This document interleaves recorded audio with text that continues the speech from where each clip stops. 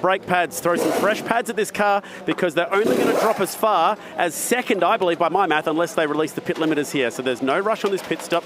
They've got all the time in the world to get this right, fill it full of fuel, make sure these brake pads are done nicely, and put some fresh rubber. Yeah, I can see fresh Pirelli's ready to go. And then this car is going to be in pretty good shape for the second half of this race. Now, depending on how they've gone with Kenny Habul as well, they might even be in the window to just keep doing this switch between Luca and Jules to the end of the race.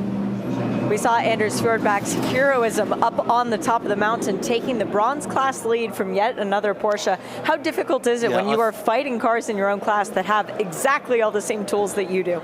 It's unbelievable for me. First time here. I'm super lucky to be here. I think racing here up on the mountain, it's really tricky because you need to stay so close to get a chance, but the closer you get, the less downforce you have, and just like risk reward. If you don't stay close, you'll never get by. It's really, really tricky. Maybe one of your new favorite tracks? Definitely my new favorite track, this is for sure. Well, guys, I think the track likes him. The other day, he had a spin at the top of the mountain up by the Great, did not hit anything. So clearly luck is on Anders' side. Yeah, it was a crazy moment. Thank you, Shay, down in Ilford pit lane with Anders Fordback. Great stint. And it's put that car right into the mix from a bronze class point of view. So Chad made the point that 75 Express, and there's the team's support vehicle coming down from Godrot's Great. The timing of that is spectacular. We saw Kenny's son watching on the quad bike earlier on today. They took the opportunity to throw some brake pads at that car while everyone's behind the pit limiter and cruising around at the pit lane speed on the circuit. So that's worked brilliantly. They've got that pit stop done and they've come back out in second position. Brilliant. Augusto Farfus has not come across the line yet. So this has worked extremely well for Sun Energy One. Race control to all teams, disengage speed limiters, field to accelerate to bunch field, please. And the timing is perfect because now that that's done and the recovery truck is off the circuit, the race director can clear the field to catch the back of the safety car queue. That is just perfection for Sun Energy One Racing. Safety cars up at the top of the mountain with not the race leader behind it, so there will be some pass around and wave bys to go. We are in the window for the one lap down cars to get the wave by, and we'll hear that, I'm sure, from race control in a moment. So while we're behind the control of the safety car, there's a lot going on around the precinct, as we said, and we put a coffee order out to the world early on. Shay Adam responded, and this is what she found. Every year, the infield section has numerous things for the fans, but nothing attracts more attention than the rides and coffee. And this year, Luke, it's expanded, it's gotten bigger, and even more exciting. It really has, and it's great timing because this is my 10th year running Rides and Coffee at the Bathurst 12 Hour, and I'm so happy and proud of what it's become. If you look at how eclectic the cars are in the group, there's something here for everyone. You know, it's not just all about supercars, it's not just all about old cars. There's really something very different, right down to 3 6-wheeled army trucks that we've got here as well. So I love the mix of it all. It's an event that has grown year on year on year. And the Supercars team this year, Jules and Shane, absolutely outdone themselves. Thank you. With our new area here, all the fencing and the grass and the team doing coffee. So really proud of this year. I think it's a really, really great event this year. You've got some beautiful cars on display. I mean, the McLaren right next to the donut stand is obviously going to be a fan favorite, but which ones have stuck out to you? I'm a little bit of a McLaren fan, and unfortunately I'll have to drive that one tough job today. So that will be the lead car. But there's a couple of beautiful old Ferraris. I'm a big fan of the army trucks. There's a rotary powered Mazda that a dad and son built together. You know, these sort of car stories that just leak through the Rides and Coffee is what this is all about. You know, all the way up to, we've got the guys from Black Rock Motorsport Park with their liveried BMWs. They're going to be doing some great things at their new racetrack in the coming years. So it's such a broad group of people, which is why it's always full. It's fantastic. Well, we all are just a family at heart. What's it like to be able to bring people together in such a sacred and safe space? Yeah, that's the big thing. Cars are great, no matter what they are, but they're even better when they're shared. And that is what my love of cars is about. I'm very lucky over the years to get to drive some cool cars, but it's even better when I get to put some kids or some enthusiasts into the car to give them that experience as well. And getting a lap, everybody gets to drive their personal car around the mountain for a parade lap. That's the icing on the cake. Well, icing on the cake, I think it's time to go find out just how good the donuts are. Thanks, Luke. Cheers, thank you. I can see why the coffees didn't eventuate, because there's so many cool things to look at down there. Meguiar's Cars and Coffee. It's an annual part of this incredible event.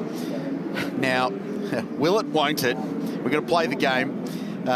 Top 24 degrees here. There was, I repeat, no rain forecast in the Bureau's predictions for today's weather in this part of the world. However... No, it says on our graphic there's a 20% chance of less than 1 millimetre. So no chance is 0%. Is that not right? The website says 0, but okay.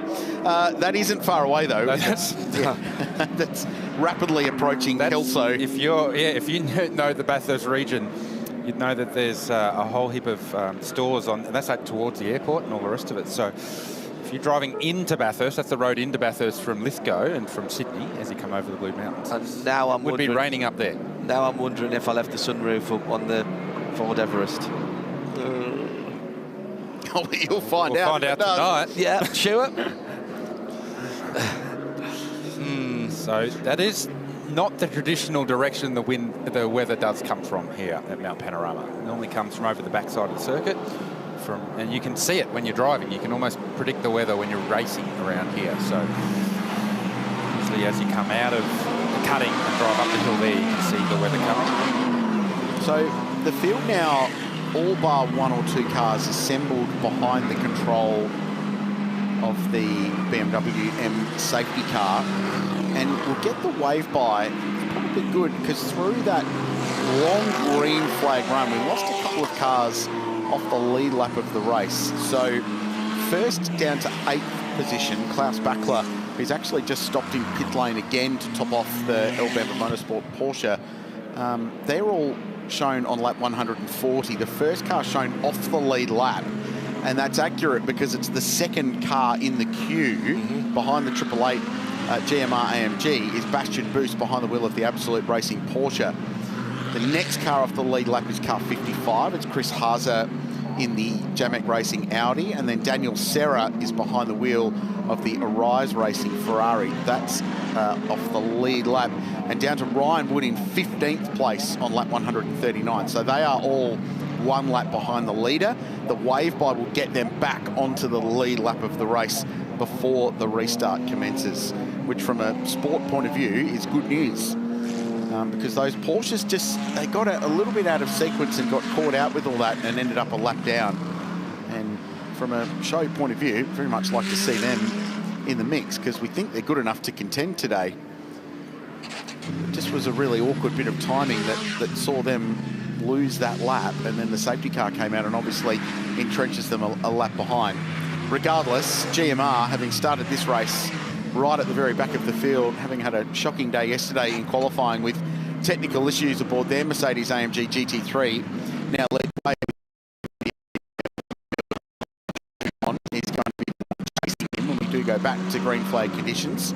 So it's Mercedes 1 and 2, BMW 3, Thomas Randle 4th for STM. That car continues to hover around the top 5. And then Ben Barnicote, through all of that in the McLaren for Optimum Motorsports, ended up inside that top 5 and sitting in 5th position at the moment. We're still having a little bit of a query about the driver identifier in the number 2 Corvette. In the last 3 laps, I've seen all 3 of their drivers in there, so I've put a call out to Corvette and to Corvette Racing to see what's going on and find out who it is. It's on the screen now. Now timing, it does tell me that it is Alexander Sims, but I've got a message that says that Alex Sims has just changed to Earl Bamber, and Earl Bamber's just changed to Alexander Sims while they're out the track. So race control attention teams, please stand by for notification on cars entitled for the wave by. So that's James Taylor, Motorsport Australia race director, just giving teams the heads up that he's going to tell what cars are eligible for the wave by, and then the wave by will commence. Chad? We've got a couple of questions online, and one in particular on X that you may have seen there, John, which is, are we tracking along anywhere near a race record for distance so far this weekend? So I've pulled up the top 10. I like to do this almost every year. Gives a bit of an idea where we're going. 2023, we pounded out over just over 2,000 kilometres, and we went at nearly 27 laps per hour. That race went flat out with very few cars in the field. We're predicting with a bigger field of cars this year that would be slightly down towards the bottom. We're going at 23.66 laps per hour at the moment, which means we're on for about somewhere in between here, about 285 laps roughly in this race. But what we've noticed, the real trend, guys, in the last 3 years has been the second half of the race has really had one, sometimes even no safety cars, which would see this number shoot right up towards the 300 marker. But I don't think we're going to get quite up to record-breaking distance, given the safety cars and the lengthy safety cars that we've had. And also remember, with our slower pace safety cars as well, it really does slow the laps down out there as well. So there's a bit of an idea how we're tracking at the 12 hour. Thanks, Chad. Yeah, yet to crack 1,000 Ks in the race so far, having gone 5 hours and 53 minutes. Entitled for an away by, which is position 9 onwards. Drivers left from Forest Elbow past the field, please. The safety car will follow the last car back into pit lane. Be careful, James Taylor's going to send an invoice for his rolling commentary today. Doing very fine bit of work as well. Bit of work, yeah. Lunch is on. Got the little barbecue going. To answer your question, it is definitely Alex Sims behind the wheel of car number 2. 100% confirmed from JMR. So they sit in 7th position. And that stands right based on their driver rotation and how they've been rolling their 3 drivers through that car. So Bamber out, Sims in. So position 9 down, just to repeat, eligible for the wave by. And that happens as they get down on Conrod Straight in the run down past the Bathurst Sporting Car Club on the left there, and then past Kenny's place, and they'll be waved by, and then the race goes back to green. So you're not getting a full free kick. You're not even getting a 50-metre penalty with that, Garth. You're getting a wave by, and you get quarter of a lap back, but you end up on the lead lap, which is the important part about it. And what you actually really need to fully get that lead lap back is another safety car, so you can go around and catch back up onto the back of the queue. So this is why we are under BMW M safety car. Ryland Gray aboard the number 15, Valente Rosso McLaren. Lost the rear over the curb, the left-hander after Skyline on the run through the S's down to the dipper. And the rear got away from him. And once he was out of position and in the marbles, he was a passenger on the way to the scene of the concrete fence. We mentioned before, Ryland most certainly not the first to have that moment across the top, and will not be the last. Just watch the rear off that curb, just gets away from him, and significant contact both sides of the car. Ryland got out okay under his own power. He'll mark that one down to experience, and he'll learn ahead of next time he comes back to the mountain. Just to close the loop as we get the wave by going on that number 2 Chevy Corvette, which was sitting right up with the number 46 WRT BMW. Alexander Sims brought that car back in for an extra pit stop after they'd done their regular pit stop at 3 laps before the yellow came out, and thanks to Scott, our stats guru over on our right hand side, for crawling back through the date there. Race control to all cars in the wave by, you need to proceed. All cars eligible for wave by need to proceed. James Taylor giving some a hurry up because the race is about to go green, and a bunch of them haven't yet gone past. They have now as they get into the King. So the cars with the wave by now at absolute full tilt. Race control teams. It's going to be busy. There goes the Aston Martin. And now we can go back to race. Yes, on that point, yeah, the Corvette stopped 3 laps before the safety car. Right. And then, like everyone else, because you have to, they pitted. So everyone now on the same race strategy of that leading group of cars. And now we've got a whole bunch more cars on the lead lap of the car race 2. So green flag will about to fly, and we've got a race of 2 at the moment. This group of leading cars that were the only cars on the lead lap, and then everyone else trying to catch them up, and they're heading up the Ford cutting now. It'll be Mick Grenier who leads Shilgunon, and Augusto Farfus back to green. Thomas Randle is behind the wheel of 222. Back to racing. Then it's Ben Barnicote in the McLaren. Now they start weaving to get some tyre temp. A little bit further back, Lucas Auer in 6th place. Earl Bamber in the Corvette. It should be Alex Sims. That timing continues to play up, but it is Alex Sims. We confirmed that behind the wheel. And Klaus Bachler in the Porsche, the last of those leading group of cars. Everyone else is currently at Brock Skyline at the top. For the amount of wave bike cars we have, it feels like we've got a mid-race sprint race going on for the top 10. As Thomas Randle gets up the inside of the McLaren and runs him wide at turn 2 at the end of Mountain Straight. So Randle up to position 5. The Craft Bamboo car of Lucas Auer comes through on with him. So AMG Mercedes 1, 2, BMW 3, AMG Mercedes 4, 5, then the McLaren, then the Corvette, then the Porsche. And the rest are all playing catch-up about 3/4 of a lap ahead. Looks a bit bizarre, doesn't it? That's the top 9 that were on the lead lap when that BMW M safety car came out. Everyone else at full race speed now coming to the chase. The first car in that line is Bastian Buus. Excuse me, is the 10th place car, Chris Haase, who is absolutely hustling around that car around. And he's just coming across the start line now. So it's minute 12, Bastian Buus. That's how far behind the leader he is. Half a lap. Yeah, half a lap, exactly. So that's what they've got back. So that's why they'll ultimately want another safety car to get them back right into it. But they're in the conversation now, and we've gone from having only 8 cars on the lead lap back to a whole lot more of them, down to Ryan Wood in 14th position, Kerong Lee across the line next. And this is that leading group of cars. And while they're all still trying to catch the pack, the other thing is they're all still battling for their own little bit of track position. So the number 32 BMW trying to work his way past. Charles Vietz is getting through some of the lap traffic that's still a lap further behind than car 32. What's important for the wave around cars, when we saw them go past the lead lap cars and the safety car and take off out of our vision, is they're not allowed to pass until they come around the second time and get to the control line. Yep. So you can't just disappear off in the distance and start racing each other and passing. You have to hold position as if you're under safety car. So that's but what not at sometimes... speed. Not at, you know, you're full speed, but you cannot pass. So that's why quite often you see them bunched up, and then once they get over the control line the second time, they get into it. Here are the leaders. Mercedes-AMG 1 and 2, BMW 3, AMG 4th and 5th. Then it's the British brand McLaren. Then America represented with Chevy, and then back to Germany with the Corvette from EBM that is currently in 8th position. Mick Grenier was 7/10 of a second away from Jules Gounon. He's got Augusto Farfus up under his rear wing. And then we go back to Thomas Randle. Interesting restart. Felt like Barnicote was just kept napping a little bit there up at turn 2. The door was open and Thomas walked through it. Yeah, I wouldn't mind betting he just struggled with tyre temperature off turn 1 and didn't get the run up Mountain Straight that he needed, because we have seen in the past that McLaren has probably got a bit more straight line than the AMG Mercedes this weekend. So nice move by Randle. Took the opportunity. Himself up to 4th. I feel like we've got a bit of, once we burn a bit of fuel off here with a bit of clear track, there's a bit of speed we're going to see. Get the memes out. We're halfway there.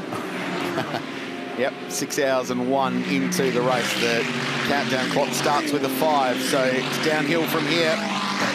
Sparks flying from the race leader, full of fuel and still building up those pressures to get back up to speed. Already getting to relap some of those cars. The Aston Martin, the first. That was the last car that was on the way by, just stuck by on the, snuck by, easy for some to say, at the Scuderia Auto Art Chase. Just got through. Meanwhile, it's always one of those shots you cut to and then you just pause for a moment going, what are you guys doing? Because this is all pretty busy. The Lamborghini with Marco Mappelli behind the wheel of that car is fighting with Garth Walden, who's in the Pro-Am class leading Mercedes-AMG. But then Walden now is battling with Jordan Love for the class lead. They're still a lap apart, those two. Lap 142 for the Ram Motorsport GWR car, lap 141 for the number 99 Corvette, shown in 18th outright. And this is a car that, with Marco Mappelli behind the wheel, could be playing with these big dogs at the front of the field, because we've seen Marco being plenty quick enough. And that's what Augusto Farfus is looking like on this restart. The BMW looks pretty sporty at the moment. It certainly does. He's hurrying Jules Gounon along, coming out of turn 2 for the run up to the cutting. Gounon was not letting him through there, but it looks to me like Gounon maybe just bringing in this tyre very gently, looking towards a long run. And we have seen this in other categories. Shane van Gisbergen was a master at it, just going very gently at the start of the stint to bring the tyre in nicely. And then you get paid back in spades in the second half of the stint when you've got so much more tyre performance than the rest. And he still does it now. He still does it in NASCAR. Any category of racing, the tyre whisperer. I think by the power of his mind, he slightly levitates the car off the ground and takes weight out of the tyres. He's doing something completely different. Well, when we did the Inter Pro Series during COVID, he even did it in the esports world. He's incredible. Share a car with him, John. He doesn't have that sort of power to levitate vehicles. Are you sure? No. If you'd said he did, I would believe you. Yeah. He's very good at understanding the tyre and the tyre makeup and what makes them tick. He won It is a dark art as a race car driver. He won the Roval race at Charlotte that I was at with him in the team, brilliant tyre strategy. Hardly any conversation. All the rest of the drivers are talking to their crew chiefs all the time. SVG would get some information copy, and that'd be it. Out he goes, carries on driving. Yeah, they had to change the NASCAR calendar this year so they didn't win so many races. Yeah. Took a lot of the street races or the road courses off this year. So he went over there and has done a good job. He had done great things in this race in the past too, had Shane. So anyway, we'll wait and see whether that's the strategy that Gounon was using at the start of this one. You can find out whether it worked or not until about 10 or 15 laps time, and that's when it starts to pay you back. So Grenier has just got up the road a little bit, just over 1 second over Jules Gounon. Augusto Farfus third in the number 46 WRT BMW. And Thomas Randle, the man who started the pole position car for Scott Taylor Motorsport, coming fourth. The car that started second right behind him, Lucas Hour. Yeah. So they've done 6 hours of racing and they're still together. Craft Bamboo's done 27 pit stops and they still find themselves up there. Well, I was just going to make that point that there's such a variety in pit stop numbers for this leading group of cars, yet now they're all remarkably on the same strategy. So the leader stopped 5 times, Gounon's car stopped 7 times, Farfus and Randle only 4 pit stops in the race so far, which to get beyond 6 hours is pretty remarkable. And then Craft Bamboo 9 times through pit lane.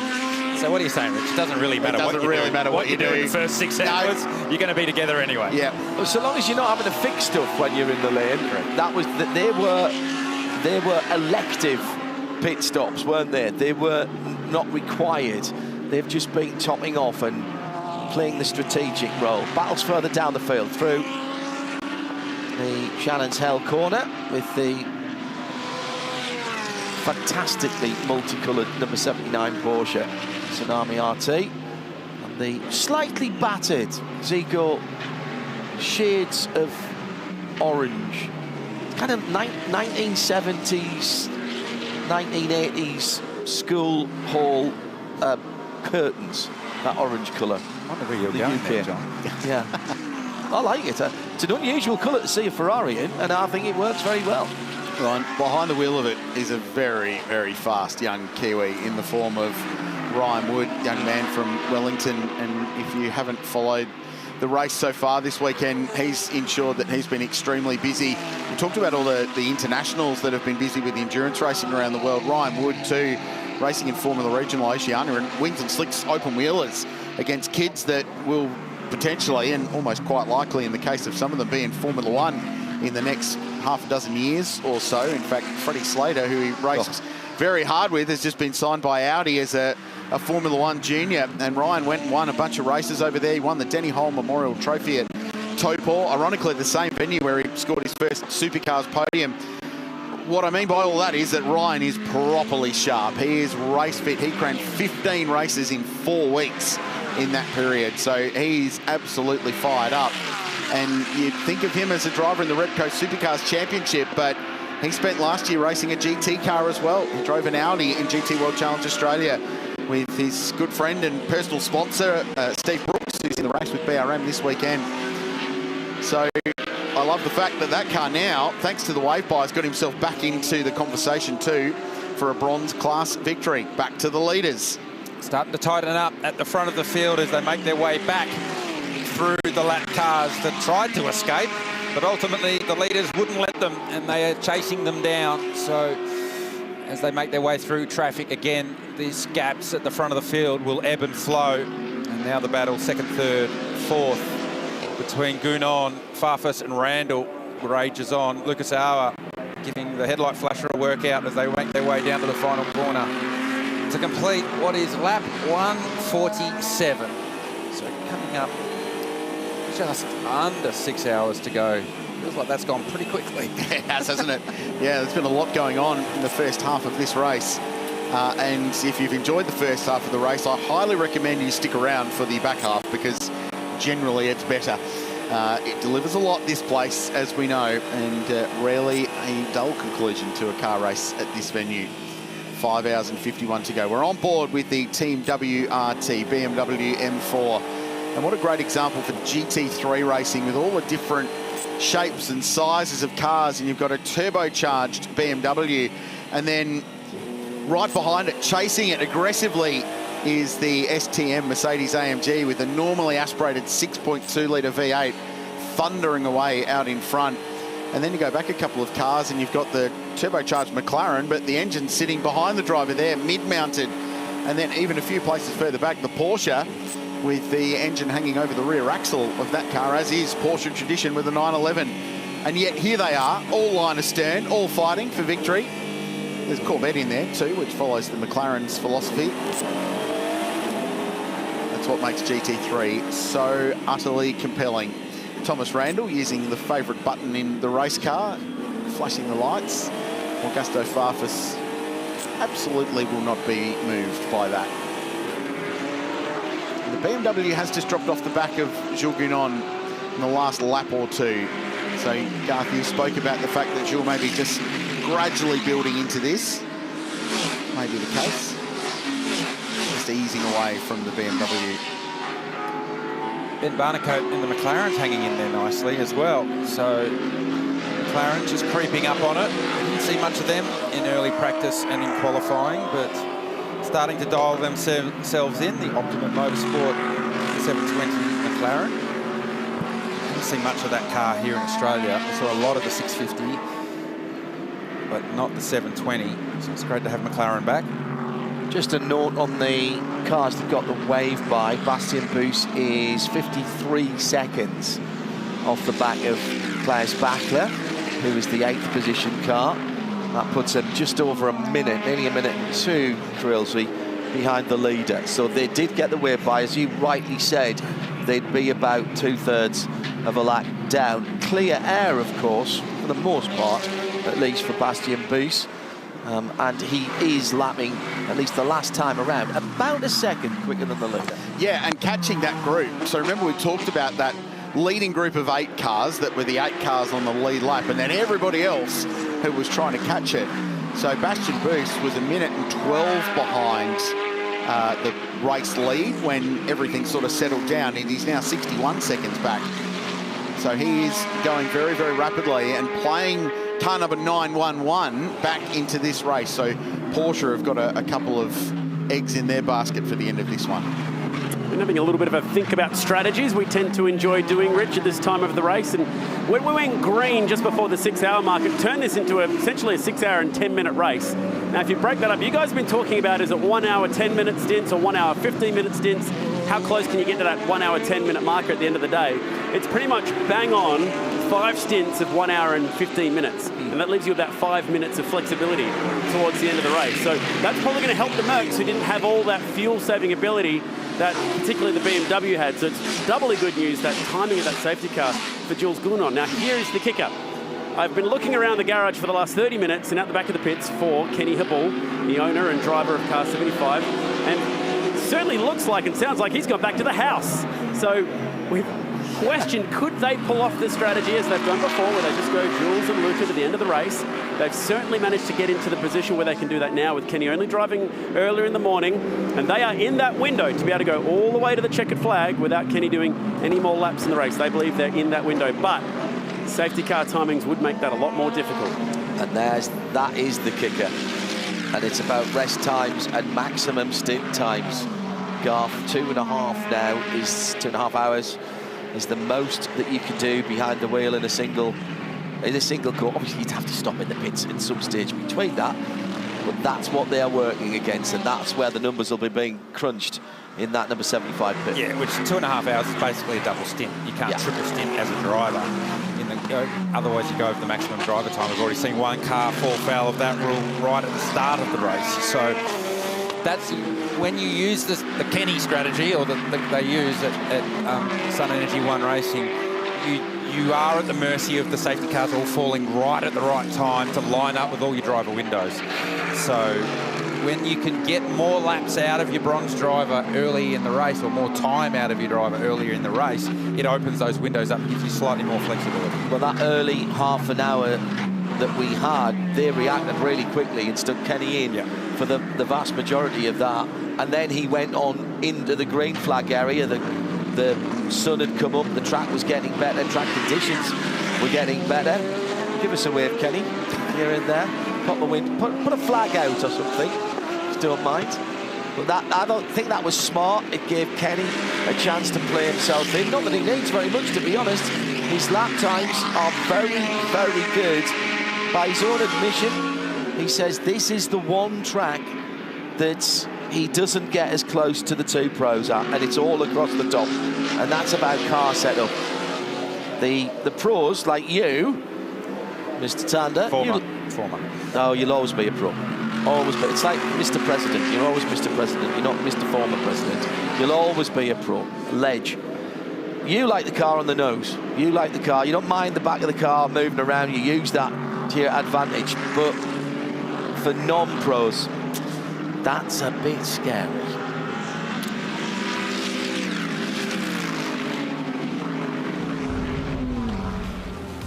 Holding pattern at the front of the field at the moment, so a good chance to check out Meguiar's Bathurst 12-hour recent highlights. Hour number 6, we've approached the halfway mark. Steady as it goes for a few of the front runners, including the Corvette, including car 46, Valentino Rossi and the boys at BMW, and also 222 in the STM. But this particular safety car moment was Ryland Gray hard into the fence. The McLaren that has had a very tough day, Valentino Rosso, would bring in the Mercedes down the other end of pit lane. So car 75 is one of those drivers in potential condition to win this race. Car 888, another one in the group of M car. Now they are at the front of the field, though they are after that pit stop process. So it's really equalised the field, put everyone on a very similar strategy from this point, but there's still a little bit to consider with driving time, and particularly for those who are sharing with bronze-ranked drivers like car 75 Jules Bunon. Nice work back to the inside down at turn 2. Car 222 not going quietly into the Bathurst night tonight. A lot of Mercedes-AMGs at the front of this field, throwing the BMW, and that Corvette still in the mix as well. Going to be an interesting second half of this race. But at the moment, the momentum has certainly swung back to the 3-point star Mercedes teams.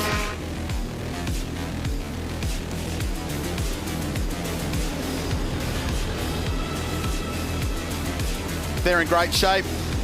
They hold a lot of the positions in the top 10 at the moment, and just under a second the race lead for Meguiar at the moment. But a bunch of cars now back on the lead lap of the race. 14 cars on the lead lap. Check the margins on the right-hand side there. So bronze class leader is Ryan Wood now in the Ziggo Sport Tempesta ARGT Ferrari. Garth Walden still leading the way in Pro-Am. He's 17th outright. He's got a lap up his sleeve over Jordan Love, which will be very important as the race plays out. Adrian Kunzel is behind the wheel of the GT4 leading car. This is a look at the surrounds of the beautiful Bathurst region. So if you drive just a little bit outside of the racetrack and the city precinct here, there's so much to see and do. Get yourself out onto the dam. There's beautiful estates, wineries, fun for the whole family in this beautiful part of the world. Some good driving roads too, it's got to be said, in this part of country New South Wales. So you're watching the Meguiars. Bathurst 12 hour, there's 5 hours and 42 minutes remaining. We're crunching numbers on strategy. We're playing a game where everyone's just racing their way to the next pit stop, and then we see what happens and race their way to the next pit stop and see what happens. And interspersed in all of that are frantic safety car restarts and little battle packs that pop up here and there throughout the race as well. Meguiar is the race leader. The margin is only 0.6 of a second to Jules Bunon. who's pulled away from Augusto Farfus in third in the BMW. Randle, Auer, Barnicote, Bamber and Backler, the top 8. Bastian Buus is now within 60 seconds of the race lead in the Porsche. So he has been absolutely flying and is hauling that leading group in. And Chris Haase is doing much the same in the number 55 Audi, who, having dropped a lap early, have now got themselves back into some form of contention. So that's how things stand. That's Ryan Wood behind the wheel of the Ferrari. The car behind is Garth Walden, who leads the Pro-Am class. And then many laps further back, after a really challenging day at the office, is the Penrite Racing AMG from Grove Racing Team.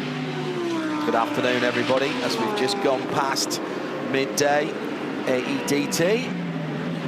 Well, you know what time it is where you are. I was going to say you can do the arithmetic yourself, but no point in telling you what time it is and me trying to work it out. Friday afternoon, double period, maths, not my thing, really. I think it was a heck of a long time ago, to be very fair. It's bubbling up nicely. We've got a lot more cars back on the lead lap since that wave by, and still stories to unfold. Just keeping an eye on that number 911. If you remember, I told you he was about 53 seconds away from the leader at 1 minute and 2. That's now 47 seconds away from the back of the leading group and 57 seconds away from the leader, and continues to lap faster than the cars ahead. 2:03.9 last time around. The leader did a 2:05.4. This is a crucial stint for that number 911 Absolute Racing Porsche in the hands of Bastian Buus, and he's rising to that challenge, Garth. Yeah, not particularly a lot of speed at the front of the field right now. I thought with that sort of reset where the field got separated with the lead lap cars and the wave-by cars, that the leaders would have a bit more speed, but clearly driving to a number, whether it be a lap time number or a fuel number at this stage, and the 911 Bastian Buus is the first of the wave-by cars trying to fight their way back to the tail of this car, the McLaren. And they're doing a good job with it, because I feel like when the restart took place, Bastian Buus was north of 1 minute 15 odd seconds around there. It was 1 minute 12. Yeah, okay. After that first lap back on the green. green. So now it's down to 56 seconds. So he's taken nearly 20 seconds out of them and continues to take lap time. So John's point is 100% correct. This is a critical phase of the race for the 911 car to get themselves into the game, track position-wise, but also strategy-wise. Probably burning a bit of fuel to do it, but you'll worry about that a bit later. Yeah, I think, and now's the time you can afford to not worry about that too much, because there's going to be plenty more pit stops to come. These are the leaders, still a lot together. Randle still just weaving side to side, either to try and distract Farfus, which is unlikely, or just to clean up the tyre, perhaps. This racetrack does get a lot of marbles as the race goes on. The pickup from the tyre, as the tyres wear down, ends up off the racing line, and if you go wide, the tyres then pick that up, and it makes the cars very, very difficult to drive for quite a long period. That here is the McLaren. We touched on Ben Barnicote before.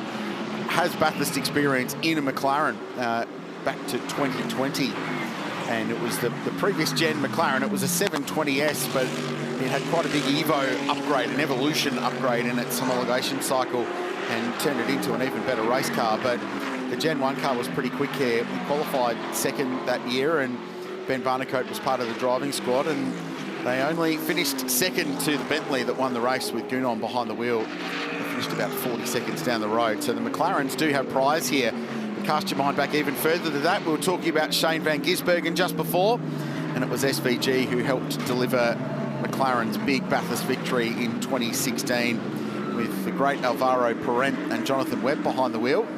It gave Tekno back-to-back Bathurst victories and McLaren's first win on the mountain. And on that day, set a race lap record that stands a decade later, 2:01.58 for SVG on that day. So that was a pretty speedy car in the day, and McLaren would be hoping a decade later to replicate that and possibly score a second Bathurst win. Someone who's trying to stand in their way, though, and get a third victory for the prancing horse, Ferrari's own Davide Rigon. Davide, you've won major races all over the world. Your first time at Bathurst. What do you think of this one so far? Yeah, it's very, very hard. We don't have the chance so much to drive on the practice, so today I completed my learning on the race. And the first stint was pretty good. The second I was more ready, but I got in a bad traffic and I was not able to overtake the McLaren in front of me, and actually I lost a lot of time. But I enjoy so much. It's so nice to drive here. The car is good. We are missing a bit of speed respect the other. Also, we are doing a lot of fuel save, and looks like the other are not doing that. So I don't know as a strategy how we are, but we are a bit struggling on strategy. We will do our best now.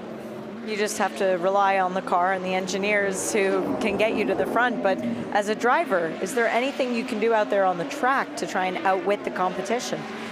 Of course, stay close to the other, try to make the maximum fuel save, try to have a good car for the last 3-4 hours. And yeah, we need some luck because the last safety car was not lucky for us. We lost 5 position and a lot of time. So yeah, now is the engineer, and we need to try all of us three to do our best in the speed and fuel save.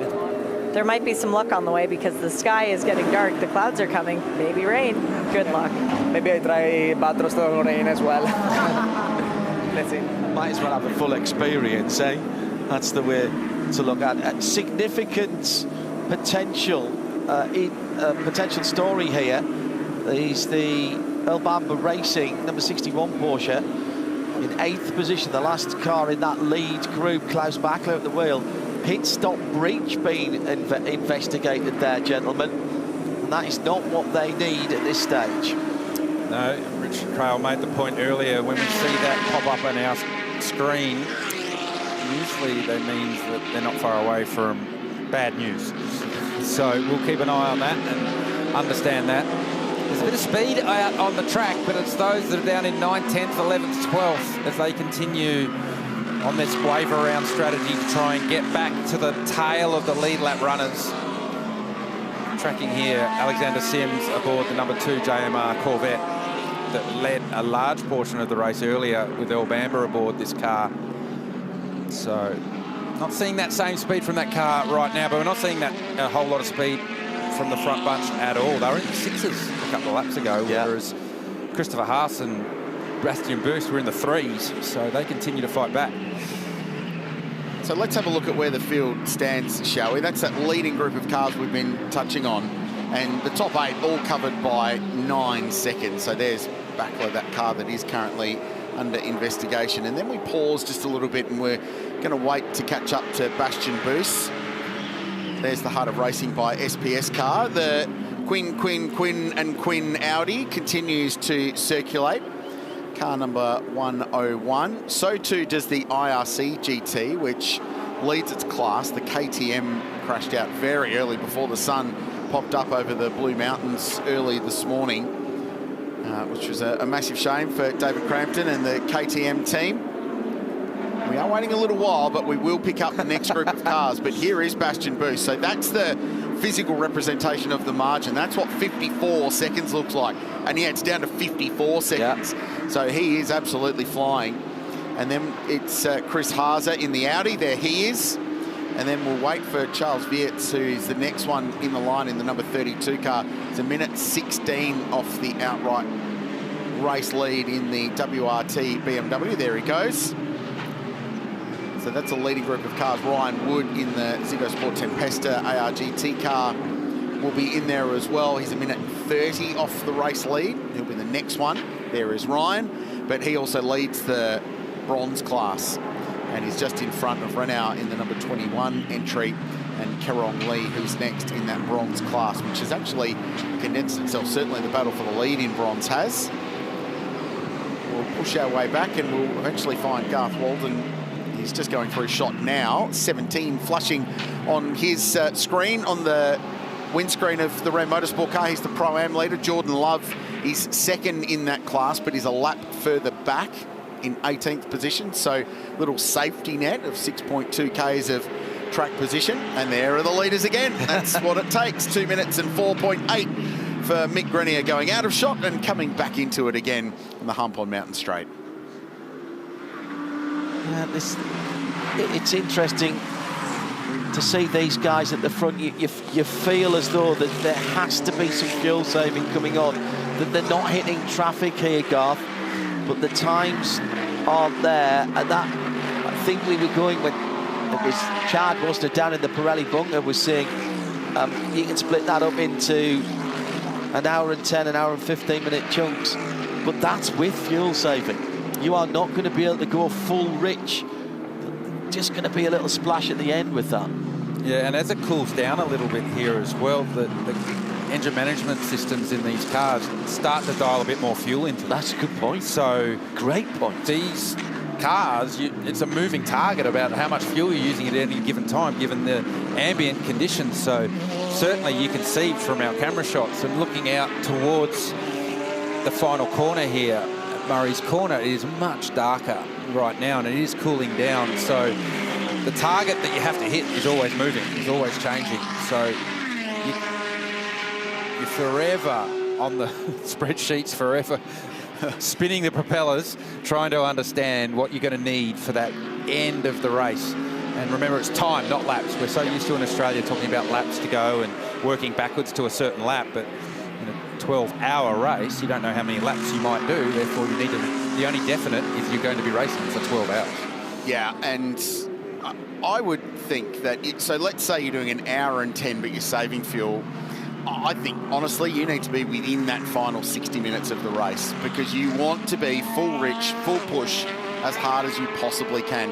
Now, I'm sure someone will roll the dice and go, okay, well, we'll try and make it home. For the sake of having track position, we'll risk a safety car. It's what Arise Racing did last year in the Ferrari. They led the race with 20 laps to go.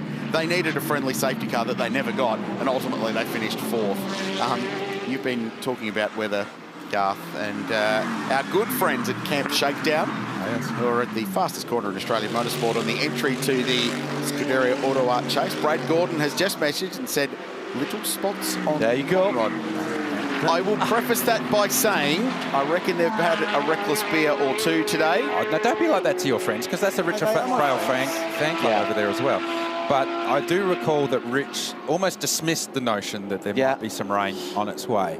But anyway, can I just say something about the Richard Craill fan club and the Shakedown guys, because we rib Crailsy for this mercilessly, but those guys, there was 165 of them at downtown on Friday night. Oh, there it is. And Kenny Hippold stood them all a drink. That not only is that there, but also there's merchandise as well that's being worn as well. And the sales of merchandise has raised $1,200. I picked the check up for you on Friday night. There is the check. We're going to get one of those big novelty checks next year. Yeah, I was hoping for that.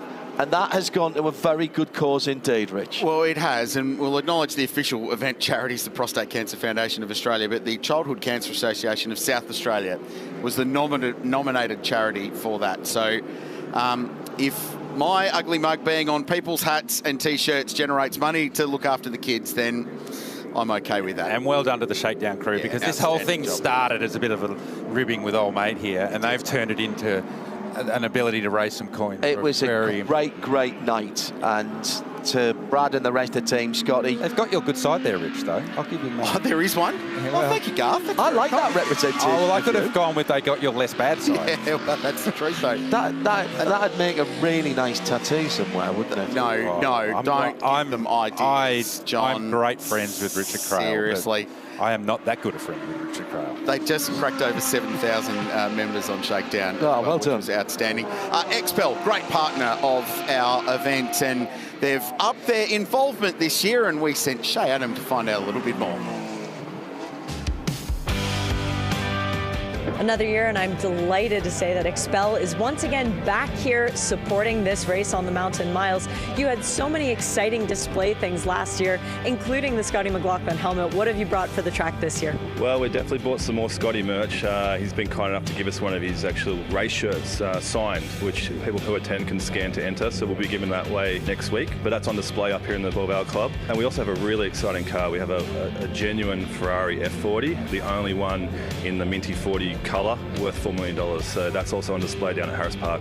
That is the first thing that I noticed walking into the track yesterday. Yeah. It draws so much excitement and attention, but it also highlights the color of the car, and I know that's something really important to you. Yeah, so we've just launched this year our coloured PPF range. So we have 16 colours, all closely aligned with OEM manufacturers. So we have South Beach Blue, which I know you're a fan of. But yeah, lots of colours, 10-year warranty, self-healing. So for those customers that want protection and a step up from the traditional vinyl wrap. And is that available on any car? Can you put it on whatever you would like to? Yeah, absolutely. Our patented DAP software, we have over 90,000 different car templates in there. So if we don't, we have our own design team here locally that can design all the new stuff coming in. So yeah, absolutely any car. Why is it important for Expel to be a part of this great race?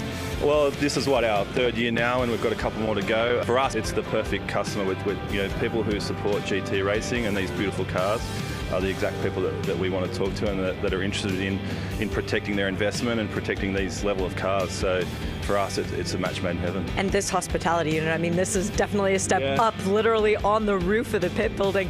How is this helping with Expel as well? Well, I think it just helps with branding, and also we can come in here and talk to race fans about what we do and all the protection products we have to protect their vehicles and their passion. So it helps us. Also, we get to bring some of our customers, some of our dealers from around Australia in and get to enjoy this beautiful hospitality and watch some great racing. Well, speaking of the beautiful hospitality, I noticed the coffee bar going over there, so that's where I'm going to go, guys, but you should check out Expel. Shay Adam with Expel. It took me a very long time before I could buy a brand new car, and it was only 3 years ago. And I was advised about pit protection foam, and I bought Expel to put on the car. It's been on there for 3 years. The car doesn't sit in the garage. It's got ceramic coating built onto it, and it stops all of those nasty chips that you get. Highly recommended, and they support our sport as well. It's a pretty good partnership when they're putting the money into the sport, as well as having such a great product out there. Now, temperatures dropping, guys, and a little bit of dampness in the air. Is this another twist in the tail with 5 hours and 25 minutes to go? We are starting to get reports that there are some drops falling from the sky around the circuit, but certainly not at the point where you would consider putting the Pirelli wet tyre on the car. But we did see outside the GMR AMG Mercedes pit box, they had the wets ready to go, but I'm not sure we're going to be there yet anytime too soon as the Wall Racing Lamborghini comes to pit lane. Marco Mappelli was aboard that car, effecting a driver change. Valentino Rossi starting to get suited and booted. Yeah, we're about 10 minutes, if that, from the next round of pit stops starting. It's just so cool having him here. It doesn't get old, does it? You giggle every time you see him, don't you? It's just... Yeah, I think he gets equally excited knowing he's in the same precinct as you. I think that is stretching the limits of imagination, Garth Tander. Raining on the top of the mountain. I am getting notices at RSL_studio, hashtag B12HR. You be our eyes and ears. We've got the radar, but your head, your hands, your hair. It would be very this race, and I speak generally over its history, for everyone to roll through and complete their next pit stop and then correct. That's almost a cert, which is Bathurst going, no, you don't get a perfectly timed pit stop to put wets on. That's not how we play the game here. No. You think you can work me out? Yeah. I'll show you. Aha! But wait. Inclement weather. The circuit has been declared wet due to predicted weather. There you go. The circuit has been declared wet. Preemptive from Motorsport Australia Race Control, which when the circuit is declared wet, you can put a wet tyre on. Yeah. That is basically why they do that, just to make sure that that process is there. Stack time up in Motorsport Australia Race Control. On the right of that row with backs to camera is Craig Baird, who's the driver standards chief for this in the Repco Supercars Championship, and the gent in the middle is James Taylor, who is the race director for this and Supercars throughout the course of the year. So, of course, as we declare that it is a wet race and you can use wet, the sun comes out at the bottom of the chase. Have you not seen any vision here where it can be pouring at one end of the track and get sunburns at the other? Great. absolutely great. Another reason to love. If there wasn't enough reasons already, another reason to love this race. And Pirelli, who bought over 3,000 tyres for this weekend, well, one or two sensible teams have had them mounted just in case they are required. Everyone will have a set of wets ready to go if they need it, because the race teams have been here before as well and know how it plays out. Hasn't this all just condensed up? This leading group of 7 cars down to Alex Sims in 7th position. Just 3.8 seconds, but you don't really need a computer screen with timing on it. The Eagles. The Eagles have arrived. Cletus McFarlane's at Daytona, isn't it? Yes, he is, exactly. Well, we saw the mullet earlier that Alex Sims was rocking as very clean, so a bit of bald eagle action as well. Bald eagles in this part of the world. If we're talking about guest appearances in this race, by the way, be happy to try and facilitate that one. I'll put that on my list. That'd be hilarious. So we're not far away from the next round of pit stops, and our race leader anticipated to be within the next 10 or 15 minutes, if not a little bit closer. Still this leading group of cars, 8/9 cars, sitting there. Alexander Sims on the back. It's the 7th. Klaus Bachler's dropped off a little bit from that at the moment, around about 4 or 5 seconds. So these were the cars that were on the lead lap, remember, before the end of the last BMW M safety car period. The first car in the wave-by line was Bastian Buus. And that gap, which we've been watching carefully, is down to 38 seconds to Klaus Bachler. He's 5 seconds, so that makes that 43. But 48 seconds to the leader. That was well over a minute when he was wave-by. Minute 12. Yeah. So that's a huge chunk of time that Bastian Buus has pulled back on the leaders. In one stint. One stint.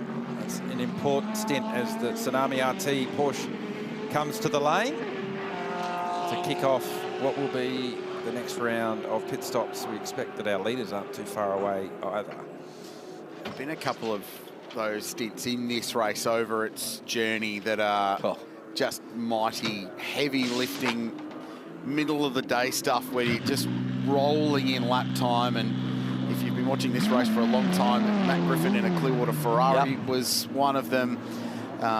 Tony Vilander in 2017 in a Ferrari. I still think it's one of the best Bathurst stints that there's been, full stop. Crazy, you've been to Le Mans with us, and it's what Paul Trustwell, he points them out. He calls them the Iron Man stints, doesn't he? Yeah, the heavy lifting stints. Race-changing stuff. Yeah, that's what Bastian Buus has been doing for Absolute Racing at the moment. It's pretty mighty. Pit stop complete for GWR and Ram Motorsport, National Make Good Solutions. Stewie's here watching on. He's the boss of that company. They've been supporting Dylan O'Keefe and this team for a long time. And there is the Tsunami RT Porsche leaving the pit lane as well. So currently scored in 22nd position. There's Alex Fontana behind the wheel when that car rolled into pit lane. And there is number 32. So Charles Vietz is on the lead lap. He's a minute and 12 seconds, so 72 seconds behind the race leader. And unlike the Porsche we've been talking about with Bastian Buus, he hasn't made up as much ground. So I wonder if they've just been a little bit more cautious with the BMW and just working on that fuel saving that they've been on, knowing now that they're back on that lead lap, which could pay out later on. And we've just ticked over, actually missed it, just ticked over 163 laps.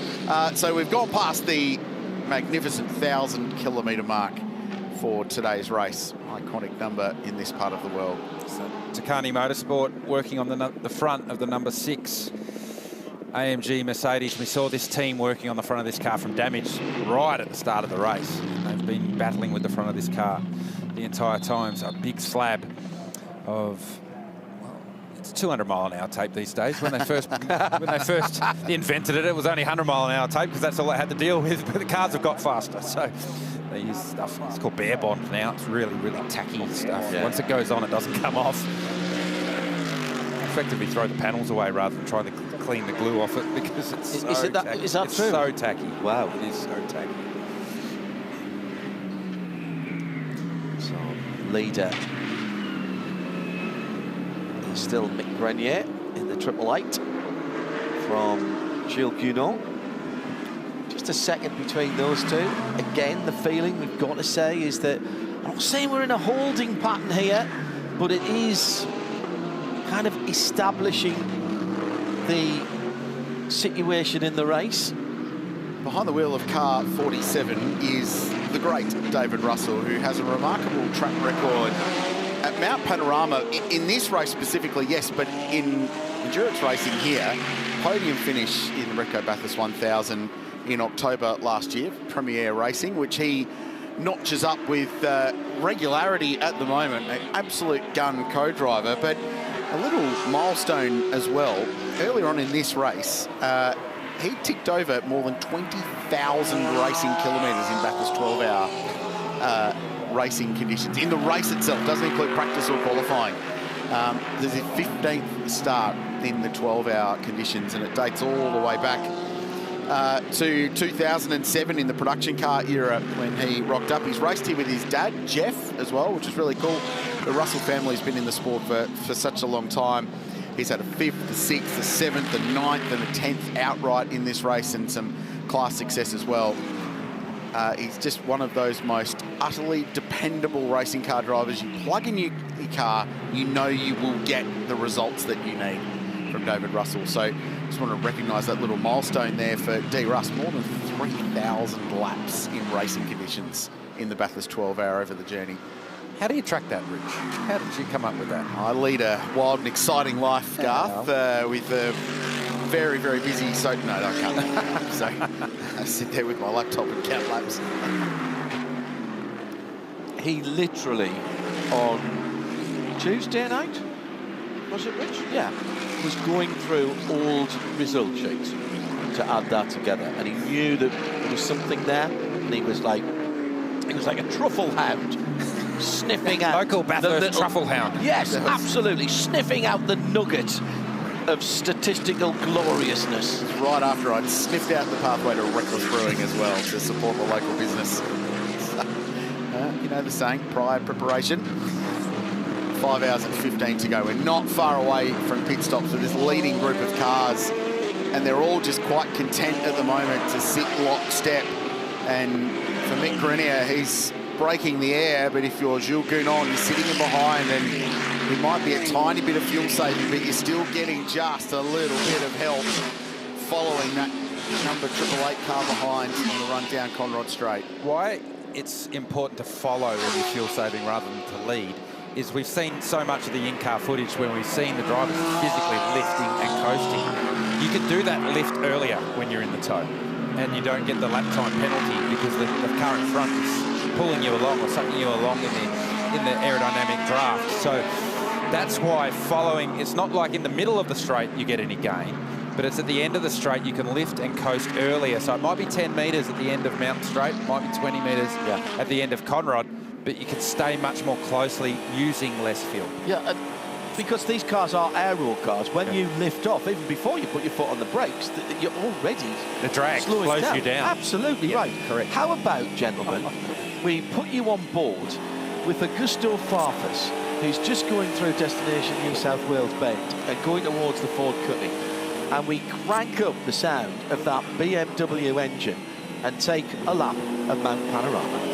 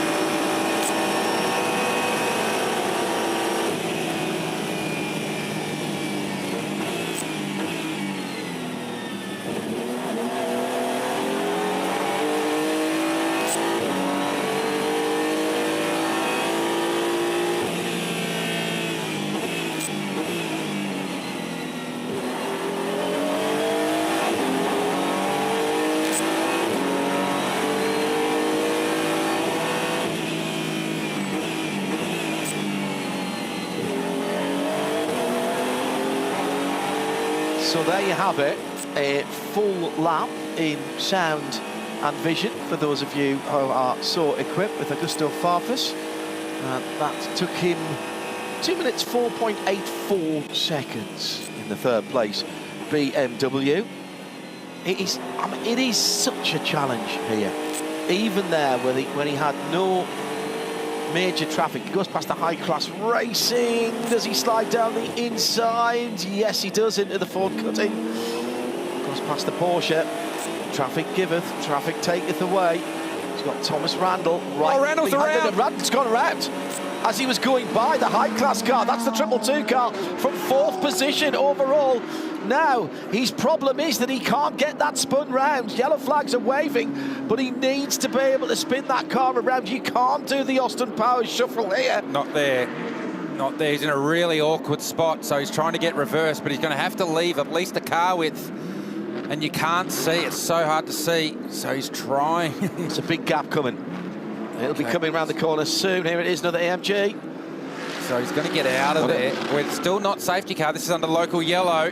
He's not hit anything. Yeah, he has. The front split is all damaged. Yeah, see it. So, and the rear, and there's bodywork rubbing. So there is significant damage to this car. We just caught it in the back of shot when he was trying to get around that high-class Porsche.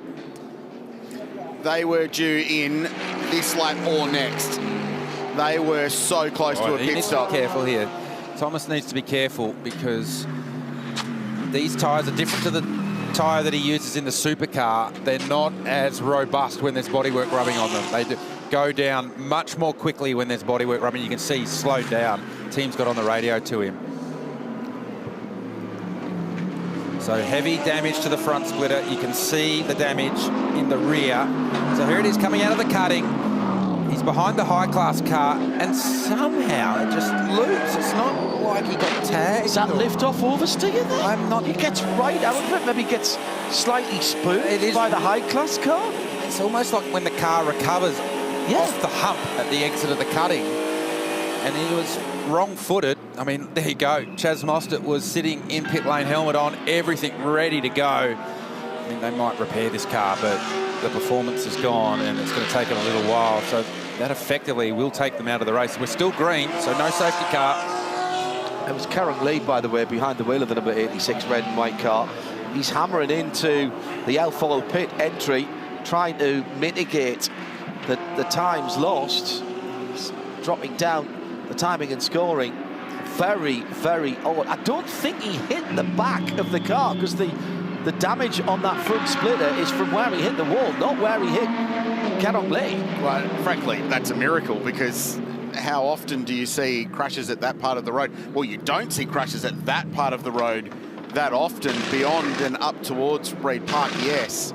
So STM will go to work. Do they elect to put the car in the garage? They'll do the mandatory parts of the pit stop first. They'll go through and check all this. Tyres will go on. Just remarkable that that did end up into an enormous accident, but that's a good look at the damage to the front splitter of that car, and it's going to need some remedial action. It's in two pieces, that piece at the front of the AMG, isn't it, Garth? You've got the front fascia and then effectively the floor, if you like. No, at the moment they do have the trolleys on standby, but it looks like they're going to try and fix up with the race tape on the left front corner. They've got a few strips of that. And if I bring you around to the left rear of this car, there's actually a little bit of damage on the rear side of the diffuser as well. We'll see if we can sneak around the back and catch a bit of that. That's pushed the rear taillight in. They're actually diving down underneath to see how bad that damage is. Here we go. I'll show you that now. So back part of the diffuser and underneath the bar, and then also left rear taillight assembly's taken a bit of a whack. Certainly not as bad as what we saw for the BMW with the right front corner of that car.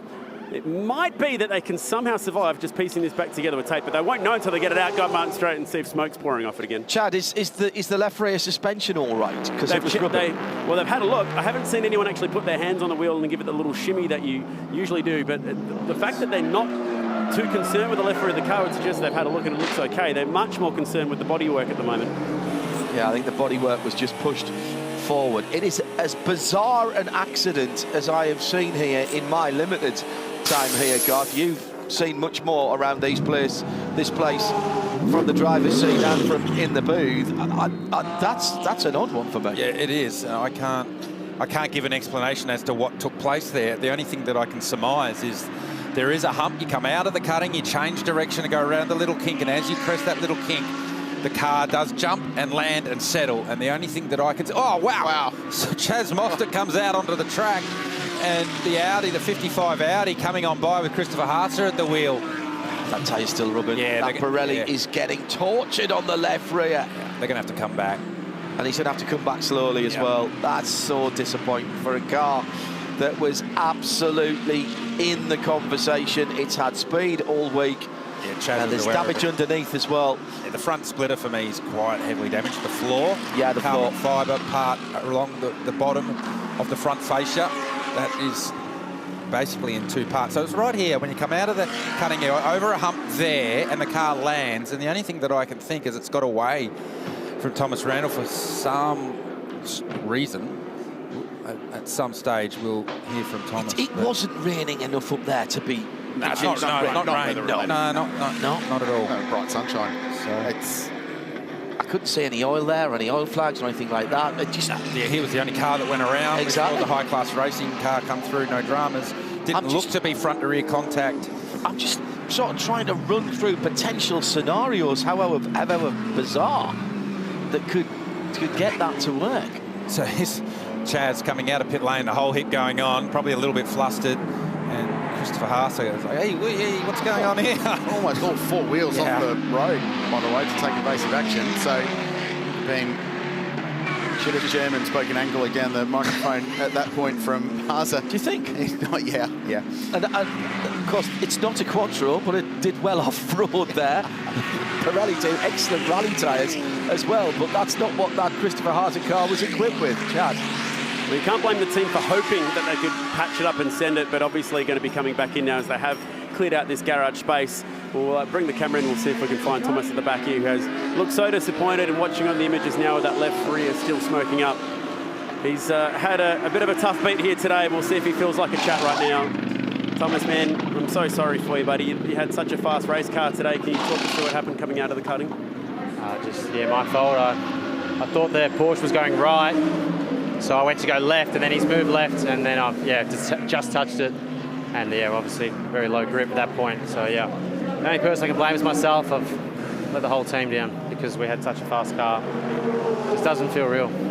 So there was a little rub between you and the Porsche? Yeah. All right, I appreciate you clearing that up. Is it fixable? Don't know, mate. Yeah, mate. I appreciate that, mate. Well, honest to a fault, as you said, Chad. Your heart breaks for Thomas Randle, but put his hand up, said, no, that was me, and massive respect for that.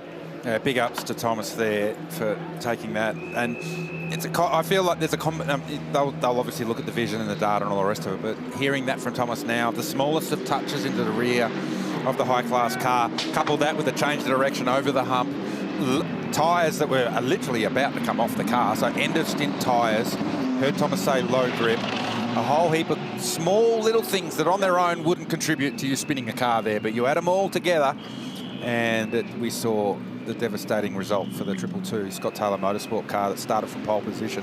When you say a light touch, I mean, imperceptible. We couldn't pick it. No, we couldn't pick it in slow-mo, and I can't see even a scratch on the front of that car other than where it tagged the wall. So we are talking about infinitesimal, small, tiny. That needs some pop rivets through it if that's going to stay on. I can't see that staying on. That's tape on the front. You talk about how prepared these teams are. I walked through Scott Taylor Motorsport this morning, and they had a massive stack of these pre-ready Bondo sort of patches ready for this kind of repair. So the preparation's there, but ultimately with damage like that, it's going to be very, very difficult. This is it again. Wow. We take for granted how stable and planted these cars are, and there are certain parts of the racetrack where they are grip limited and you are on the edge, but the drivers do such a good job of managing all that that we effectively almost just think, oh, these cars are so easy to drive and they do what they do. But like I was saying, when you just couple a couple of small little factors together and you get it right at the wrong spot, you see the result, the car going around. The job now, and knowing Scotty and knowing this crew, the job will be to get it back out and finish. Their plan B of their job. Plan A was to win the race. Plan B is to raise funds for the Prostate Cancer Foundation of Australia, which they've done a remarkable job. We heard earlier from Scotty himself that they've gone well over $100,000 so far this event. So there's still a purpose. It's just not the one that they set out to do at the start. The team will work, and there's still 5 hours of racing to go to get this car out. While that's been going on, we've had a couple of pit stops. The number 911 Porsche has been in and out of the lane, and Matt Campbell is now behind the wheel of the Absolute Racing car. And at quite high speed in this Scuderia Auto Art chase is the number 14 Aston Martin. Bunny hop. Now that team was under investigation earlier for a minimum pit time infringement, and off the road was Jordan Pepper taking evasive action. That car has also stopped on the GT4 Method Motorsport McLaren. Just a little unforced error on their own. Things have really escalated in the last couple of minutes. Quickly. That's a daft half hour, isn't it? Yeah. Great work by the STM team. The 222 is back out again. Just Thomas Randle has beaten himself up. He's been dead honest about that. But you've driven this type of car. How on the ragged edge are they, and how quick when it goes does it go? They are not progressive cars, are they? That's a very important point you make there, John, that you're completely in control until you're not. And then you are well out of control, because you've got so much grip, so much grip, so much grip, and when it goes, it's almost like a switch. It gets turned off, the grip. Yeah. And it, you know, like I was saying, you know, a couple of small little contributing factors right at the wrong time, and it can get away from you without you even realising. So yes, Thomas Randle is beating himself up pretty hard right now, but it can happen. Daniel Serra in pit lane, rolling right down to the very end to pit garage number 1, where he finds the Lance East Exotics team Arise Racing GT will go to work, and that looks a lot like Jackson Evans plugging himself in. The fast Kiwi. He got married in the off-season. I was told by some very reliable sources that it was an outstanding event. The photos look very, very good. M. Campbell was one of the many guests there. A bit of motor racing talent at a wedding with Jackson Evans involved. The Kiwi and Australian and international racing connections that he's got. This team, there or thereabouts today, certainly a better performance than where they were in qualifying. They had a little BOP tweak coming into the race, which made the car a little bit better, but in race pace they've been solid. And this Perth-based racing team, who have been full-time in GT World Challenge Australia, execute a very nice pit stop. Augusto Farfus, BMW 46, the 77, LucasArt, Mercedes, the Craft Bamboo, now 10 times down the pit lane, and Klaus Bachner, the number 61, the Earl Bamber racing car, all in for the next scheduled stop. And Shea Adam is watching on down in the Alfoil pit lane. You mentioned the Absolute Racing Porsche coming in for its regularly scheduled stop, and Bastian Buus jumped out of that car. What a stint you had when the safety car let you go by, and then all you had to do was drive flat out. How much did you enjoy those laps around Mount Panorama? It's rarely you get so much free track time at this circuit. Free practice, top qualifying, whatever. I think I must have had 15 laps or something, just all by myself. But it goes quick. You get quickly into the rhythm, and you're pushing. And yeah, for us, we've had a few technical issues in the first 2 pit stops, so that's why we are lacking a bit to the front runners. And yeah, now we're trying to fight our way back. But there is pace in the car. You can get back there.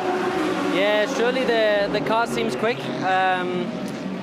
Let's see. I mean, we have to be in the right position at the end of the race, and right now I think we maybe need a safety car or two to be back in the game. But yeah, for now, car seems good. No issues on that side, so we give everything. Let's see what the mountain delivers you. Good luck. Thank you.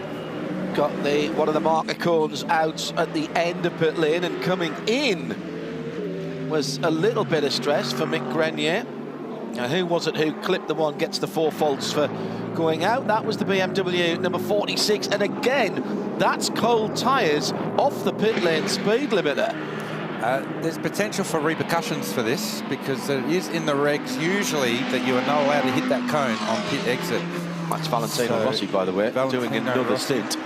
Leaving pit lane. So we'll just keep an eye on our timing screen for any notices that might come up. But you saw how aggressively the 888 attacked pit entry for Michael Grenier in the GMR Mercedes from the lead of the race. Let's go down to Chad with more in Airfoil pit lane. They've just had a gun. Let's try that again because it's pretty loud down there. They've just had a gun failure down here for the 888. They've had to go to battery-powered guns, and as they were doing that, they've just tried to fix the other gun at the same time, throw away the battery one, bring in, again, the pneumatic gun again. So quick thinking from the 888 Grouper M car to try and get that done. But I'm wondering, because Steele's already way done here, still working on the right front to get that one seated as well. So both guns are being problematic right now. Is this pit stop going to go over 85 seconds? Or 80 seconds, I should say, to get them back out there.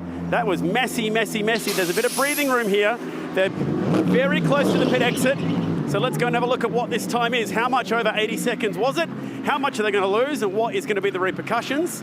Across the line they go. And so we've gone safety car, Chad. The stop was 1 minute 33. So it was a very long stop. They lost basically 12 seconds. Speed limiters must be activated. And to make it worse, it was seconds before the safety car. Safety car proceed, according to timing leader is 75. So had they managed to just be slightly later, they could have had a free pit stop, and all that time they lost wouldn't have mattered. Talk about a game of absolute inches, and look again who gets the free kick out of this. It's the 75. Are you reading this the way I read it? I think they're about to get a free pit stop. Yep, and the number 2 Corvette, Chad, as well. This is perfectly timed for them. They were right on the edge of needing to stop. Let's just go back and unpick everything that's happened there. That is a breach of the rules. No part of the car is allowed to touch that solid white line that delineates pit exit from the racetrack. You've got to wait until you merge with the dotted line. It's exactly like being on a motorway. So that will be looked at by Motorsport Australia Race Control. We talk about 1%ers in this race all the time, and a little pit stop drama like that for 888 definitely counts. Well, for GMR in the number 888 car certainly counts. And then cosmic timing unfolds for car 75 and for the Corvette, who was about 45 seconds behind. Chad. New tyres for the 75 fuel and no driver change. And it's fallen perfectly in that window. You know the old saying, safety cars breed safety cars, a cliche? How about today, pit stops breed safety cars? How many times have we seen a safety car called during a round of pit stops? Those who can save the fuel are those who are gaining the most today. You mentioned cosmic timing for the 75, Rich. I put it down to playing the long game in that stint. Go right back to the start. Jules Gounon bringing the tyre in gently, sitting in behind Michael Grenier, saving a heap of fuel. So they've bought themselves this free kick pit stop. It's not good luck. It's just playing the 1%ers that you might be able to take advantage should it fall your way, and that's what they've done. Hang on, weren't we saying exactly this about WRT last year? Yeah. It was exactly that. You have got to be good in all places. I kind of like the look at the Craft Bamboo racing car coming out of the pit lane behind Valentino Rossi as well, because I think they were very close to the white line. Problem being, he's sitting on the left-hand side and then the cone's been moved. So if you are just trying to get on the throttle early, it was green at that point.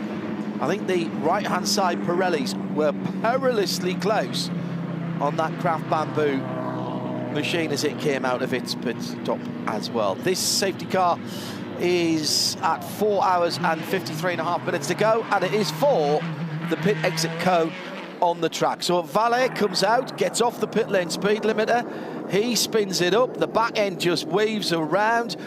The Craft Bamboo car for him, we're not going to be able to see it for the you can't clearly see the 77 can't call that one, can you? Not on that evidence that we have. No. So it's close. Katzberg now, we think, is aboard the number 2 car. Always have a bit of a caveat with the number 2 car because they've had some driver ID issues aboard that car, but timing is showing Nicky Katzberg in that car. But it's amazing how quickly this race can change for you, GT and John, because last safety car, so they'd stopped just before the safety car, and then, of course, they stopped again under the safety car 3 laps later, but it cost them track position. Now it's swung the other way. It's been timed perfectly for Johor Motor Racing, and they're now going to have track position out of that. Changing quickly the pace of the Meguiar's Bathurst 12-hour, Shay. It's been changing in the favor of a car stealthing its way up the timing screens. Ben Barnicote, you've just gotten out of the McLaren. You did the entirety of that stint where it was basically, all right, let's go see what we've got. Still, do you have enough to win this one? Well, it was a good stint. We were there, we were in the pack. Obviously, this is kind of a fuel save race. You know, the way it's working out, like, that was a perfect example of it. You can get that one extra lap, hit the yellow, you're away. So obviously last few years since I was last year, been in IMSA, so that's a big fuel save series as well. So I was kind of doing my best. We're able to jump the Rossi car, the Craft Bamboo car, the Maro Engel car, so that was good. A couple of guys got a little bit further than me, so try and do a bit better next time. But yeah, we've been kind of, as you said, crept up on it through the day. Everyone here at Optimum's done a fantastic job, Garnet and Marvin's rapid, so looking forward to see what he can do here. The last time you were here was second in a McLaren. How similar does the race feel? How much change can you feel over the last 6 years? I mean, it's changed quite a bit, to be fair. I think, you know, having been raced here before COVID and after COVID, there's definitely a bit more European rules here now. I used to love the Aussie rules, like the quick tyre change and stuff like that. Added another element of double stint in tyres and whatnot, but the one thing that has stayed the same is how awesome this track is. Hands down, being back here, favourite track on the planet. So really grateful for the opportunity to be here. And yeah, last time we were P2. Obviously the dream and the goal is to go one better than that, but long way to go here. We've just got to keep doing our jobs and see where we end up. Aussie fans, if you don't know Ben yet, you should. You should look him up and definitely push for him to get a Supercars right here at Bathurst. That would be fun. Oh, I tend to agree with you, Shay Adam. Excellent. Is that another list that we're starting now, Creelty? That's for old mate 6-time here to organise. So I'll leave that. Oh, that's your list. I'll leave the supercar stuff to him, and I'll work on next year's 12-hour. Great chat. I love that, and it makes me smile every time these absolute gun GT drivers talk about how much they love coming here, and he said it's the best racetrack in the world, or his favourite racetrack in the world. So very cool. They have done an outstanding job today, Optimum Motorsport, in the way they've just played themselves into the race gradually and have hovered around the top 10, and then they're grabbing these opportunities as they're presented, and the result is that they're P3 for when this race goes back to green. And the team have been doing an incredible amount of work since early January. They did the 6 hours of Abu Dhabi, the 24 hours of Dubai, the Rolex 24 at Daytona, before they came here to Bathurst. Now, it's not exactly the same car, obviously. You couldn't do that. But think of the air miles, think of the time changes that are going backwards and forwards from those guys who effectively have been on the road for 6 weeks now, who are alongside that car with the drivers making that happen. That's commitment, and that is the life in GT3 around the world. For the last hour of this race, we have seen plenty that has changed the game under grey clouds here at Mount Panorama, Meguiar's Bathurst 12-hour, into the 7th hour, and plenty going on at the front of the field. How about this one? The Aston Martin skating across the chase, doing a very good job to just calm it down and get it just back onto the tarmac. But this has been the biggest moment of the hour. The pole sit-up. Yesterday they were the quickest. Today they're in the fence, and that was a disappointing moment. Thomas Randle bravely taking responsibility for that one. And unfortunately, they have lost touch with the leaders. As a result, they had to make extensive repairs to the left rear and the left front bodywork, and that has dropped them down the order, which set off an interesting chain of events afterwards as well. We stayed green at that part of the race. Thomas walked in and was very, very visually disappointed. Felt like he'd let the team down. That was exiting pit lane. Chaz Mostert straight out of the pits. That's actually been a talking point, that little bit of the racetrack recently. That was the smoke that continued from the left rear. That car had to come back into the pits.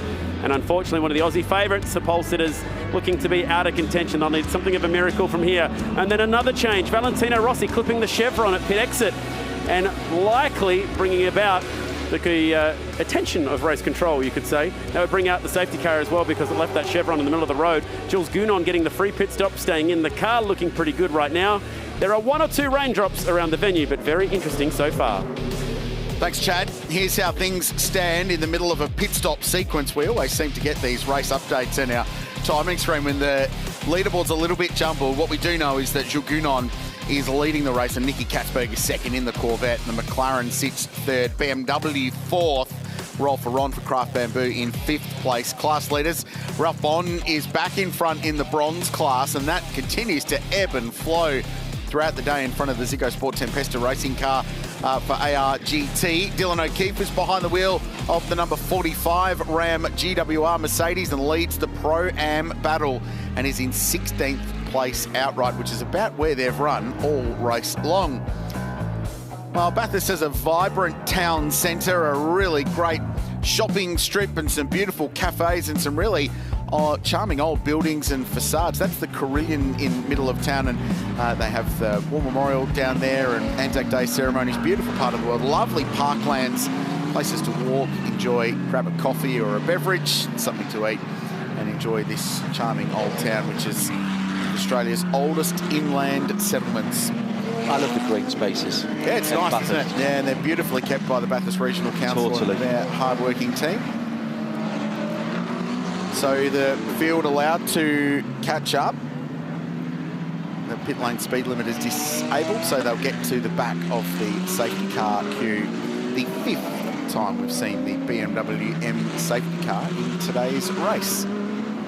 Feels like more than that, oddly. Yeah. Yeah. They have been somewhat lengthy, I get that. But they've all been fairly important in the way that this race is playing out as we work lap 175. So we're well past the 1,000K mark now. Just thinking about strategy as we do, ever so close towards the checkered flag. Now, you guys were saying we're working towards that 1 hour 10, 1 hour 15 marker, yeah, being that last pit stop of the race. Now we go backwards from there. So do you want to try and get home on 3 stops from here? 4 hours, 45 minutes to the checkered flag. That actually leaves some pretty basic maths here. If you are doing 1 minute 10 stints, you will get to, in 3 stops, 1 hour 15 to go in the race. It's not quite the number, you'd be 5 minutes short. If you are doing 1 hour 15 stints, you will get to that last pit stop with 1 hour left in the race. Now, this is all assuming that we stay green, which, to be fair, in the last few years, we've had very long green flag runs to the checkered flag. That magic number, John, that you started pondering at the very beginning of the day, is it 1 hour 10, is it 1 hour 15? Boy, is that so critical right now with 4 hours and 45 minutes to go on this one. It's a huge amount of saving for 1 hour 15, I think.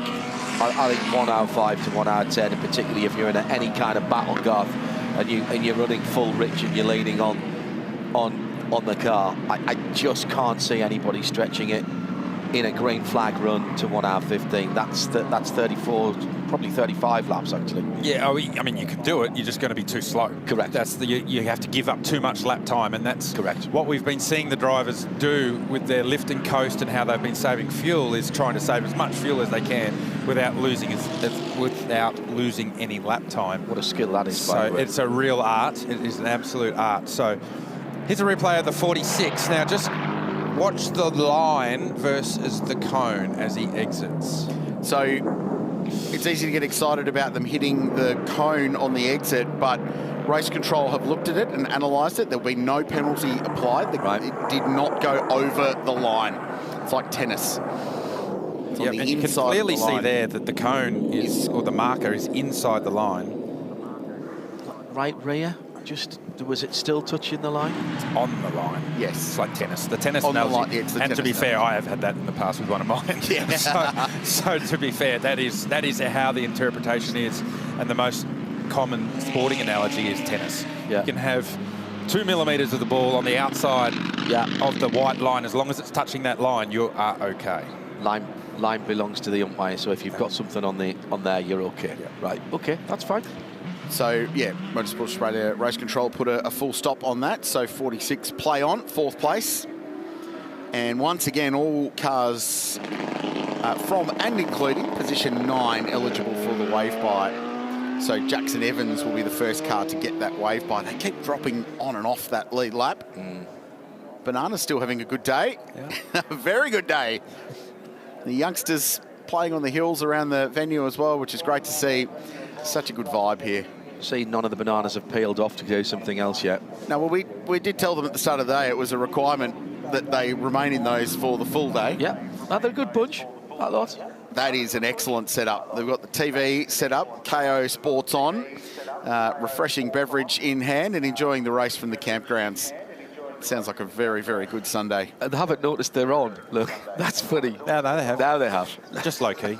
Low-key knowledge. Nice. Well, I think they're sort of discussing the race strategy and whether you need that hour and 5 or whether you need to go a little bit deeper into race towards the end. Amateur photographers abound here, as are the wall racing Adrian Dietz hats. Here we go. Yeah. Like this. I think I know where this is. It's the inside of turn 2, the end of Mountain Straight. It's a pretty epic motocross track in there. Yeah, and it's funny, every time you come back here, the jumps get bigger and bigger as whoever lives there obviously gets older and older. Position drivers right from Forest Elbow, turn 18, unless you're entitled for the wave by. So here they go, and they're going as hard as they can on the wave by, because the more work you do here, the less work you have to do when the rest of the field get up to speed. So absolutely dropping the hammer. I think it's the Ziggo Sport, Tempest Sport Ferrari just hesitating. Here it comes. So that was hesitating a little bit. So we've seen this before now, and we saw last time that a determined driver with a good car, which is what Bastian Buus certainly was, can actually make serious inroads, 10, 15, 20 seconds. Well, that'll be Jackson Evans' job. So he's the first of those cars. And he's got Jordan Pepper, his good buddy, right behind him, chasing him. So their job now is to go as hard as they possibly can. Don't worry too much about fuel and get them in, because it's worked for Absolute Racing. Because not only are they now on the same strategy as the leading group of cars, they're right on the back of this leading group with Matt Campbell behind the wheel. So they've got their fastest driver in. They don't quite have the track position, but they are still right on the back of this tail end group of cars. Guinon's gone. Big jump early from Joe. Gone. So Katzberg asleep at the wheel a little bit there, and Guinon absolutely took off straight away. So that gap as they cross the line is near as good 1 second. First back to second now. Katzberg wide at Hell Corner as well, so struggling with the cold tyre. Watch the McLaren here, the low slung car in behind the Corvette. Marvin Kirchhoffer will be having a little dart, I think, here. They're all weaving left and right, trying to get some temp and pressure back into the Pirellis. Craft Bamboo Racing on the defensive going into destination New South Wales Griffin Bend, but that's because the Griffin M car's right up his tailpipes. Maro Engel looking racy too. He's on the back of Rolf Aron, trying to get past the Craft Bamboo car. Feisty start from Marvin Kirchhoffer. So 2 Mercedes-AMGs, 2 Porsches, a BMW, a McLaren and a Corvette, all in this leading group of cars, battling it out for the Meguiar's Bathurst 12 hour with a little over 4.5 hours to go. Katzberg's done a nice job to recover in the second part of this restart lap, because as they crossed the line, he was nearly a second behind Jules Guinon, and he's halved that gap now for the run up Mountain Straight. So he's turned defence from Kirchhoffer into attack on Guinon. That El Bamba Porsche's just clung on to the back of this leading group for the last 90 minutes or so. They work their way back into contention. Lauren Heinrich is behind the wheel of car number 61, 911 just behind. Maro Engel is looking the raciest of this group though, and he's tucked up behind the identical AMG GT3 of Aron behind. Down to the chase. Oh, and sends it one way and then sends it the other and gets up the inside, Maro Engel. Excellent pass. And Maro takes the opportunity when it's given and moves up to 5th place. He will have to protect his line down here into Meguiar's corner. But the GMR car +1. Rolf Aron -1. Drops a spot. Guinon still leads. Here comes the Porsche as well. Defensive line again into the first corner by the black and white Craft Bamboo Racing car. Let's take a look at the Elf Slick past. How smooth was this? Answer, very smooth indeed. Got the position coming through the chase, Garth, and at that point, he was there. There's no defense. I tell you what, I was going to say there's no defending that. Great move. Yeah, really good move, because he faked as though he was going to stay on the racing line and then just diagonal it straight to the apex, and the car was completely under control the whole time. There's no defense. So a big move, great move by Maro Engel, and you might think, why would you make such a big move with still 4.5 odd hours left in this race? But it might be that one position that helps you with track position to stay in touch with the leaders when you need to be on strategy with them or whatever it is. So from here on this point, every position you can get and keep becomes more and more and more critical. No, it's like gold dust at this point. Race control have noted the restart procedure for car number 2, which is Nicky Katzberg in the Corvette. Now that will be the requirement to maintain 5 car lengths to the car in front on a restart. So they're going to have a little look at that and make sure that that was the case when they went back to green, or if Gunon just absolutely nailed the restart and caught them napping. So they'll do due diligence on that. We'll report back with any outcomes, if any. Irrespective of that, the Corvette's looking racy at the moment. We know it's got some straight line handling, and it's going to have a look down the inside at the kink. Tough place to make a move for Nicky Katzberg, and there's no space at that time by. Gunon just a little bit defensive in the braking zone, but seriously outbraked the Corvette. I wouldn't mind betting the Corvette gave up the game and saved a bit of fuel when it knew it wasn't going to get through. So Gunon making his intentions known that you're not going to come up and take this race lead from me. The rest of the leading bunch make their way past the GT4 McLaren, the sole GT4 car in the field now, after we unfortunately lost the GT4 Aston Martin in practice on Friday. And now Gunon hard on the flasher button as they head up Mountain Straight to warn the Aston Martin of Hamilton. The Volante Rosso Aston Martin has had quite the adventurous day, and he does the right thing and just rolls right out of it. Smart. I don't want any part of this. You guys box on. I'll get out of your way as best I can.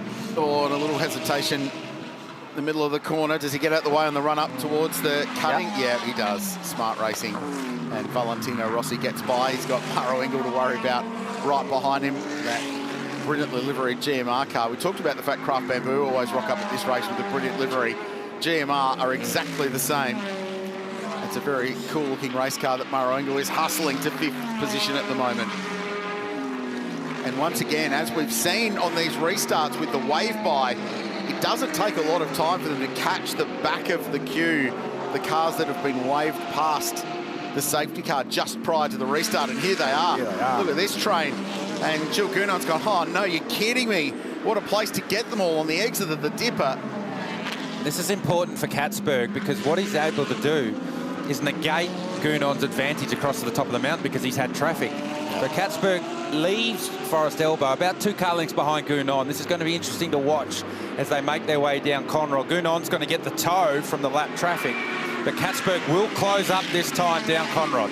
Indicator on the left-hand side for the Mercedes that was being passed there. That was smart moving as well, leaving the racing line. Now we'll have to get out of it. Big swapper as they went through there. That was a little bit, well, more than a little bit sketchy. Easy for me to say from this distance it was sketchy, but that felt interesting in the car, Garth. I think James Kadouris' heart rate is up, it's safe to say. I sympathise for these lap cars that have been waved by. They've tried to get up the road, and here comes the battle for the lead of the race, and they're doing the best they can to get out of the way. And as this race goes on, the patience level of the leaders will become less and less. And meantime, Jackson Evans is making hay with the clear track, 9th position. He was the first of the wave by car. He's about to put, well, he's just put that car's fastest first sector of the race. Race control, attention all teams. Stewards have imposed a penalty of a pit lane drive-through to car 2 for a safety car restart breach. That's big. That's real big. It's not a game ender, but it's certainly a game changer. It's massively costly. Massively costly. 32 seconds plus in and out of pit lane for Nicky Katzberg for a breach of the safety car restart procedure. And to reiterate the rule, you must maintain at least a maximum of 5 car lengths distance to the car in front. He passed the leader. So he passed the leader and the safety car. So he got caught up with the wave by cars. So it wasn't about the actual restart. That was a real breach. He's lucky to get away with just that. Yeah, a drive-through. Wow, well, he redressed quickly. That's possibly the only mitigation that you can see there, because normally you'd get parked for... He didn't get the extra lap, that's the thing. He didn't go around and take the lap. Redressed it before the timing line. Yeah, goodness. We say it year after year after year that the international drivers that come to Bathurst get caught up with some of the local rules that we use in our race. And the teams, and JMR Corvette are very experienced teams. They would have drilled and drilled and drilled and drilled that into their drivers. But ultimately, the wave-by rule has caught Nicky Katzberg. And he'll go to pit lane, get it done as quickly as you can, and then go about your life after that. Now, if there is a silver lining in this brief cloud for Corvette, it's that relative to the other cars on the lead lap, it will drop him out in clean air. So he'll be in between that big gap between Matt Campbell and Jackson Evans, who's 1 minute and 4 seconds off the lead. So he'll be able to press on and make up some ground, but it'll be 32 seconds of transit time, plus the time it takes to get down through the chicane down to 40 k's an hour and then accelerate back up to speed as well. What a big moment in the race, just as they'd worked their way back into the top two, having led this one early. He's going to come out right in front of Jackson Evans, isn't he? Jackson's absolutely steaming. He's just done that car's fastest lap of the race. He's had another good one. And in terms of the gap to the leaders, Jackson Evans has got the gap down to 1 minute and 4 seconds. Yeah, Jackson's just going into Meguiar's Murray's corner now. So Katzberg's sort of in a bit of no man's land now between that first leading group of 7 cars and then everybody else trying to chase him down. So, as you said, Garth, it's not the end of the world, but it certainly makes it a whole lot harder. Makes it a whole lot harder, but rather do that now than do that with an hour to go in the race. Correct, true enough. I wrote down the time that Jackson Evans was behind the lead of the race when he came around the first time and did the first complete lap. He was 1 minute and 15 off the lead of the race. Currently 1 minute and 4, so he's made up 11 seconds. And a lot of that time that you make up is when the leaders re-catch the slower wave-by cars, so they get caught in traffic while you're going flat out. He's got that pain to take. Yeah. Of course, traffic giveth, traffic taketh away. But he's on the Bastian Buus strategy of is he ever? Drag the thing as hard as you possibly can and try and catch up and worry about fuel and things like that later in the race.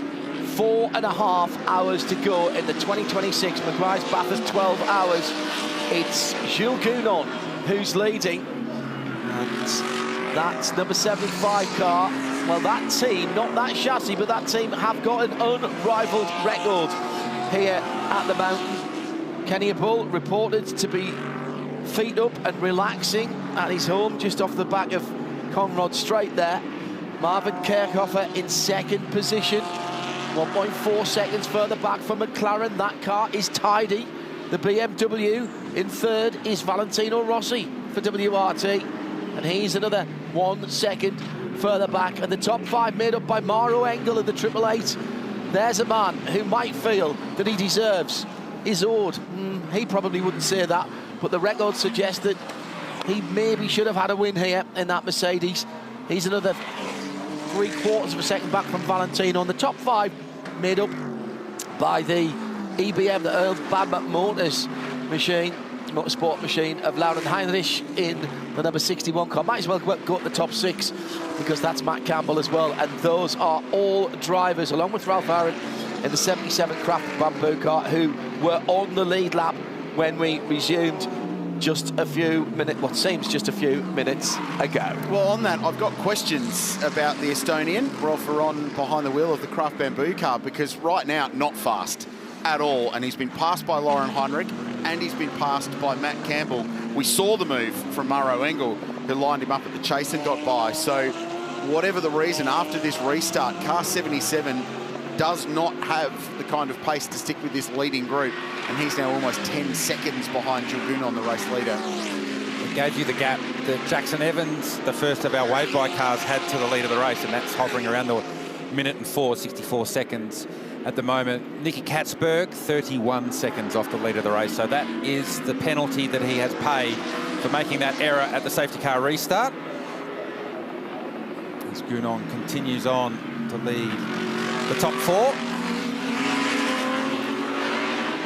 Really impressed by the Optimum Motorsport McLaren team. They have absolutely played themselves in over the course of the weekend.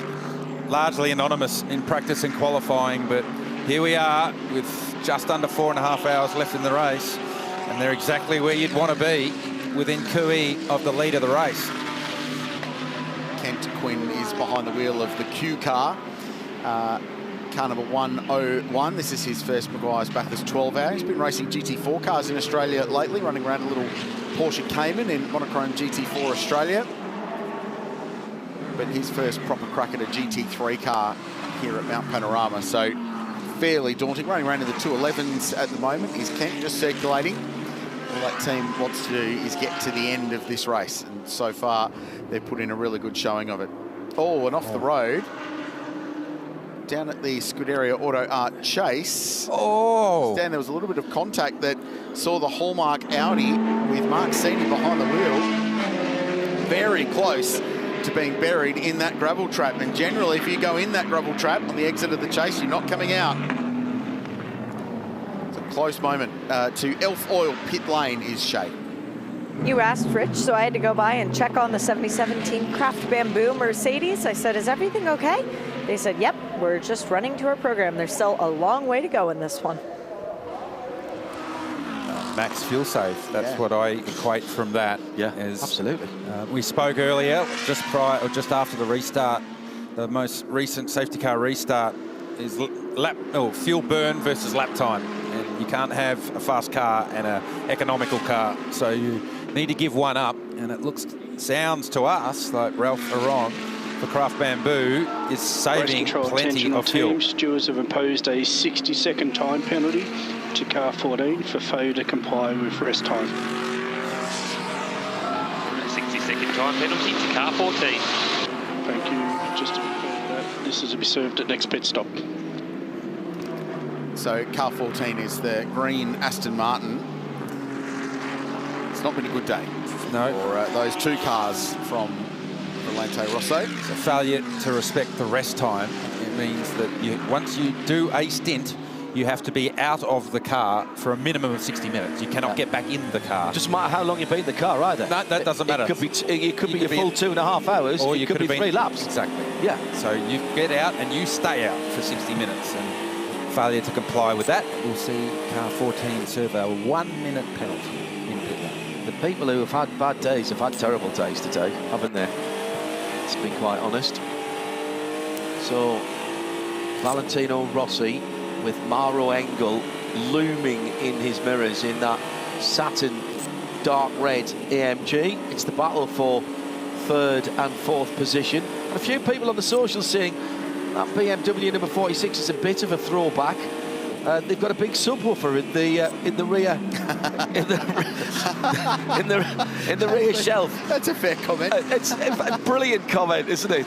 That's tickled you, that, Krillsy, hasn't it? It's actually, what it does is, because the race cars aren't a big round thing right in the middle of the back window, there's all kinds of sensors and GPS and all that in there. I believe that is to vent air out of the inside of the car to get airflow through it without putting pressure on the rear wing. And you see that there are louvres as well either side of the back windows which do the same thing. And there's the send. Big send. Exact. Well, that was a big super woofer, wasn't it, down the inside? Thank you very much indeed. And Maro Engel makes up a position. Two giants of their respective sports, and fair play to Rossi there. Once again, situational awareness, Garth. That was from a long way back, but Rossi was watching his mirrors, got the feeling he thought that might be coming. Look how far back Maro Engel is. It's that dummy again. Dummy right, go left. Of the move of Aron about 15 minutes Oh, this ago. is further back by a mile. So Rossi's probably lifting and coasting, thinking he's safe. And Maro Engel's like, I'm coming through. So we were on board for this shot. You would expect that Maro Engel was not stopping. He would have ended up in the forecourt of the hotel down there at the exit of the chase. But got it stopped, got it turned. That's twice he's used that little trick. Yes. So if I'm Optimum McLaren or Sun Energy 1 AMG Mercedes, I'm just saying, hey, Maro's strong on the brakes at the chase. Be ready. Lovely pass from Maro Engel, and he's blazing on right now. We're going to go back into the Pirelli pit bunker. I've grabbed Keziah to have a little bit of a chat about these amazing KW suspension pieces down here, the dampers. We've seen these for the last few years, and a number of the teams are actually running these. Can you bring us up to speed with which cars are running the KW? Absolutely. So all the Porsches and BMWs out there today are actually running the KW V6 racing dampers. So it's the solid piston technology in these top-end dampers that really give drivers the confidence, especially when they are racing at circuits like here at Mount Panorama, where, you know, cornering precision is so important, and seconds in those corners can be the determining factors for winning and losing races. And is this the upgraded version now, the latest version that you're holding? Can you tell us about it? So this is actually the V7, KW V7 racing damper. Now this comes factory on the Lamborghini Temerario GT3s. It's 6-way adjustable for high, low speed and rebound, as well as blow off. So what that means is that race teams can really fine tune their setups and make sure that they've got exactly what they need when they're out there racing for long races like this. There you go. I've enjoyed, in the last few years, actually getting up close to these amazing dampers and checking out the technology that goes into this. Everything from the clicking and the adjusting is very impressive when you check these out up close. That's the first bit of the new Lamborghini Temerario I've seen. So hasn't made it out onto the racetrack yet. Did a bit of testing in the back end of last year and was at the IMSA test at Daytona last December. Alas, I was elsewhere talking about racing. Fascinating stuff. Bump, rebound, that's the kind of torque we need on here. And in terms of your road-going cars as well, I honestly think that nowadays the ride and handling engineers are wizards. How they manage to control the mass of some of these cars and SUVs nowadays. Marvellous stuff. Right, Garth. What phase of the race are we in now? Everybody's counting backwards. I mean, you start counting backwards from 12 hours, but now this is getting to the stage where this is meaningful, isn't it? Yeah, we certainly are in that phase of the race where you are working backwards from the end and understanding, you've got a much clearer understanding of your stint length and stint time, and you'll start working backwards. How many stops do we need? Chad Nailon made a really good point when we crossed down to him at the 4-hour and 45-minute mark left in the race, that it's real tight there to do it in 3. So that's with the assumption that you're going to do it under green for 4 hours and 45 minutes, which we have done close to that before.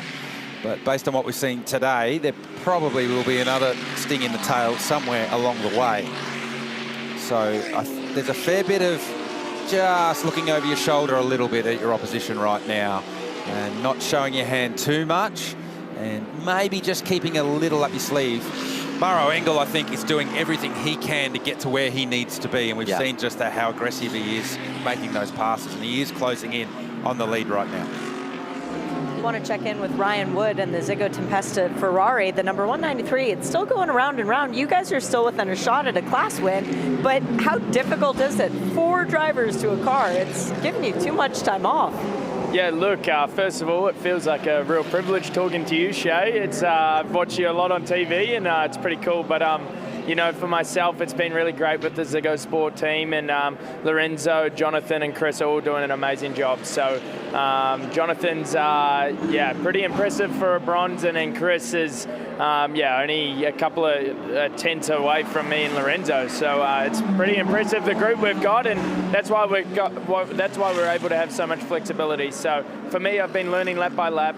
Yesterday was a lot of fun and qualifying, and today we've made a good gain on the car in our driving group, and we'll just keep pushing.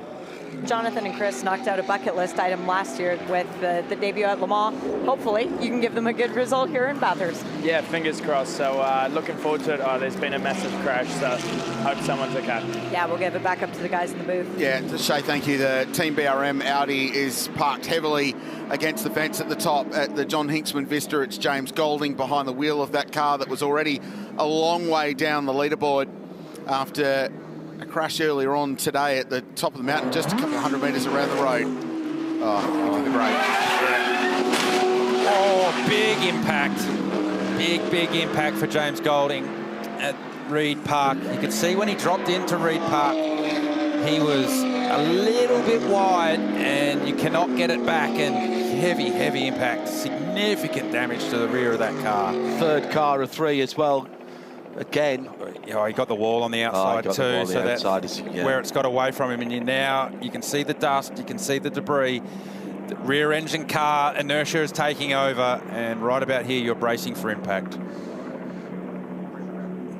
I'm going to venture that for all the hard work they did this morning in repairing that car, that perhaps will not come back today. I'm not sure that chassis will come back again. No. So significant fire, obviously, and you can look at the debris that's pulled the whole corner out of the car. So that's Mark Rosser. He owns that car. Race control safety car just been remain green light, maintain green light. Leader is still 75 according to timing. Oh man, that's such a big hit. Steve Brooks was to his right, and that's a really good sign of James Golding clambering out the car under his own steam into the waiting hands of Team Medical Australia. Shows you how strong and how durable these cars really are. That's a sure car in waiting now, isn't it? He's going to race again.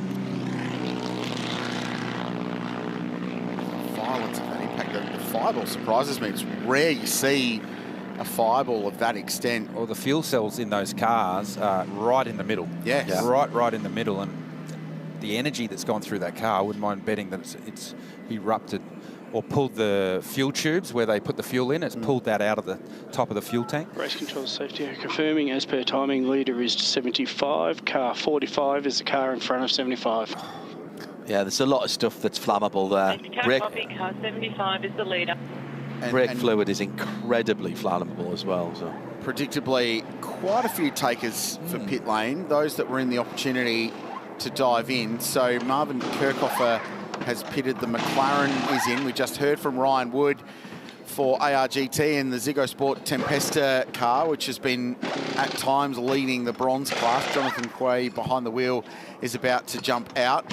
So 46 has pitted. Valentino Rossi in what was 4th position, and Matt Campbell's pitted that Porsche at the middle of screen for Absolute Racing for a driver change as well, potentially. That's interesting, because they were 5 laps worse off on fuel than the leader in that yellow and black Absolute car. Yeah, well, it's take the safety car opportunity. Absolutely. That everyone else is taking. So you just level the scoreboard, and into the lane comes Nicky Katzberg as well. So this safety car good for JMR for the Corvette as a bit of a catch-up car after their unforced error earlier with passing the train and passing the safety car.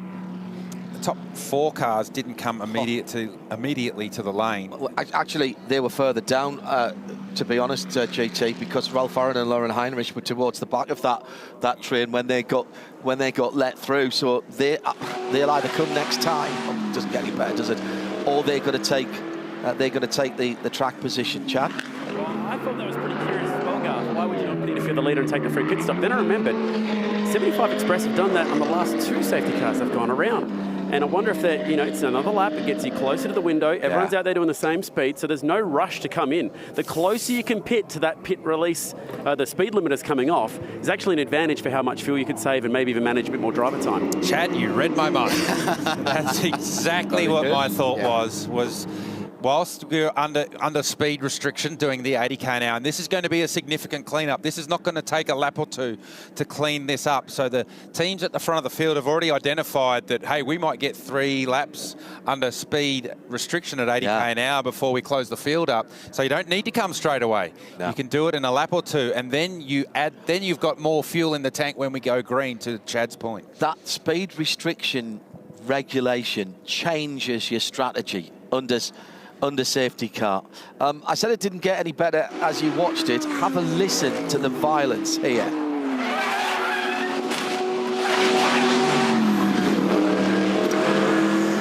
Ow. No, that makes it worse. Yeah. Wow. I can tell you for free that wall on the outside of Repark has no give in it. It is literally a retaining wall. So all concrete walls are hard, but that one in particular. So it was great to see James Golding get out of that car under his own steam, no doubt. He's had the wind knocked out of him. Bits pulled off the car, but there is a design imperative to do that, to try and get rid of some of the energy of an impact. But again, the driver cell has remained to the point where James opened the door and got out. Yeah, actually, impressive. Big ups to the recovery team here. And we were saying it's probably going to be 2 or 3 laps. They've already got the car on the tilt tray and started the cleanup work to get all the fluid off the racetrack. Shay in pit lane. With Mark Rossiter, unfortunately, this is going to be it for you guys for today. You've had such adversity to fight through a radio issue, the issue we saw it on track. How do you guys begin to process this year's race? I mean, the first thing is Jimmy's alright, he got out the car, so that's the main thing. Car's probably toast, I think, so yeah, we'll have to see what we can do for the rest of the year. Bit of unfinished business for this race now, means you just have to come back next year. Maybe, see what happens. Yeah, Thanks. Thank you. Mark Ross, businessman from South Australia, clearly pretty disappointed with life. Let's watch for 75. Does it go to pit lane? It does, right at the last minute. Jules Gounon, was it a late call or is he playing the game? Could be a little from column A, a little from column B, but either way, 75 Express, who turns out pretty good at this whole car racing thing, and followed in by GMR with Maro Engel. Yeah, they've all done it, all the 4 that stayed out. Heinrich as well, which makes Ralph Farron come in. Well, he was 20 seconds down the road from the leader, so he's not there yet. Oh, no, he's coming now, so he's just gone into pit lane. Yep. So because they're still under the control of the speed limiter, so they're all still spaced apart from where they were on the racetrack. That's the critical time. Correct. The speed limiter part, because once they close the gap, that's when you start losing your track position. Yeah. And I think these teams have reacted to the speedy work of the recovery crew, and they've dived to pit lane now. Good point. So for the race leader, Jules Gounon, he actually had to overshoot his mark slightly because of the Heart of Racing Mercedes parked in behind him. Now, we've talked about recently, hang on, the 77 just went straight through pit lane. It didn't stop. Did I just see that correctly? That was...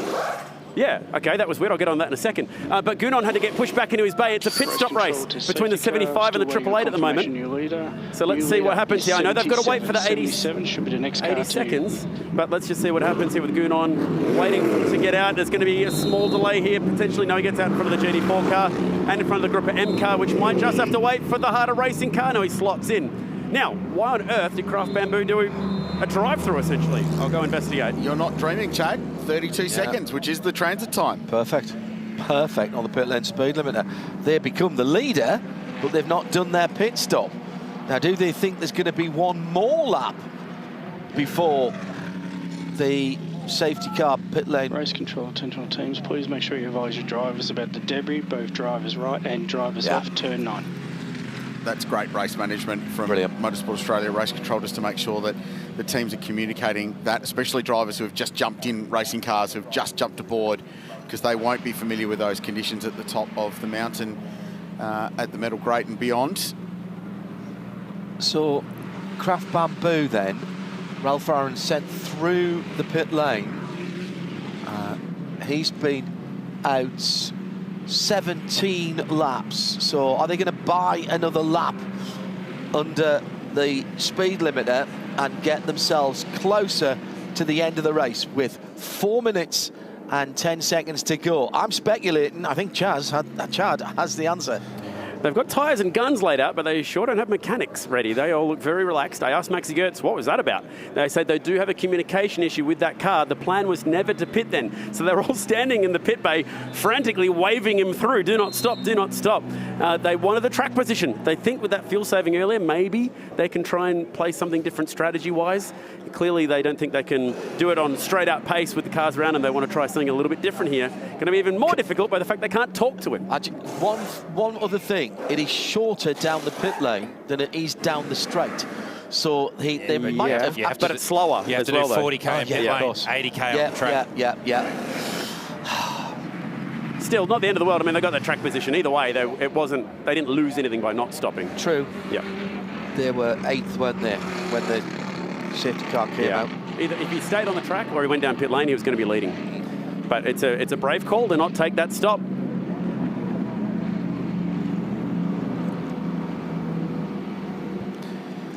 Well, they have done 11 stops at Craft. So why not do it a little bit differently and just come in, wave at the crew and drive back out again? They've done every other variation of pit stop so far. Was it the Days of Thunder where they were all sitting with their feet up with gelato? Is that what was going on? You don't have gelato in America, John. Come on. You just have ice cream. All right. Yeah. All right. Yeah. If we were racing at Monza, you'd be having gelato. Okay. Yeah. Or a pie. You could have had. They could have been having a pie. Yeah, but I'm fascinated by, and it's not for us to second guess Craft Bamboo because they've pulled off some strategy blinders in the past. So we will be as interested spectators as the rest of you to see how this plays out. They've done 17 laps on this tank of fuel, so they're beyond halfway through a stint. So the rule of thumb is generally you would come to the lane and top it off and buy yourself some more time at the end of this next stint and open up the windows towards the end of the race. And when this goes back to green, it's basically going to be 4 stints of 1 hour-ish to get to the end. So there will be some rolling dice. So this is James Golding throughout his stint in this race, pushing the friendship with the Metal Great, which he's just run over. Oh, so close. Look at the deflection on the tyre as well. That right rear tyre being lent on. Almost looks like it's... And the rear. The only thing that I think may have caught James out here is the aero wash as he drops down into the grate, following the Tsunami RT Porsche, and just drifted a little bit wide. And around he goes, and we've seen this a couple of times. And as your point, John, it doesn't get better viewing the more we see it. And Ross Hartley on the camera up there at the top of the mountain, capturing that absolutely beautifully. It's not the vision that Team BRM nor James or Mark Rosser will want to see, but a great example of how hard they're pushing the friendship on that run through that massively loaded bit of road at over 200 kilometres an hour. And it's 2 lanes plus a lane and a bit over there. And we'll take this time to acknowledge the hard-working team. It's a long day in the office covering this race, 12.5 hours live, and that break free. Thanks to our team all the way around the circuit in the truck and looking after everything to get us to air on a massive day of live sport. 12.5 hours is what the end user sees. The ladies and gentlemen out there were there a good half an hour longer than that, and they'll be there half an hour afterwards as well. That's a very, very long day for our camera operators, indeed all the crew here. Hats off to everybody, particularly our replay crew as well. The BRM Audi being taken down to Elf Oil pit lane, and Elf Oil are an amazing partner of this event and have been so for the last 2 years. And with more on that, here's Chad. Elf, again, is the official oil and lubrication supplier for the Bathurst 12 Hour this year. Craig Randle is down here to tell us a little bit about the product and what's to come in 2026. But let's just start with how amazing this brand is and what an amazing motorsport heritage it has. Yeah, thanks, Chad. Yeah, look, Elf's got a long history in motorsport and very proud history. Obviously, a lot of people know our heritage about Formula One. We've had lots of successes and partnerships with some of the most successful teams in history in Tyrrell, Lotus, Williams, and obviously Renault. 128 international victories, 13 world championships. So very long history. Our current association is in Le Mans 24-hour and endurance racing. Our partnership with Alpine in the WEC. So it ties in beautifully with the heritage endurance race we have here in the Bathurst 12 Hour. Absolutely. Tell me more about how it's performing here in the local scene in Australia. Yeah, so we've got a wonderful partnership with Motoractive, who are our local B2B automotive distributor. Proud partnership that we've had on board for the last 2 years. We're really encouraged to grow that partnership and see where it comes, and really encouraged to be part of a professional outfit like Motoractive. Beautiful. 2026, what's on the horizon for you guys now? Yeah, so a lot of good things happening, Chad. We've got a new range of liveries coming out in terms of bottles and new drums coming out. We've got a brand new motorcycle range that's just about to launch as well, and we've got some exciting activations around the Distinguished Gentleman ride that happens, which is a great charity, and I encourage everyone to be involved in that. Plus also MotoGP later in the year with our association with the Moto team Mark VDS. Beautifully done. Thank you, Craig. Keep an eye out for Elf and the new stuff that's to come in 2026. Great to have him on board here with the Meguiar's Bathurst 12 Hour.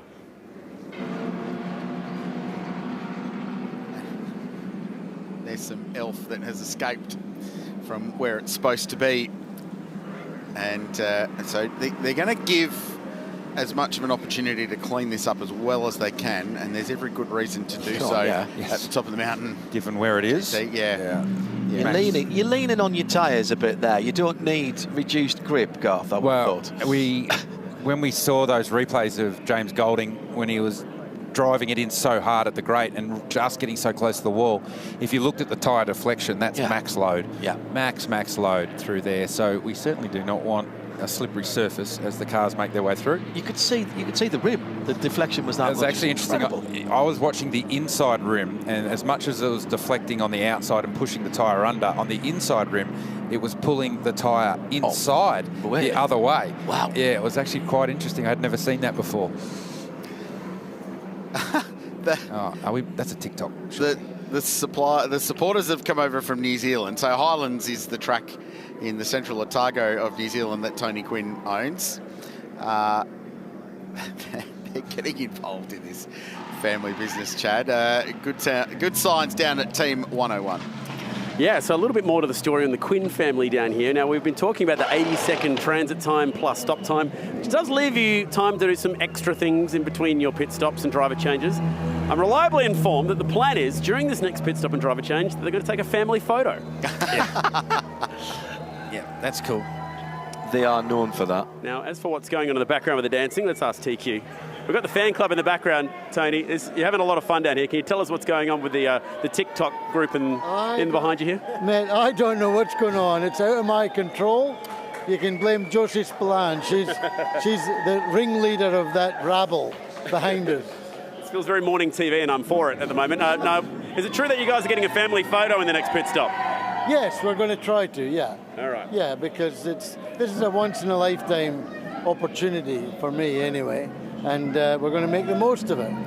We've really enjoyed the event so far. It's been absolutely incredible for me and the family and friends. It's been absolutely unbelievable. So we're just making the most of it. I don't want to alarm you, but I think your car might be in pit lane nearly. No, it's going around for one more time, so you've got a bit of time yet. We're fine. We're fine. No rush. Yeah, no rush. And that's the thing. We're not here to win the race. We didn't come here to win the race. We're here to compete. With this family photo, the Highlands 29 is Josie wants the V8s to come to Highlands in 29. Oh, that's the scoop. 29. Right. That's the scoop. There you go. So 3 rounds in New Zealand, you reckon? I don't think they'll come if those people are at the track. I might have to cut the dancing out. I think they're all jumping about like kangaroos. Kangaroos are the theme of the day. Not wrong. I might go over and get a quick word from them while we're waiting then. Why not? How are we doing, Team Q? Are we having fun? Yeah! Are we excited for Highlands Project 29? Yeah! Apparently. All right. Get ready for what's going to be the most interesting family photo you've seen in a while. Got to make sure there's not too many people over the line, though. You have to do it from inside the garage or from the other side of the pit wall or something like that and have them behind it. I'm pretty sure they'd happily take the penalty, whatever comes their way. You know what? You're right. No. 4 hours to go, gentlemen. We are into the last third of the race of the 2026. Stop giggling, Crilsey. The 2026 Meguiar's Bathurst 12 hours. It is putting the fun back into motor racing. I have no problem with that at all. Here is the Corvette number 2. Potential teams, make sure you advise your drivers. Extreme caution from turn 8. Turn 8, we have a road sweeper in use. That's smart. I like that. And again, good officiating with plenty of yellow flags out. Chad has stayed down in the pit lane, down at Team Q. I've moved up a spot to the JMR Johor team because they've decided to take this opportunity to pit car 2. And one of the things they took the opportunity to do was get out the blower and blow as much debris out of the front of that car. Oh, that thing is absolute symphony when it gets out of pit lane. That is the best sounding car exiting pit lane in the field, by the way. I hope you heard that roar through the microphone. Now, I'm guessing they took that opportunity to top it up on fuel. I guess we'll get the answer to that if it ticks over to 80 seconds here at pit exit, guys. Yeah, it does. 80.7, Chad. Perfect. So another box ticked for the JMR Corvette team. So again, common sense to tick the box while under safety car, which pushes them into the final third of the race now. We've just ticked over 8 hours of motor racing. They've lost some track position after that penalty that they had, but they're now back in it, as we thought they would be. I wondered why would they take that stop now again once the queue had formed behind the safety car, but there is only 2 cars behind them are on the lead lap. Correct. So they're only going to lose 2 spots once the wave around all takes place. So it's actually worth coming in and topping off. as they continue to clean up the surface, the racing surface at the exit of Reid Park and the run up to McPhillamy. 4 hours, even at an hour and 5, that's 3 more stops, isn't it? Yeah, so we were... So there's your arithmetic done for you now. And then we were starting to look at why the Craft Bamboo car basically didn't take the fuel and took the track position. They came into pit lane but didn't stop. And Scott Sinclair, who runs our strategy for us in the background, it's basically said, well, remember, it's not a sprint pit stop. So it's not about how much fuel you've got to put in because you are sitting still for 80 seconds, regardless whether you put 10 litres in or you put 100 litres in. So they've taken the track position on the expectation that every car is going to do 3 more stops. They're going to do 3 more stops. Yes, they've got to put more fuel in, but that's covered by the 80 seconds. You can fill the car up in the 40-odd seconds that you're stationary. Yeah, so it's actually, we were confused at the time, but when you spend a bit of time to analyse it, you go, well, this is very, very clever. Right back to the point, right back at the start of the race, it's all about track position. Yes. So why did they come down pit lane? The answer was in the fact that they didn't have the communication to the driver. So the driver probably thought, I better come in. And then we heard Chad say, they waved him through. Don't stop, don't stop. Or they changed their mind. Well, between pit entry and pit where they are, which is quite late in pit lane. Well, and that's the beauty of this pit lane, of the speed limit before you catch up to the safety car, is that your relative track position remains exactly as it is. Here we go. Friends of the bride first, please. Friends of the groom. Let's get bridesmaids. So Kent Quinn will jump He's got to get out, get over the line. Yep. That red line there. He was playing piano when we saw him behind the wheel there, tapping his fingers along to the dancing. I'm not sure if he was watching that on the big screen. Are they entrusting Tony with the photo duties? They are. This is cool. This is really cool. Clark's taking the photo. And now Ryder will jump in the car with some encouragement from his dad. That's really cool. There is no other motor race in the world where you would see that happening. That's brilliant. Do you know, the 23rd outright 34-car field, there are pro cars behind them based on some dramas today. And watch that car go now as well. Ryder in it, an outstanding qualifying performance, a brilliant run in the darkness this morning. He had never seen this place or drove round this place in a race car in the dark. Don't know if he'd even driven around at 60k in the dark. To all teams, ensure you're advising drivers. We have multiple response vehicles proceeding back down the mountain. One still at the scene. We have multiple vehicles proceeding back down the mountain. One vehicle still protecting the scene. Good info. Good info. Interesting that the Earl Bamber Motorsport car should have just taken a pit stop as well. So they're another team that's elected to use this safety car to top that car off. So 80.4 seconds, Chad, in pit lane for EBM. Yes, hope you are enjoying the Meguiar's Bathurst 12 hours so far. We've had a little bit of everything out there today, including the Quins, who decided to take that opportunity and have a little bit of fun at the same time. Only cost them 17 extra seconds, by the way, that family photo. Not too bad. Here's some highlights of what's been a frantic hour of the race, and that was crazy stuff right there. The Corvette getting stuck in the middle of the road, thinking it was time to get on with it behind the safety car, and that would lead to, inevitably, a drive-through penalty. It was the wave by cars that he nearly tripped over in the middle of all of that.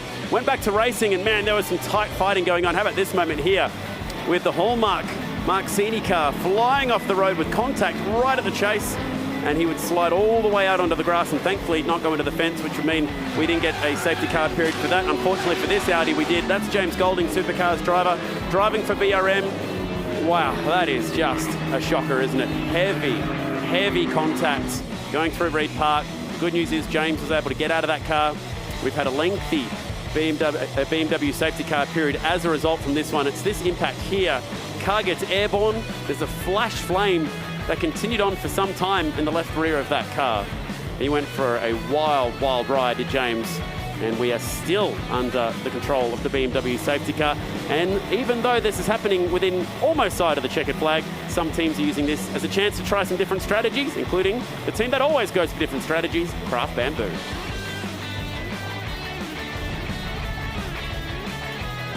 And this is how the field sits as we work our way into the final third of the Meguiar's Bathurst 12-hour. Compelling, as always. Cars still spaced out around the circuit behind the control of the BP the BMW safety car. So that's the top 10 class leaders. Ralph Bond behind the wheel of the Herberth Motorsport Porsche leads the bronze class. So that's a little battle they've got going on with Ziggo Sport Tempesta by ARGT. Pro-Am class, as it has been for basically all the day, being led by GWR and Ram Motorsport, with Dylan O'Keefe back behind the wheel of their Mercedes-AMG. And the IRC GT, with Axel Donaldson behind the wheel, continues to circulate in the Invitational class. Well, it's iconic, isn't it? Sydney Harbour, got the Navy base, and then you've got the amazing Opera House and the Harbour Bridge, the majestic skyline, and all the beautiful houses in and around there with boats dotting the harbour. That's Mrs. Macquarie's Point. It's a beautiful place to just take in the world, and a quiet little sanctuary in the middle of an absolutely bustling city. Now, Chaz, with the race over, for all intents and purposes, for Triple Two, they're 18th and they're 3 laps behind after that crash earlier, is going back to visit Robbo's place, where he quite famously ended up parked with a cool beverage in hand after his car expired in the Repco Bathurst 1000 last October, among the most famous and viral scenes from a race that was quite viral all the way through. So he's popped back up to visit his mates. Well, the big viral post this weekend was Grant Denyer and Chad Nailon yes, on Valentine's Day. Well over, I think it's more than 100,000 now, just from one of the reposts of that I saw. The drawing power of Chad Nailon, let's be honest. That's right. I think Chaz has just gone there because it's a really good place to walk. It is a great place to walk. Let alone he's still in a race suit too. There he is. He's gone away to Cam Waters. We're being told that the reason he's gone there is to say good day to Cam behind the wheel of the car, and that's it. You could have just put a headset on and done it over the radio. You know, it's a fit young bloke. Go for a walk. Why not?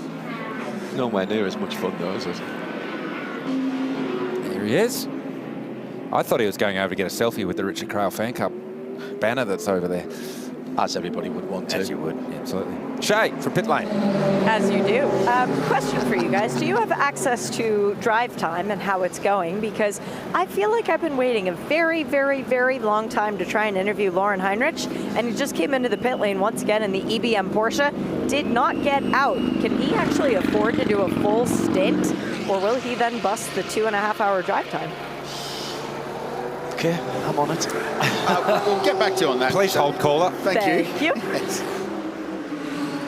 The answer is that I think he's probably okay, because Klaus Bachler in particular has done the lion's share of the driving there. So the third driver will jump in for the closing stint of that. The Audi team getting some service, and we'll go back to chat.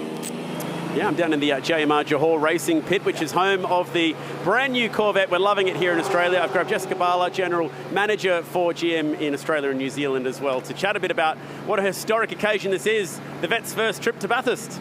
Yeah, I mean, we've got some amazing enthusiasts for the Corvette in the country across both Australia and New Zealand. And obviously when we brought the car to market a few years ago, we've been asked repeatedly, when is the Corvette GT3R coming to Australia, and most importantly this amazing track at Bathurst, and it's been so exciting to finally have it here. We've got a ton of amazing attention, and obviously the JMR team has done a phenomenal effort so far halfway through the day. It looks, and as I mentioned earlier, sounds pretty special, and this is a pretty special moment, and so with that in mind, you and the business have organised something very, very iconic to mark the occasion.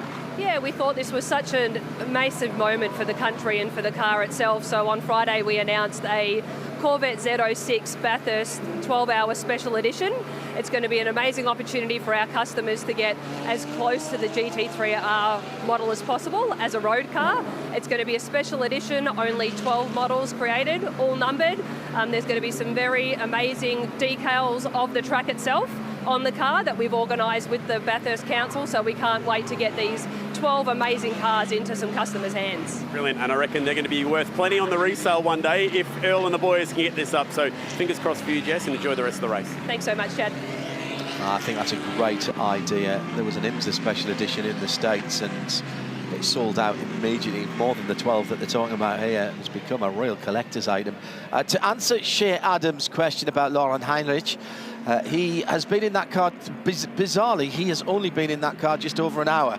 It seems a bit longer than that. Klaus Bachler was in before him. He's been down the pit lane 3 times in that hour because of the way the safety cars have fallen and the neutralisation of the circuit by the BMW M safety car. So your answer is yes, Shea. Basically, he can afford to do a full stint of about an hour and 5 minutes. That's good, but it really does feel like as soon as I walked into the garage, he was already gone, and his girlfriend was sitting in the chair hugging the lucky koala to make sure that his stint goes very well. And it just feels like every time I've gone back in, Lauren's been in the car, so maybe it's my mind playing tricks on me. And maybe that, actually, I should look back further. Maybe it's because because Klaus Bachler only did a single stint, and they're doing something weird with the driver rotations. Yeah, Klaus was definitely in before Laurent got in about an hour ago. So still people coming in here, Garth, to take advantage of a last top-up or perhaps a change of tyres in the case of the wall racing Lamborghini. Down in 21st position. Grant Denyer bringing the car in and jumping out. Dare say this is in anticipation of a restart coming shortly, so taking a late opportunity to top off with fuel to extend this, what we think will be 3rd last fuel window. Yeah, just on that, is anyone considering potentially trying to slice this into 2 more to the end of the race? I know we've been going out there for a long time in the safety car. Not for another half an hour, at least. How much longer we got? Another 5 minutes before we go racing? Safety car in this lap. In this lap, so 2 minutes. You need a bit of a miracle and some pretty crazy, Alexander Rossi-esque fuel saving to win the Indy 500. But teams just confirming weigh-by process will be undertaken. Cars from position 13, including position 13 onwards, you're entitled to the weigh-by. I just reckon never say never, boys. 3 hours and 46 minutes, Charles. You'd have to get a couple of 1 hour 20s together and maybe one slightly longer than that. I know the BMW was getting that last year. Yes, they had a bigger fuel tank. What has that BMW got in store yet? Have they showed their hand completely? The only thing, Chad, and I know what you're getting at here. I know the path that you're leading us down. Will somebody roll the dice if there's another safety car and just burn the time rather than coming in and fuel? But not at the next stop. Probably not. Maybe not at the one after. But if you touch and go, let's see. I can't see somebody planning to be able to do this on just 2 more stops. Yeah, I feel like we're 45 minutes to just over an hour away from critical decision time. Yeah. And there'll obviously be a lot to play out over the next 3 hours and 45 minutes. But I think in the next 45 minutes to 1 hour is where you really start making those sort of critical decisions as far as at what point do we go on some sort of alternate strategy. Yeah. Do what Ferrari did last year to try and create an opportunity. We're not there yet. Yeah, and at that point, if you're on the lead lap but you're 10th, that's when you might go, do you know what, let's have a crack. We've got nothing to lose because we don't have track position and we're probably not going to win the thing because we're at the front can commence once you reach turn 18. So the other thing is, we've been talking about 80 seconds, of course. That's only if you change driver and put the fuel in. If you change tyres, is that your 80 seconds as well?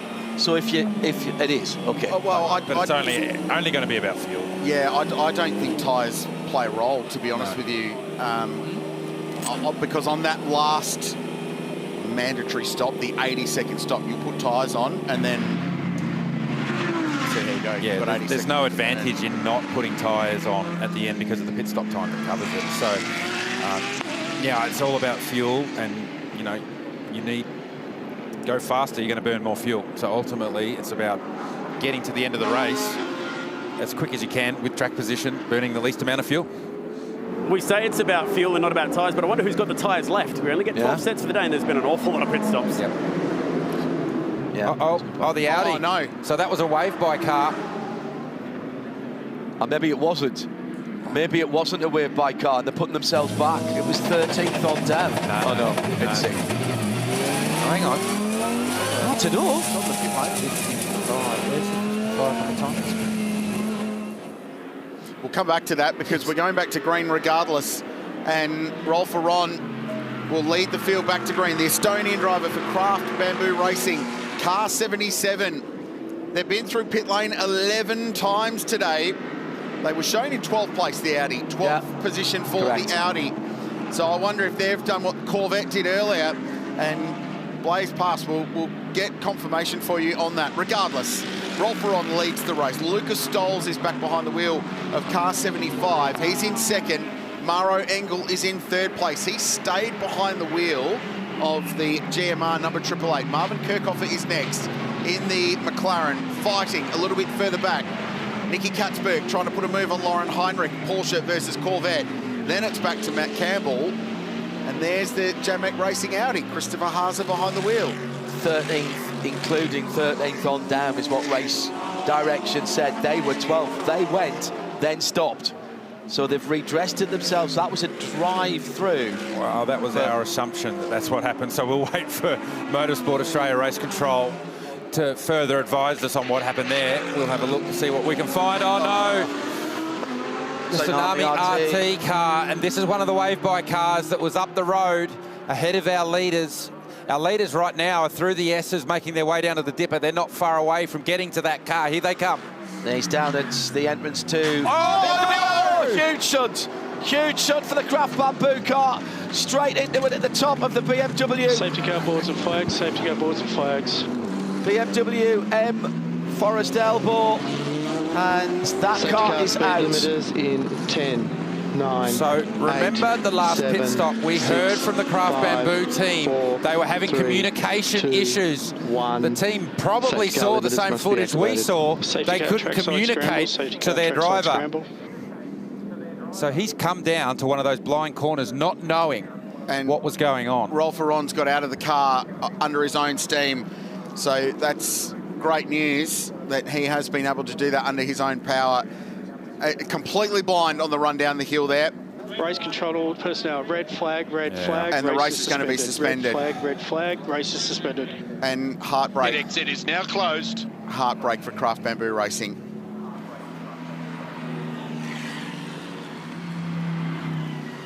It is one of those spots, isn't it, Garth, where vision Race down the control mountain to all teams, just all not there. teams, all cars to stop on the grid, please. Single file on the grid. So there's the Tsunami RT team, Maxi Goetz from Craft Bamboo. What could have been for that team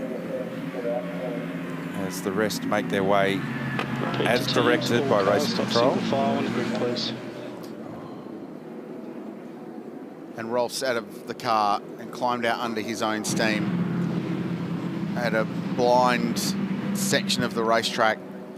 And Lucas Auer and Maxi Goetz watching on from pit lane. Absolutely nothing that they can do. So race suspension. It's only happened a couple of times in Meguiar's Bathurst 12-hour history. Last time was 2018, and that was with 40 minutes to go, and the race ultimately didn't resume. Clock has stopped at this point at 3 hours, 40 minutes and 48 seconds. And that's for driver time. So the driver time under a suspension doesn't count. So it's vital that that element of the race is preserved, because the whole day is based on what amount of time behind the wheel a driver can do. So that's why the clock stops under these conditions. And Johann Ziegler, was behind the wheel of the Tsunami RT Porsche, has also climbed out of his car. So huge impact at the top of the elbow.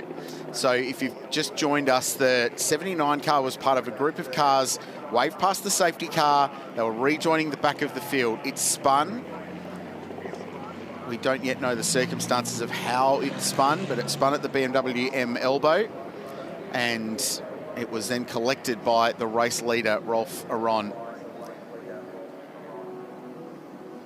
Well, as you can imagine, a lot of emotion down in the pit lane. The good news is, the relatively good news is that both drivers got themselves out of the cars. Rolf Aron clearly taking a big hit there. I want to reiterate, John, sorry, that Rolf got out of the car under his own steam. Correct. And walked across the track and clearly then needed a little lie down on the side of the road, which is completely understandable. Massive impact. Just no view there. No, there is no view. I've been caught up in an incident there in the past where you come around the corner and it's literally nothing you can do. And it's faster than people think isn't it? It's fourth gear in a GT car. It's moving, so it's a completely blind corner. It's Maxi Goats and Craft Bamboo team. This team have been coming here since 2014 when they were an Aston Martin squad, and they've been on the podium a couple of times. They came within 10 seconds of winning this thing in 2022 with a staring drive from Maro Engel. And they keep supporting this event year and year again, and they rock up with amazing liveries and incredible support and an operation with people all around the world contributing to get them here, and some of the best drivers, and they were leading the race within the final third, and unfortunately now are well and truly out of contention for this one. So too Tsunami RT. So just confirming, the race has been suspended. The clock has stopped, and all of the cars directed by Motorsport Australia Race Control to pull to a halt on the pit straight behind the safety car. And directions essentially from there will follow. And as they're pulled up, this is how they stand. Oh, there's a flat tyre there for the Aston Martin number 14. That's the Volante Rosso Motorsport car. So the spin happens first, and right in front of the Penrite 100 car. The Tsunami RT car goes around, does a really good job of getting on the middle pedal so that they don't roll back, and they left some room for people to go around. There's two cars there, the Volante Rosso car's there as well, and that was hiding the other car. So the Volante Rosso car is trying to get around and leaves no room. What an avoidance as well by the 888 and Maro Engel, who somehow managed to get that satin red car through a gap that didn't appear to be AMG GT wide. Race control to all cars, please just form in behind the queue that's already existed. Form in behind the queue that's already existed. We will sort the field when we go into the restart componentry. So that's the orders from James Taylor, Motorsport Australia Race Control, and he'll be getting messages on the LAN and from team manager contacts complaining about race order and things like that. That right now, that's not the priority. The priority is to get the racetrack under control and to manage the situation at the top, get the cleanup underway, and then worry about getting the race restarted. So there's Maro Engel. What a drive it's been from him so far to haul this car with his compatriots Meguiar and Maxime Martin. And yeah, I'm, as you said, to squeeze past as he did, there's an element of luck involved in motorsport, and I think he's just used a bit of it. That's your actions preceding your thought there. That's instinct that gets you through that, Krillsy. And pure instinct. Your point to the Aston Martin being there, I think, is apt, because you'd be easy looking at that car going, okay, well, that car's on the left, so I'll go right. But that was where the stranded car with the Porsche was parked. Yeah, just a little bit further around the corner, Krillsy. Would have been slightly unsighted as they came through there. Chad down in Elfoyle's pit lane. Almost on the racetrack, actually, John. Grab Lucas Stolz for a quick chat about this one. It feels like an unusual time to be chatting to drivers mid-session. That looked pretty serious up there. Can you tell us what you saw? Yeah, first of all, I hope everybody's okay. I couldn't really follow. But yeah, it was pretty harsh. I just saw a car stopping in Forest Elbow, and then Ralph, so the 7.7 in front of me, tried to avoid, but still hit it, and I just moved left, and I guess I was just lucky. We believe the Craft Bamboo cars had some ongoing communication issues to pit to car stuff. Did you have warning of that one from your point of view? Yeah, I heard that there's a car in Forest Elbow, so I took out a little bit, but even I took out some, it was probably not enough, but I was just lucky. Is the front of your car okay? Yeah, perfect. Wow, that's a lucky one, huh? Thank you. Yeah, thanks, mate. Garth, you down with Maro? Yeah, right behind Lucas Stolz was Maro Engel. And Maro, what did you know going down to Forest Elbow as you went down there that lap? Nothing. I just saw the yellow flag, so backed off, but as I came around, cars stopped and cars everywhere, and just crazy, and don't really know how we got through there without any touch. Must have been a centimetre or so, but yeah, first of all, hope that Ralph and all drivers are okay. You guys, there was a whole heap of debris going on. Have you had a look at the front of your car at the moment to understand if you got away with any damage or not? Yeah, it's the first thing I did when I jumped out. So, yeah, it looks like no touch, nothing. I think I just rolled over a bit of debris, but yeah, crazy. It's a crazy old race, this one. You know it more than anyone else, how crazy it can be. You guys started last. You've worked your way back into the game. There's been a whole heap of strategy stuff going on throughout the course of the day. Do you feel like you've got the car once we get going again to get the job done? Yeah, I think we've got the car, but as you just said, it's a crazy race and still a long way to go. So yeah, fingers crossed, and we'll definitely be giving it everything. Thanks, Maro. Cheers. Incredible avoidance by those first two. And Rafa Marciello as well, by the way, who came through with cars moving around after they'd been hit even further down towards the BMW M. Race control, Forest Elbow. attention all teams, as per article this morning, technical regs 4.21.1.3, teams may now approach the cars. Work cannot be conducted. Thank you, JT. So that just saying that the teams, the cars are in a park for May condition, and what that means is that you're not allowed to touch them for fear of fiddling with them or making tweaks on changes. But race control then gives teams permission to go to the cars and plug in things like essential systems, like external batteries if they need them to get them fired up, things like that. So that's why they're given that order from race control. They can go out and make sure their cars are okay visually, and then there'll be further instructions from there. Chad?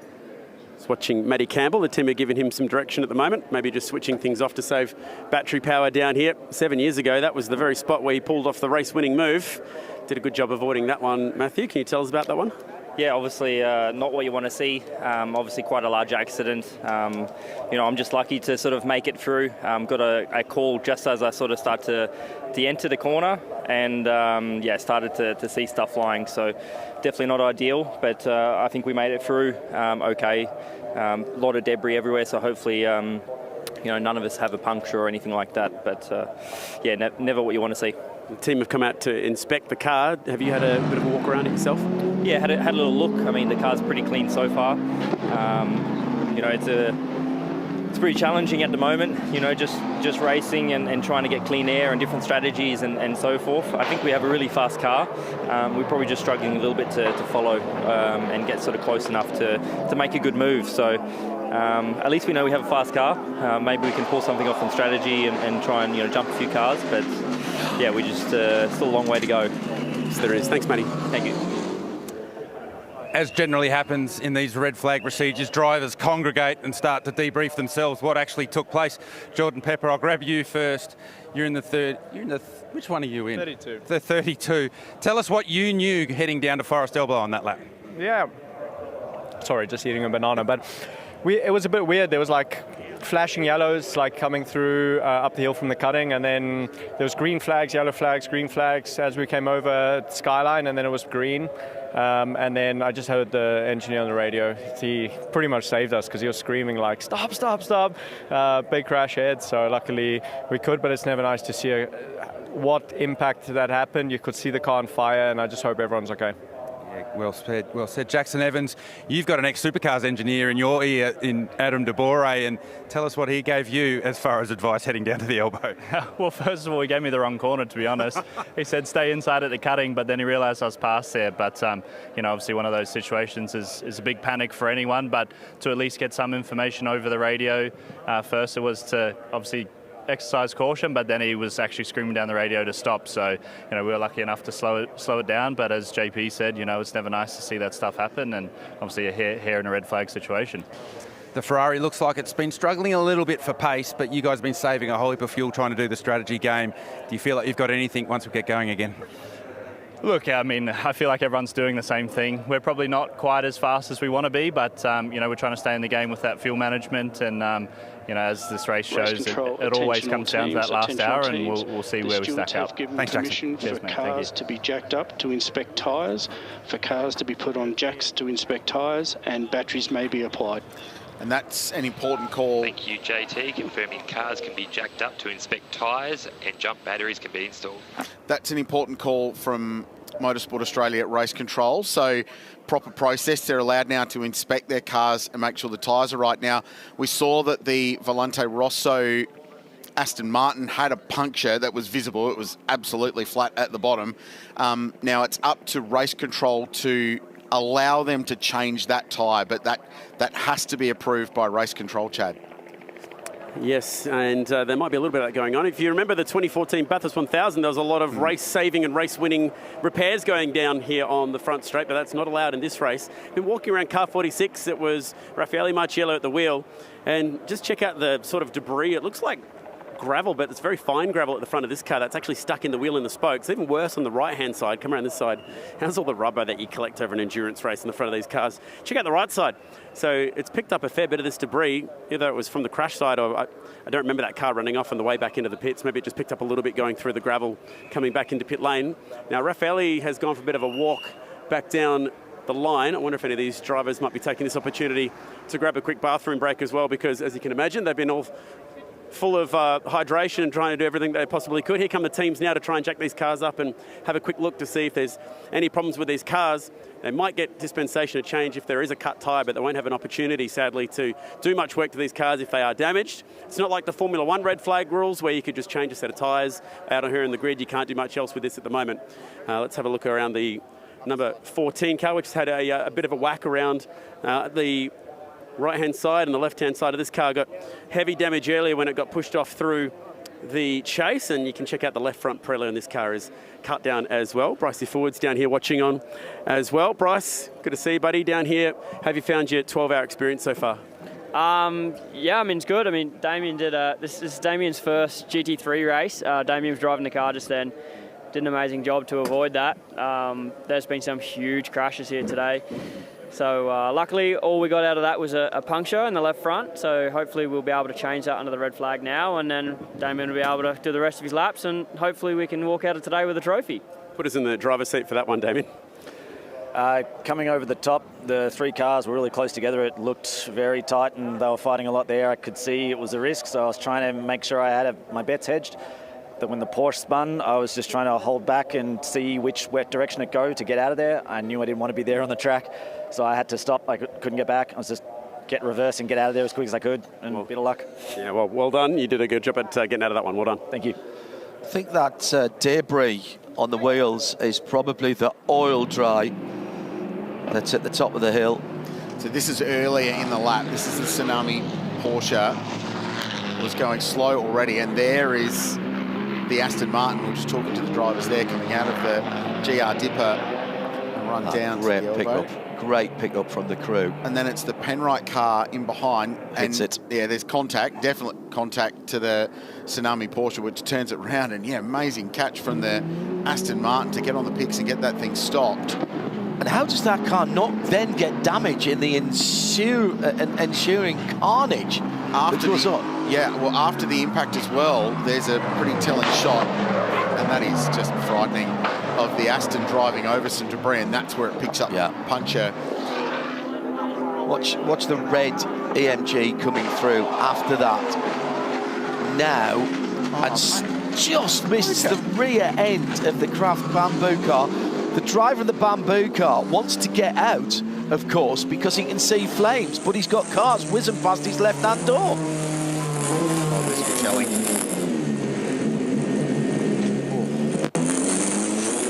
GT? Here with Christopher Haase, who's aboard the 55 JMEC Racing Audi. Chris, you were right at the end of the lead lap cars at that one. Tell us what you saw going down to Forest Elbow. You mean the incident? Yeah, so basically, we're far away. Luckily, I have seen the yellow flags far before, and I have seen, the crampy face from the marshal, so I knew, okay, there's something's going on heavily. I slowed down. I was lucky that nothing happened. But, I mean, nothing Schul, I think Schul was who could do something different. You cannot see a car like that. It's impossible at that position, so, yeah, very unfortunate for them. I want to take back to the restart before that lap. You ended up somehow parked on the inside of the chase at the restart lap. What happened there?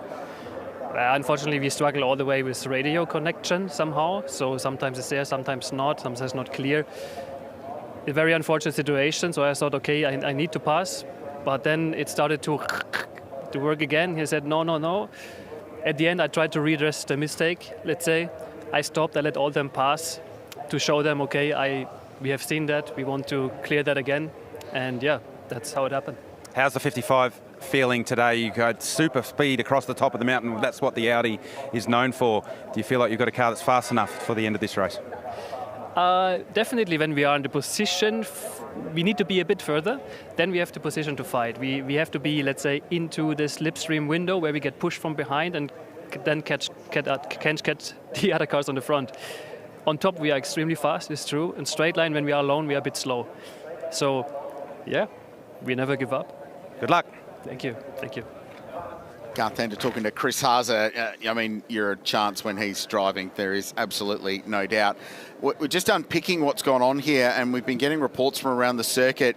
And photographer Jack Martin, one of the team that shoots for the event, and a Gun Motorsport photographer, has a shot of the Tsunami Porsche against the wall at the top of the mountain at McPhillamy Park. So as just before you crest the hump and turn on past the McPhillamy Park gates onto Skyline.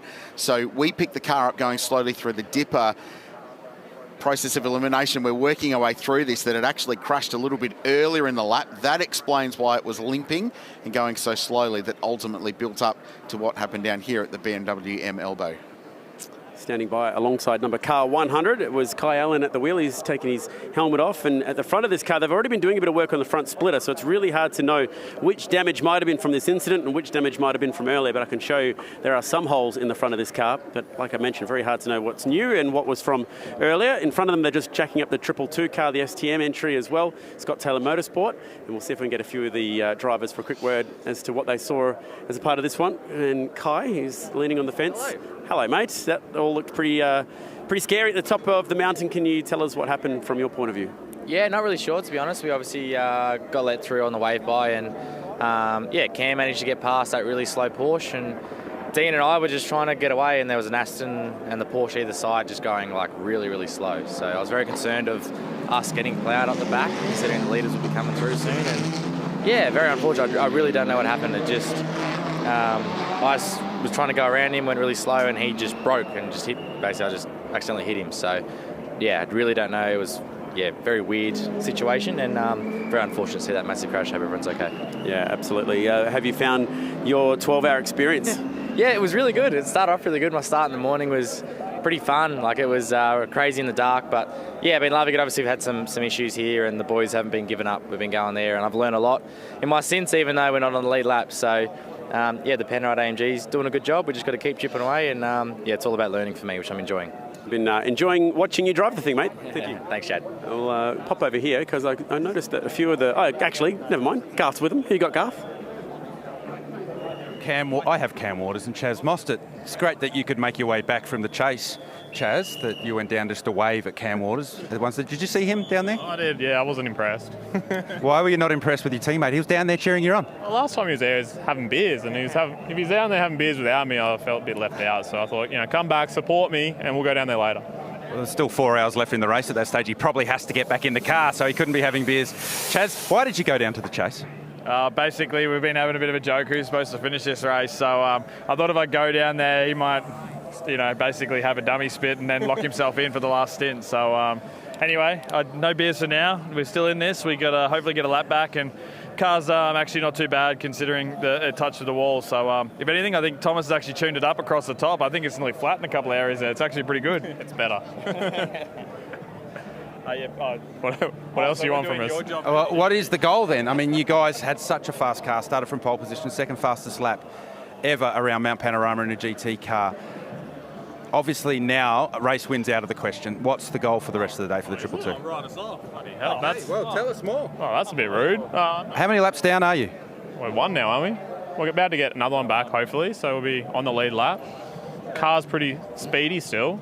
A bit slow down the straights, but we'll put Chaz in to finish, and he'll do a bit of magic around here. Do you feel like you've got a car that's going to be fast enough to do this? I'm still just a bit dirty. You just ripped me off. So it's good if you know replacing Scafey, but you're kind of talking like him. That's all from these guys. I want to pick up on a couple of things that I heard earlier on, particularly one from Chris Harzer. He was being interviewed. He said, I could see on the marshals' faces how serious it was. Great pickup from the replay crew to see the Tsunami RT car in the wall. Now, part of the confusion here, Krillsy, is this is the cars that were let through, and normally you wouldn't be allowed to overtake until you've come past the line. And I think there's some hesitation there from Damien and the Volante Aston Martin as to whether he goes through or not. Yeah, maybe, but also it's single file down there, so it's very, very difficult to pass regardless. Everyone's stacked up behind. There are the two characters in the STM car having a little laugh with Garth Tander, and then incoming at high velocity will be Rolf Aron. And he's absolutely no warning. We should emphasise that our understanding was that that car was having some radio communication issues, which would explain that, because everyone else got at least some warning based on what they've been saying. Another example of how strong modern GT3 car is. Now, Valentino Rossi coming on the scene and picks his way through nicely, actually. If the Aston's the only car to get a puncture out of debris from that, it's remarkable. Yeah, totally. Down with Marcel Zalou, who's just got out of the Gaia Valmont Mercedes. Last year was an amazing story of triumph for you guys after a pretty serious incident in the midway part through that race. And unfortunately, Bathurst hasn't been much kinder to you guys this year. I don't know what it is, but Bathurst doesn't seem to like us at the moment. But you know what, we charge on. We're clawing our way back, which is good. And you know what, we've been having plenty of fun out there today. We've been pretty quick. It's a shame we lost, 36 minutes early on, but we've been, this is the fastest I've ever driven around here, which is pretty exciting. But it's wild out there, and I'm keen to finish my stint and hand it over to the pros. Yeah, what was your take on what you saw up there? Madness. I had probably box seat vision coming down Skyline and getting to the dipper. I could see an Aston facing the wrong way, and looked in my mirrors, and I had probably 4 or 5 people hunting me down. So it was very touchy on the brakes and being really controlled through the mayhem. But I'm not sure what was going on. They do say safety cars breed safety cars, but that was insane. There's still 4 or 5 hours left. I hear you, mate. Well, hopefully we'll get some more racing back in here pretty soon, but I appreciate the chat. Thanks, mate. Cheers. I've got Dean Fiore, who was aboard the number 9 Hallmark Audi when just in behind all that went down for the run down to Forest Elbow. Dean, give us your point of view of what took place. Oh, it was crazy. We're obviously on the lucky dog, so we were going quite hard, and then we've come through the dipper, and I'm right behind Kai, and there was a staggered sort of situation of 2 cars going slow. So Kai had nowhere to sort of go, and they were really doing like 40, 50 Ks. And yeah, Kai's obviously tagged him, and I managed to slip through before he's rolled back into me. So it was dangerous, to be fair. I don't understand how we can be out there going full blaze, and there's people doing 50, 60 Ks in that tight zone. So it seemed like a perfect storm that we ended up with a lot of cars in a very small part of the area. Sharing the car with Lee Holdsworth and Mark Sini, you guys have been doing this for a very long time. You come back year after year after year. Tell us about your day so far. Mate, but day's been strong. We're just chipping away, and I think Mark's done his time. Lee's super quick as usual. I'm getting more comfortable. I actually even said to Mark that I found like half a second out there. I said, if we can do this for another 10 years, I might actually get good.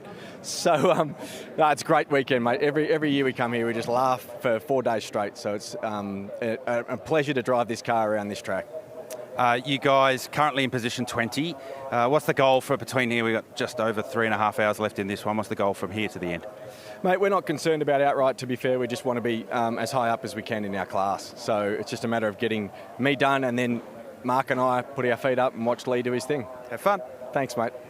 here with Italian star Antonio D'Alberto, who's just got out of the glorious Italian stallion Lamborghini behind us.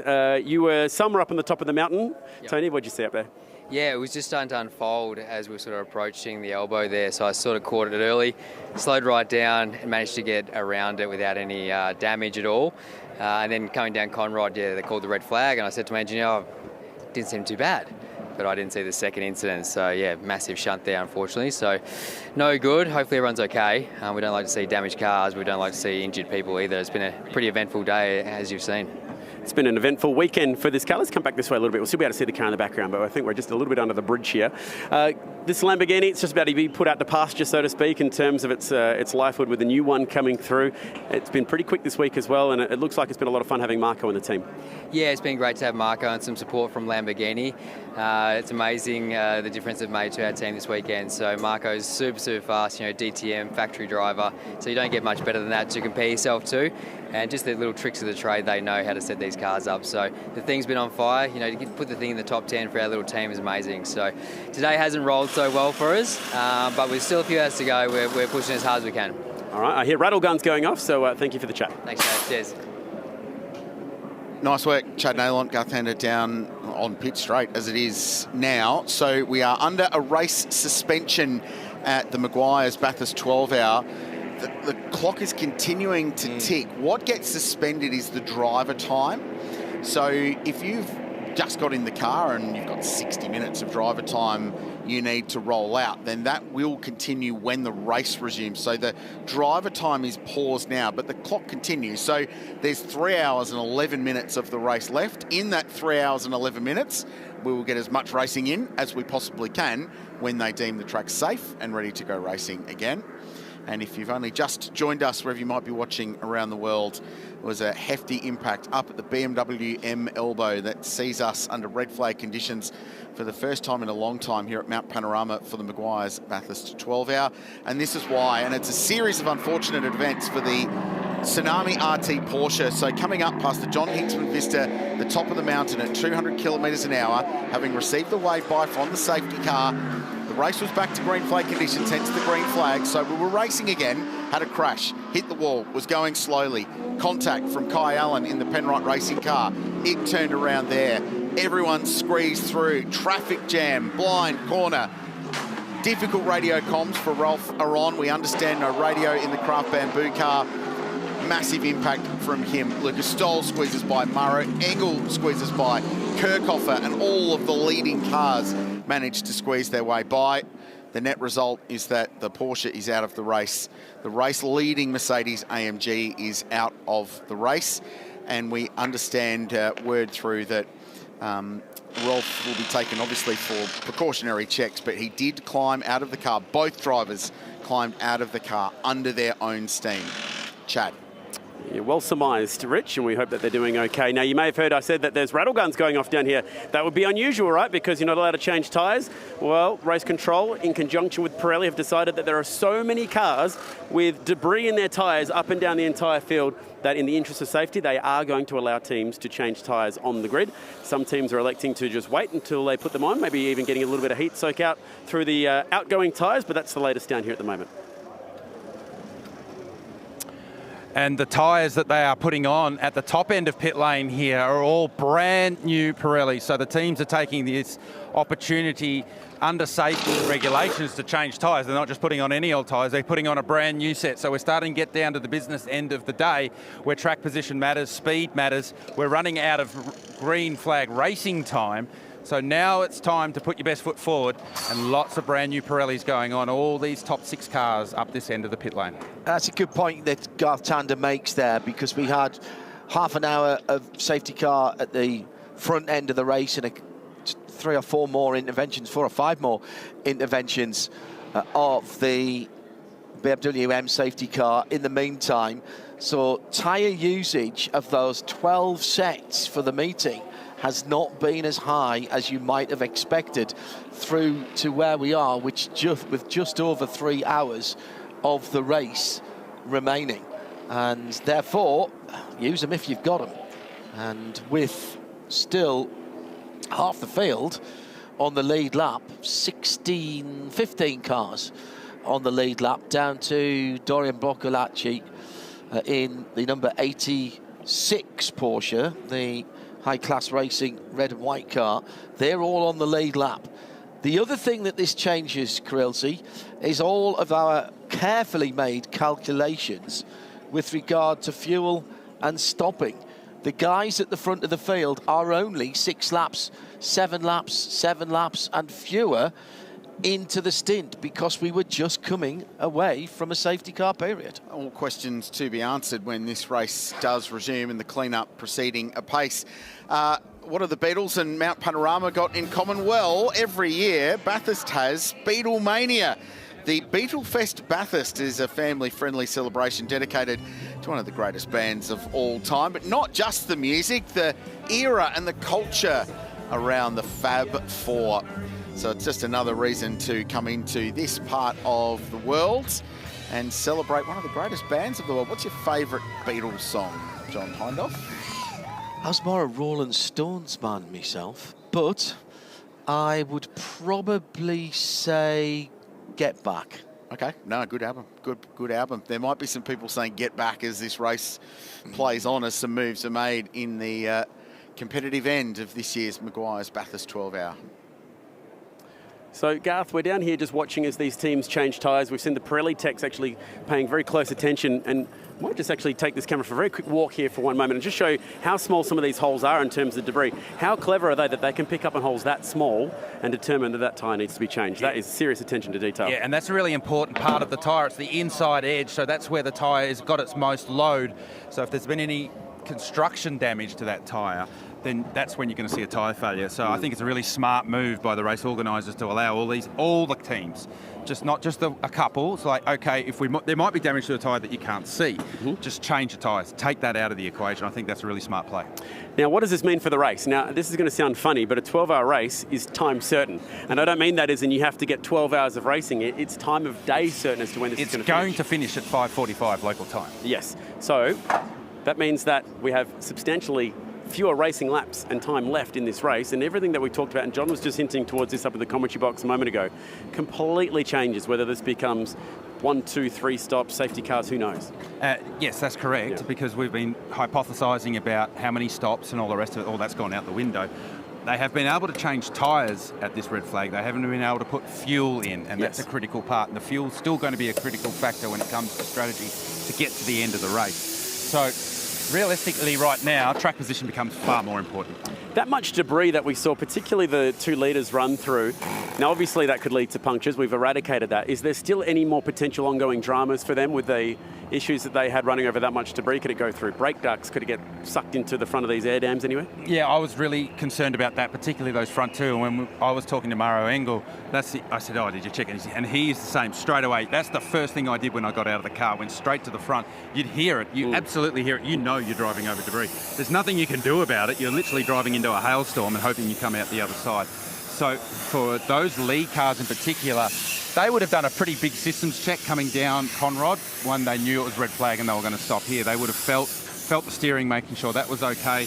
But ultimately, there could be something wedged in that front of that car that may reveal itself an hour into this next run. It may reveal itself at the end of the race, and it could be one of those lucky Bathurst stories. Yeah, Krause, your thoughts? Well, Chad, I was just thinking about the fuel strategy. Now, the resumption of this race goes through a process that's enshrined in the sporting regulations. There's a countdown, and then the race resumes under safety car. Now, they're going to get a couple of laps under safety car, which will be as per any other safety car we've seen in the race. So what that means is, Garth and Chad, and feel free to jump in, they're going to have an opportunity to pit and put fuel in. So they've got the tyres on the grids, but do you now stop? In the knowledge that you stopped 8 or 9 laps ago, do you pit now under this safety car? The race will resume under safety car. Do you pit now, fill the thing up, and then work your way back? Or do you let this stint play out now, knowing that you've probably got, 20, 25 laps maximum on a tank of fuel given the recent round of pit stops wasn't that long ago? Oh, that's really dependent on how long there is left to 5:45. So you guys have got the monitor in front of you. 3 hours and 3 at the moment. Okay, so that's what, an hour and 32 and a half. So that's still not enough to do it on one stop, even if you stopped right now. So there's still a 5-minute process to get the race going when race control deems it ready to restart. So that's going to be the critical time. When we get going is going to be the critical time, and then when we go green will be the critical time. I'm not so sure you want to give up track position right now.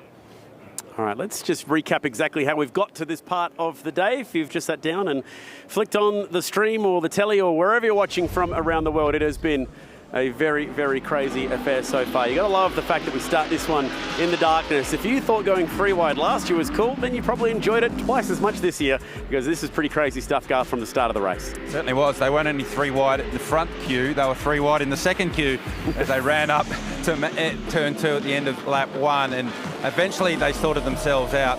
There was plenty of contact though, and there are still cars carrying damage from lap 1 contact at the start of this race. This was horrible, horrible to see. Christopher Mee's brand new Mustang out of action early.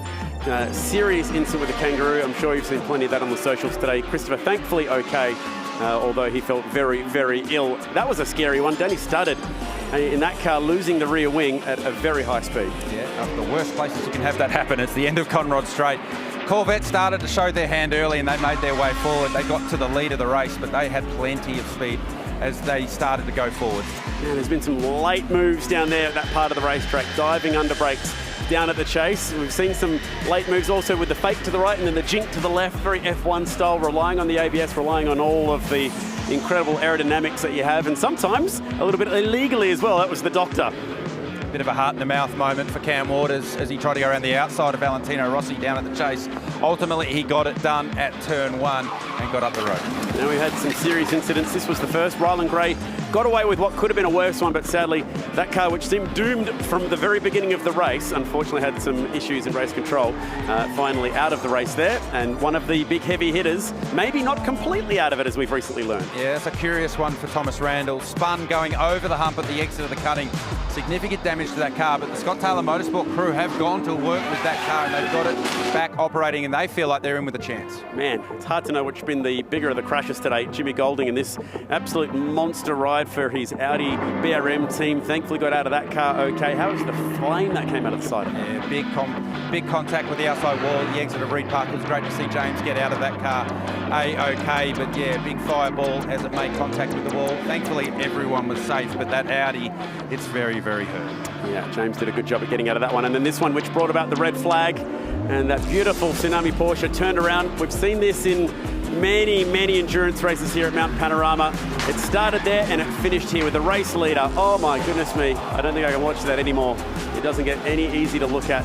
A nasty shunt taking Craft Bamboo out of this one, and incredibly, they were the only cars to be taken out of race contention. A number of drivers, including the drivers in second, third and fourth, listening to the word that they got from their radio to say caution, caution at the elbow and avoid what could have been a much, much larger shunt. Maxi Gertz, thankful that his buddy was able to get out of that car. And that is where we are right now. A stoppage to this one now. Shay has a bit of news on the drivers. The good news is that Ralph is stable. He is being transported to a fairly local hospital up in Orange for further observation. Maxi Goetz is still with him inside medical, and I'm waiting for official word from the team as to how his attitude is, how he feels, all that sort of thing. But what we can tell you for now is that he is at least stable, and he's going for further evaluation. Thanks, Shay Adam, and that's positive news and reinforces just how tough these race cars are, and the medical response is first class at this venue and indeed around all of our racetracks in Australia, and Team Medical Australia, the absolute best in the business. So the drivers having a little debrief while we wait to launch into the restart procedure when they're confident that the track is cleaned up at the top of Mount Panorama. We've been talking about wildlife a little bit today, JH, and the dog's been let out down there. It's fine. He's fine. There's no cars out there. Drag him back in before they. He's not going to jump the fence, is he? So. He'll get under it down there. Not a problem. The Dashant. Never leave drivers alone without supervision. This could get very untidy very quickly. Under 3 hours remaining on the clock now. So that's an hour, and an hour as it stands right now. And all of the top cars are in that window to do that. even with 7 laps under their belt, because of course we only just came back to green flag racing. So for Lucas Stoltz in the number 75 Sun Energy, that was just 5 laps, which were all behind the safety car since he last came out of the pit lane. So we are talking for people now who the decision will have to be made by the lead lap cars as to whether to stop and top or to whether to carry on. They've all, if they've needed them or wanted them, and let's be honest, if you've got them, you're going to use them, have taken new Pirelli rubber to go this stint and probably two more. There's that start procedure that Rich was talking about, which will take up some extra time. Don't be surprised to see some people go as deeply into the start procedure and wait to the last moment, I think, Rich, before splashing off the fuel load. There are 1 or 2 people. I'm looking at the guys on the lead lap. I don't think there's anybody who's got more than 8 laps since they were in the pit lane. The wave-by cars, different matter entirely, because there are a few people on slightly different strategies, but even then, it's not a huge amount. I suspect at the front of the field, it'll depend on what the leading 2 or 3 do as to what everybody else does, whether they go off and do the opposite or whether they follow them in. That will be discussions that's been had now, and some furrowed brows, I presume, down at the Parc Fermé on the pit straight, Chad, as people are having those conversations. Not the drivers, but all the techs and the strategists will be trying to work out where we go from here. Yeah. And I'm looking at a group of current supercars drivers and some ex-supercars drivers at the moment who seem to not care at all about strategy. They're probably just having a bit of a pre-brief before they go racing next week. Might pull Zach Bates out for a little bit of a chat here. Come on over, Zach, and say g'day. Hello, mate. You're ready to get started clearly in your supercars campaign. You're already suited and booted. Big week. You got some testing and then round 1 of the Supercars Championship. You pretty fired up?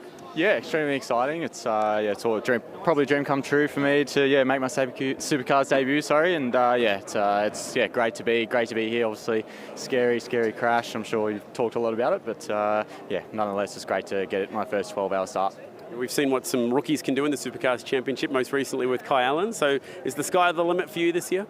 Yeah, exactly. Look, he's done a great job last year, and Woody behind me as well had a very decent start. So yeah, look, I just got to put my head down, try my best, man, the Matt Stone crew. So yeah, see what we can do.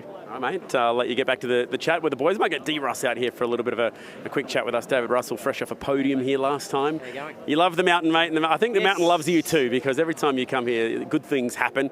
How's your run here today been so far? Look, it's been a little bit up and down. We had these cars, when you change gears, they have a shift compressor and a little valve block there that controls all of that. It had enough early in the day. So unfortunately for us, that puts us about 10 laps down, and you're just going into circulation. Obviously, in a class as big as us, we're in bronze class, you're hoping that you can somehow go through, but at this point of the day, you're just circulating around, enjoying your laps around here. And look, James and Theo Konduras have done a really good job. They're sort of cycling through as well. I was actually just talking to Theo and said, mate, just go and enjoy your second stint. We'll get you out of the trouble, because obviously all these bronze drivers, the last thing they want to do is be perched in the middle of a field of pros where they're looking in their mirrors and doing that. So we'll cycle him through the lane, drop him to the back of the pack. He can go and enjoy his stint, and then we can press on for the afternoon and finish the race. Always appreciate the time to catch up with you, mate, and we'll see you back here soon. Cool, thank you. Take you back upstairs for a bit. The 5-minute signal to resumption will be displayed at 14:55. So, good news everywhere, as it turns out, because not only can we go back to racing in 10 minutes' time, we can tell you that the 3-day attendance for the Meguiar's Bathurst 12-hour, 55,231 people, which is an event record. It's almost 2,000 up on the previous best. So, massive congratulations. Thank you to the people of Bathurst, everyone who's come into town for the weekend, more than 2,700 campsites filled this weekend, the corporate facilities as well, and the brilliant spectator areas around Mount Panorama. So that's massively positive for this event. Largest ever event attendance for Australia's International Endurance Race, which this year with 34 cars, 22 nationalities represented, is going from strength to strength. And the Camp Mud Duds are enjoying their time at the top of the mountain. Now, the Dachshund did escape under the fence, as John correctly pointed out, and we saw Kenny Hibble's son up there earlier. This is Kenny Hibble's dog, we understand. I'm not making this up. And very happy with life. He's been rescued back behind the fence, and the kids have got him in good to go. So there will be no further wildlife issues on Conrod Strait from that little animal, which is good to know. So confirming at 14:55 local time, which is 3.5 minutes away, the 5-minute process to restart this race will commence. Shay Adam, which is good news. The ambulance is just leaving with Ralph Aaron aboard, and also with him, one of his co-drivers, Lucas Auer, is also going to the hospital. You talk about a little bit of twisted irony and the perfect person to support you. Lucas broke his back a few years ago in a Mercedes. He knows about injuries of all sorts because of all of the injuries that he's been through. Lucas, truly a fan favorite because of all the adversity he's had to push through. He is going with Ralph. Maxi Getz actually is very fortunate, and he hasn't suffered any big injuries lately, so they elected to send Lucas to the hospital with him. That makes a lot of sense. Good to have a friendly face there to help him through the process. Here's a friendly face. It's Jordan Love. He's back in the country. Always appreciate a chance to catch up with you, mate. You've really taken to sports car racing, graduated out of Carrera Cup. Now your chance to live the dream, driving these gorgeous cars. And how are you finding your time with your new team and your new family racing there with the Johor team? Yeah, it's been amazing. Obviously, being with the Johor guys for a couple of years now has been amazing. And first introduced to them when I was with AMG and when I was racing with the Mercs with them, which was great. And to go off on this new program with the Corvette has been super exciting. It's been full of learning the last 12, 18 months, but yeah, we're really coming to grips with it now, and it's been really good fun. So yeah.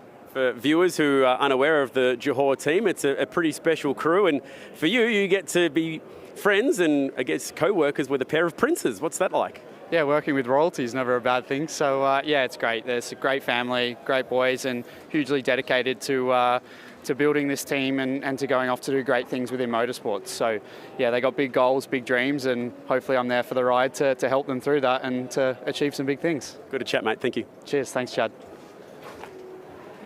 He's a ripper, Jordan Love. His brother Aaron will be back in Porsche Carrera Cup Australia this year as well, which is good to see. So drivers getting themselves bolted back into their race cars for a resumption of play, which will take place in 1 minute and 15 seconds. And then there's a 5-minute process before the race actually resumes, and it will resume behind the control of the BMW M safety car. And then the race basically resumes as if it's from a safety car restart from that point, following this race suspension. And the drivers that were in the cars at the time obviously will return to the driving seats. So if you haven't seen the leaderboard for a little while, Lucas Stoles, Maro Engel 1 and 2 for Mercedes-AMG's, Marvin Kirchhofer in the McLaren in 3rd place. Scuff.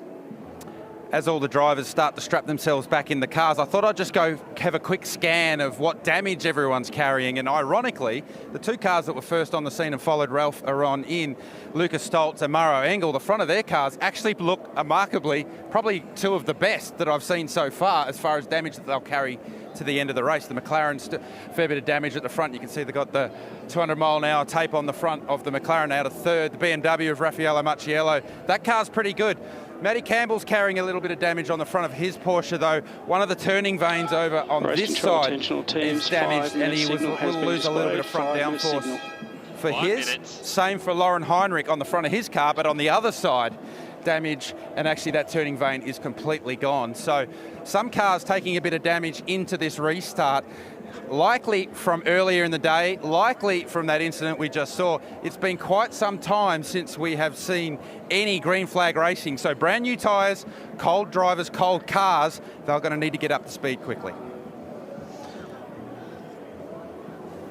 So under 3 hours to go, which does have repercussions in terms of what happens from now on, not just for fuel and strategy, but that changes the rules on the wave by, Crailsey. So, yeah, the commencement of the 10th hour, the wave by ends. So, by my maths, we're in that now. So the wave by no longer an option at that. There is a discretionary element from race control. I don't want to theorise too much about that stuff, but given the race suspension. But regardless, we've still got a remarkable number of cars on the lead lap as a result of all of this today. So 15 cars currently shown as being on lap 196. So from Lucas Stoles, the leader, down to Dorian Boccolacci in 15th position. They're all on the lead lap. The first car off it will be Cam Waters in the 222, followed by Max Hesser in the team KRC, Kang Racing Team BMW M4. And then Prince Jeffrey Ibrahim is behind the wheel of the 99 Johor Racing car. Dean Fiore rounding out the top 20 is behind the wheel of the Hallmark Property Group Audi. But Pro cars 1 through 8, and it's worth touching on the fact that one of those Pro cars that have worked their way back into contention on this, having gone down a lap earlier today, is the car that won the race last year, number 32 BMW of Team WRT, with Jordan Pepper now behind the wheel. They're back up to 8th position, and this safety car gets them right on the leading queue of cars. And they were a minute and a half behind them when that red flag and the race suspension was shown. There's another car that will be a contender, no doubt, Nicky Katzberg. They've had their troubles today. A particularly costly drive-through penalty cost them a lot of track position early, but the Corvette from JMR will be very much in the mix. And, well, when you get to the end of a Bathurst race and Matt Campbell's behind the wheel of a Porsche 911 GT3R, you know you're a shot. He's 5th.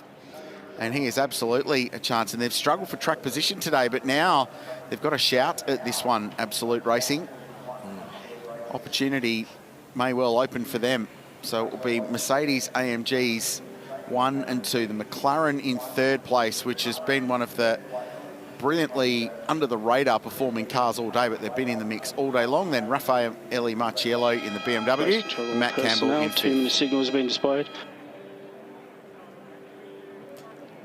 2 minutes. So 2 minutes until the race resumes.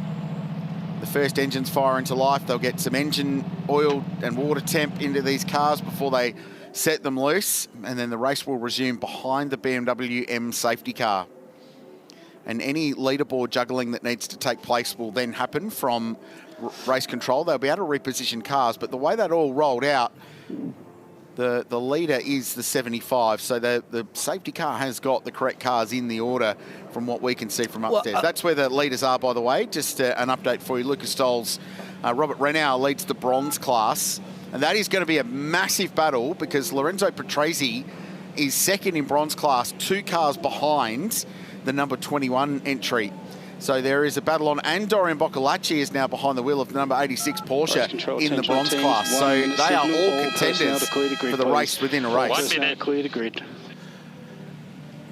Where will they take that? Race control safety car lights on, please. Safety car boards and flags are displayed at all marshal posts. Let's just let the formalities go by. Race control safety car, lights are on for safety car. Where would they take that race order from, Crailsey? Not necessarily the end of the last completed lap, because there are sectors that we have, and indeed micro sectors that race control have. It would be the point the race was suspended. 30 seconds. Would be where they will pick up from, because that's essentially what they're doing.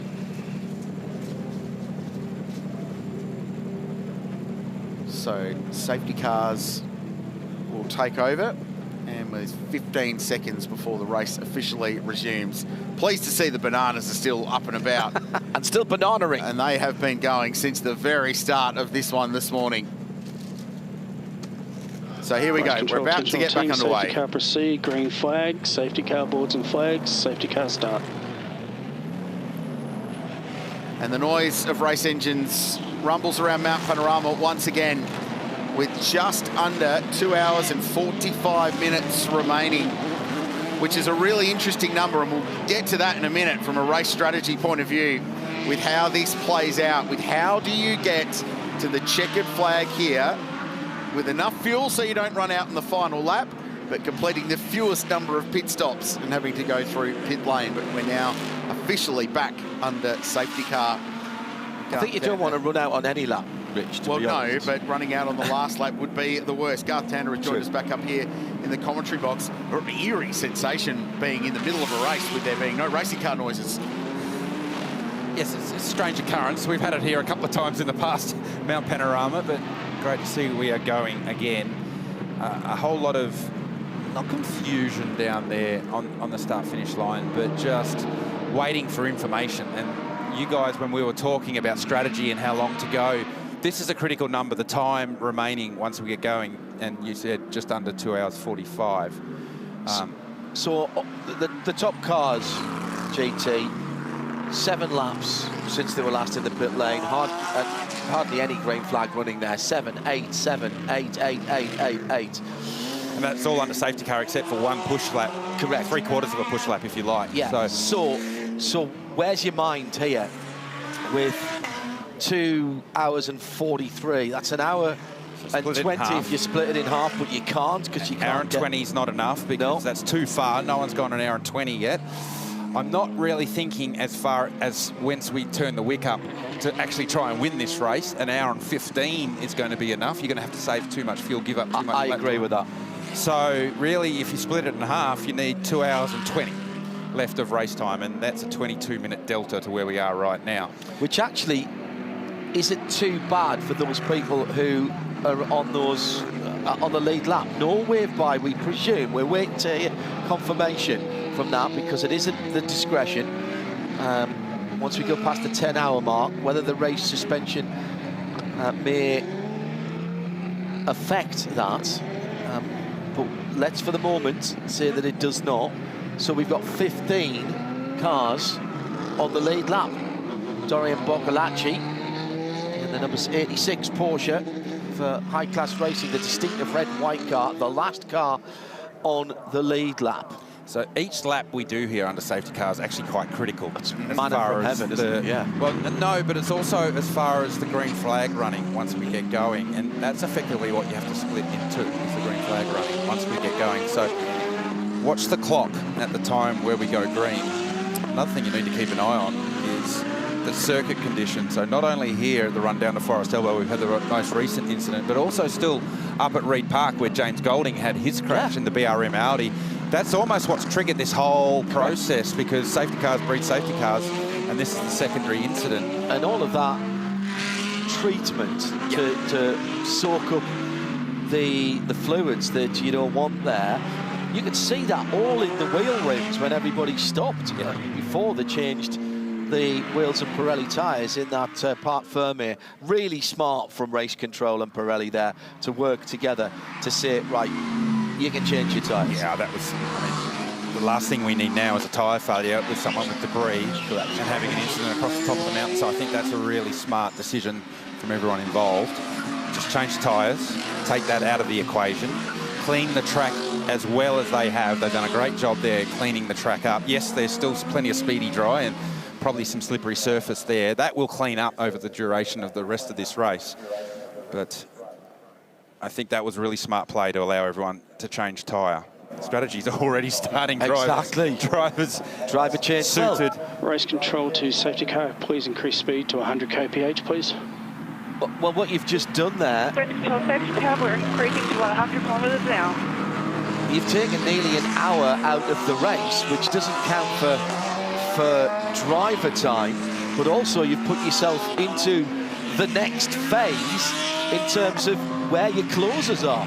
You're almost, you're 10, 20 minutes away from somebody being able to go at the end here. Yeah, that's a good point, because as long as they don't exceed the cumulative driving time, which will be hard to do now because we've taken an hour out of the race of competition time, as long as when you can't exceed, once you get the 2.5 hours left, you can't exceed the maximum driving time in one stint. Which might be why they're doing a driver change down here at Team KRC and some running repairs as well. So Max Hesse jumping out, Maxime Oostin getting in the car, the Dutchman will take over. Chad?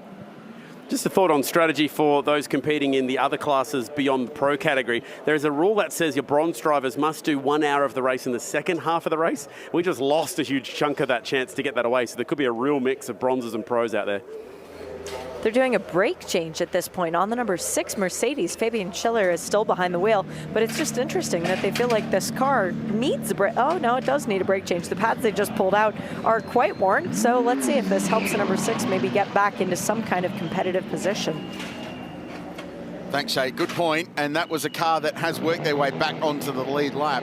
And at times has had the pace to be competitive, but they've gone down laps early in the day, and it's taken them this long to work their way back into contention. Max Hesser taking out the dark green BMW with a whole load of tape on the left-hand front of that car where the headlight is. I think they might have learned from WRT about headlights falling out earlier on. It's got a different bonnet on it that started the race. It's got a different front facer on it that started the race. I think it's got a different front guard on it that started the race as well. It's got a whole heap of race tape on it that didn't start the race as well. So this car has been in the wars, as have many, and I took the opportunity to walk up and down the grid that were parked up there on the front straight. Nearly every car's got some form of damage, whether it was from the incident we've just had or general combat over the course of the race so far. Not the Tony Quinn Audi. No, actually, I didn't get to the Tony Quinn Audi, but they generally, to this point, touch wood, seem to have had a clean race, and certainly hope that they do that to the end. It's Maxime Nustin behind the wheel of the KRC BMW. As we have a look at Raffaele Marcello, who is in 4th position in the car that he's been sharing with Augusto Farfus and Valentino Rossi, who's done a lion's share of the heavy lifting across the middle of the race today. Some excellent fuel saving from him early on as well, despite having very good car speed. In fact, the fastest lap for that car was set by Valentino Rossi on lap 133 at a 203.66. An hour and 4 minutes into his stint. Not far before they peeled off the pit lane. But what does that say about the Pirelli tyres, by the way? When we were talking about people not knowing at the start of this week how the new construction and compounded Pirelli tyre would react here at the Mountain. WRT, one of the teams who have had experience with that new tyre, but I think the test has been passed. Big tick. Well done, Pirelli. Most certainly. It's been a good tyre. Quite durable. We haven't seen too much double stinting, so just because of the regulations, there's no real requirement to do that other than the tyre allocation right from the start of the weekend. But the fact that teams are rolling out brand new tyres at this stage of the race, they'll have enough tyres sitting in the garage, they'll know, to get them to the end now. So really tyres aren't an issue as far as strategy. Yeah, tyre strategy is the easy part moving forward here. 28 of the 34 starters will still be circulating when this all trips over. Into pit lane comes the Superbarn car. We heard from David Russell moments ago, and 222 as well. So that was a car that was really looking for the wave by. The clock went too long for them. Talking to Chaz and Cam, and they really felt like they were back in the game. They felt like the car was actually repaired enough to be fast enough.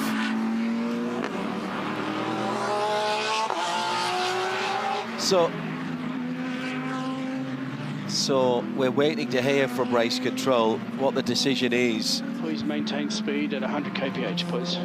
About wave buys. Ensure that the car maintaining 100 kilometers an hour.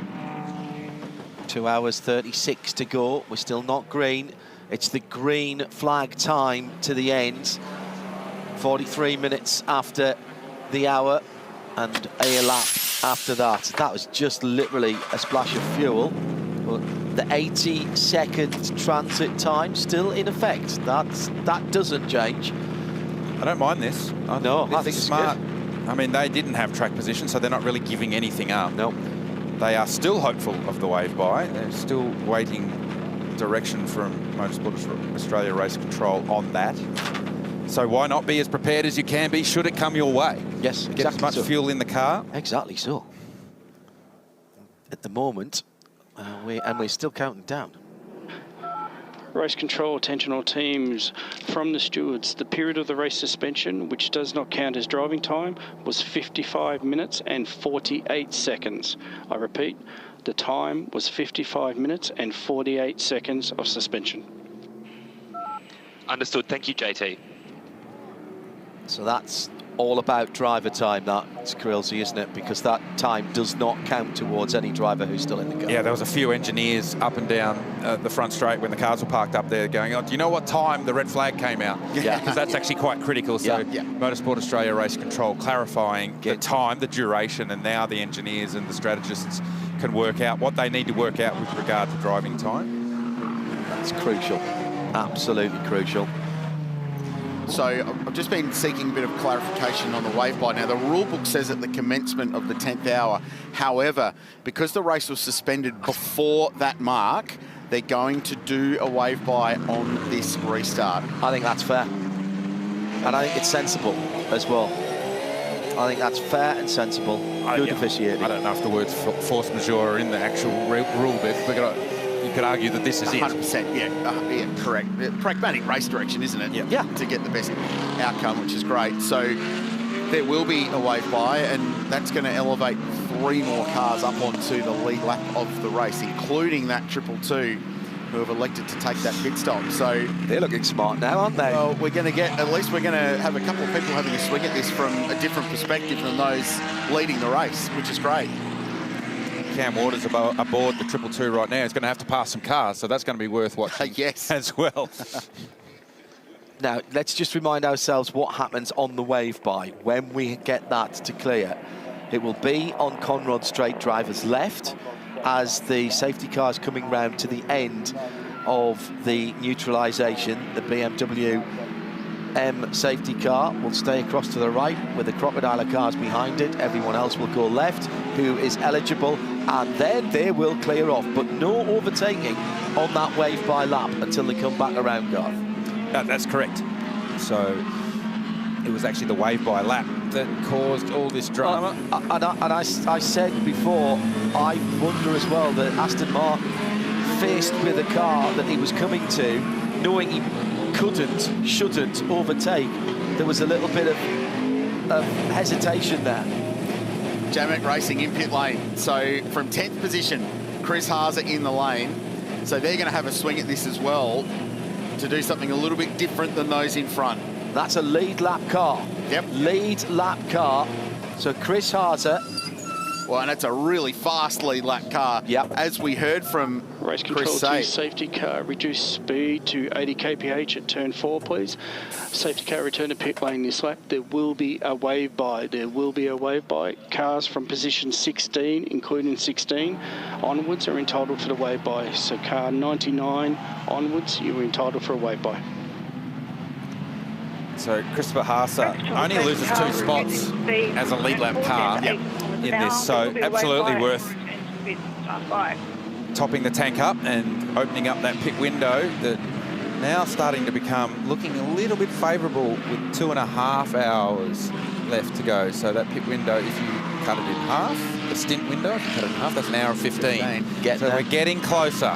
So what they're trying to do this now on one more pit stop. Is their goal in life is to make one more tour through pit lane, through Elfoil pit lane, and get to the end on one more pit stop. So it's a big swing at this point of the race. That Audi is now going to tear round to get back on. Hopefully, by the time he gets there, they're doing the wave by. He drops straight back onto the back of the lead lap car. That was 7 laps of safety car running that he's just topped off from. Now, that doesn't sound like a lot, but it may make a difference. 1 or 2 laps here, gentlemen, may make a difference with now exactly 2.5 hours to go. Well, the thing with the Audi, and we've been talking about this today, is that if they have to pass the way to the front, they're probably not going to win the race, because it's not a car that has the straight line speed, especially to do the moves that we've seen Maro Engel do, for example, down at the Chase. But if they can roll the dice on strategy, then who knows? Maybe they'll have track position at the end. And I'd rather be leading and out of fuel than chasing and not being able to overtake, because at least you're having a massive swing at winning this race. So that's the scenario, and I love that NPC's rolling the dice. A short putt is always short, Rich, so you might as well hit it hard and see what happens. Well, do you remember right at the beginning of this race when we were saying it's a track position race? at the money end of the race, it's totally a track position race. You can defend, you can try to make your car as wide as possible, even if you can't turn the car up to 11. So the wave-by cars making their way past the lead lap cars and the BMW M safety car as they head off around to try and get their lap back. The mountain always delivers. Oh, it's still got a bit more to go, yeah. Oh, sorry about that. I didn't want to tell you guys while I was out there on the front straight, but it was spitting a little bit of rain. Garth, it's raining again. No, it stopped, but it definitely spit. No, Nicky Katzberg saw me noticing the rain, and he instantly put his palms up. He felt it. So it stopped again. It's not raining now, but wouldn't surprise me. It's the last thing anybody needs.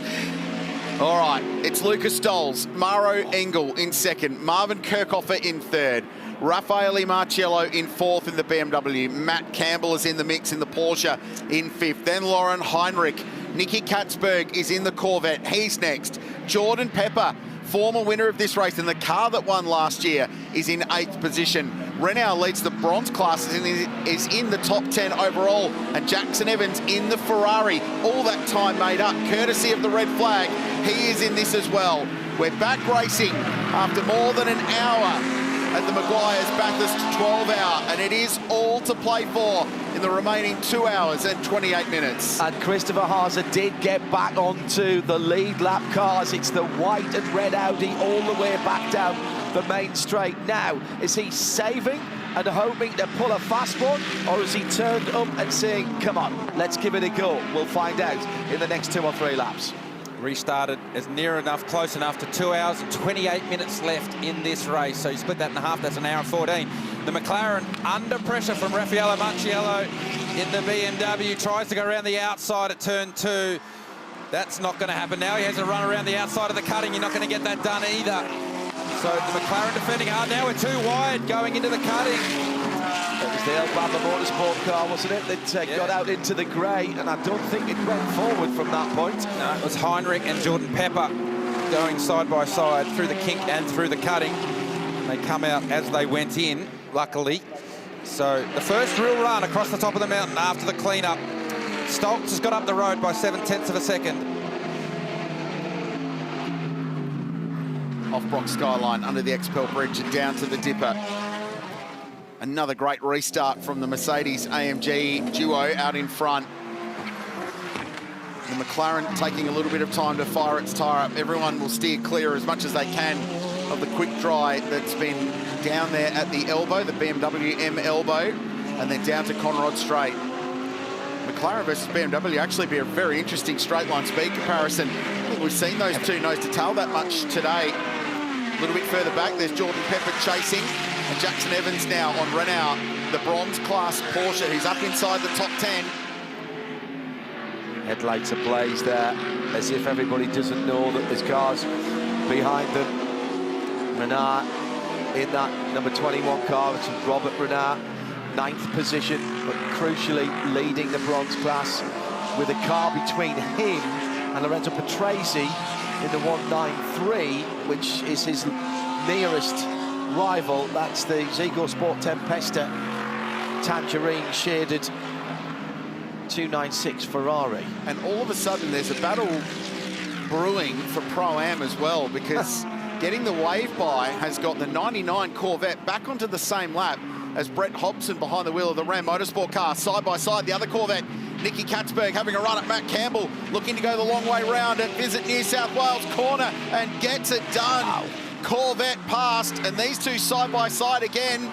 Marciello trying to work his way past Kirchhofer, who struggles to get out of turn 2 in the BMW. The torque, the turbocharged car, drags itself up the hill really well, but look at that Corvette go. We've seen 2 outside passes at that point, Rich. One was the high-class racing Porsche, wasn't it, with Fordback behind the wheel, and now here's a look down the inside at the top of the mountain. Don't think that one was coming off. People taking some odd lines here, and also this lap traffic. We've got the GT4 McLaren right in the mix of the lead battle, and this is danger time for everybody here. One line only here. Not much that McLaren can do. Blue flags are being waved. Has to be respect from all parties here. Stick to the racing line is what you're told in the driver meeting. Let the faster cars find their way by, and it's worked out okay. Chris Haas is getting a drive-through penalty for safety car procedure breach. I think that dates right back to well before the race suspension, when we saw it go past the queue. It's the same penalty that the Corvette got earlier today. So they've rolled the dice with strategy, but they're going to have to add 30 seconds to that 32 for the drive-through. This has bunched the field right up as they came across the GT4 McLaren across the top of the mountain. So everyone, Jackson Evans has bought into this one. For sure, he's looking up the inside of the Herberth Porsche into the final corner. Nothing doing there. Christopher Haas comes straight to the lane, and that's important. You want to get that penalty over and done with. Should a safety car come out, you want to get trapped on track. Cannot serve that penalty under safety car. Just want to get, if he can, he wants to get ahead of as many of the rear bike cars as well before they come by. Remember when Katzberg took it for Corvette, it cost him about 30 seconds to the lead of the race. So he'll end up almost in no man's land between the wave-by cars and behind these lead lap cars that took the restart. Glass half full, he'll have some clear air. Yep. Glass half empty, it'll be a long way down. Yes, right. There's still 2 hours and 23 minutes to go. I'm radiating positivity here, Grills. No, I love it. And the two Ferraris locked together, and the second of the two of them going quickest at the moment, Lorenzo Patrese, has cruised up to the back of Jackson Evans in 10th and 11th place. And the reason for that, he wants to get further up the field because Renault is the leader in the bronze class, and that's for a class victory between the Porsche and the Ferrari. The funny thing about that drive-through for car 55 was if that indeed can get to the finish with just one stop when everyone else has two of those 80-second stops, it almost wouldn't matter. It's got that much of a margin on the field. But talk about glass half full, glass half empty. One of the things it does mean is taking it out of this lead pack of cars makes it really hard for that car to save fuel. Yeah, he can't save fuel. No, I think he gets his foot down. Leaders. Turns up to 11. Sorry, Chris. Leaders locked together.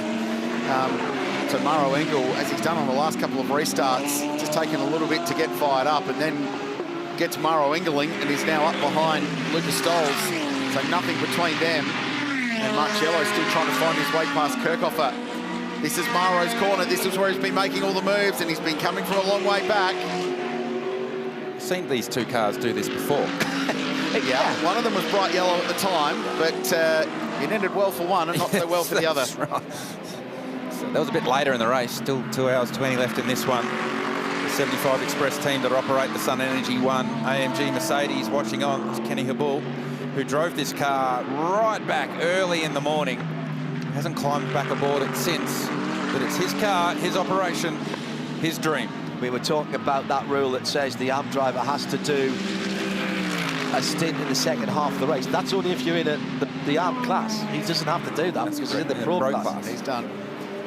Nothing wrong with the racetrack or the cars at the moment, and I say that with the caveat that they all put tyres on under the red flag, but Marcello's just done a 3-0, which is the quickest lap for the race for car 46, and once again he's trying to go around the outside of Kirchhoffer on the run up towards the Ford cutting. Either Kirchhoffer's not getting off 2 or Marcello is getting the run of all runs off turn 2. We're yet to find out exactly which it is, but Kirchhoffer hasn't fell a whole long way behind Maro Engel, so I just feel like Raffaello Marcello, it's go time. Yep.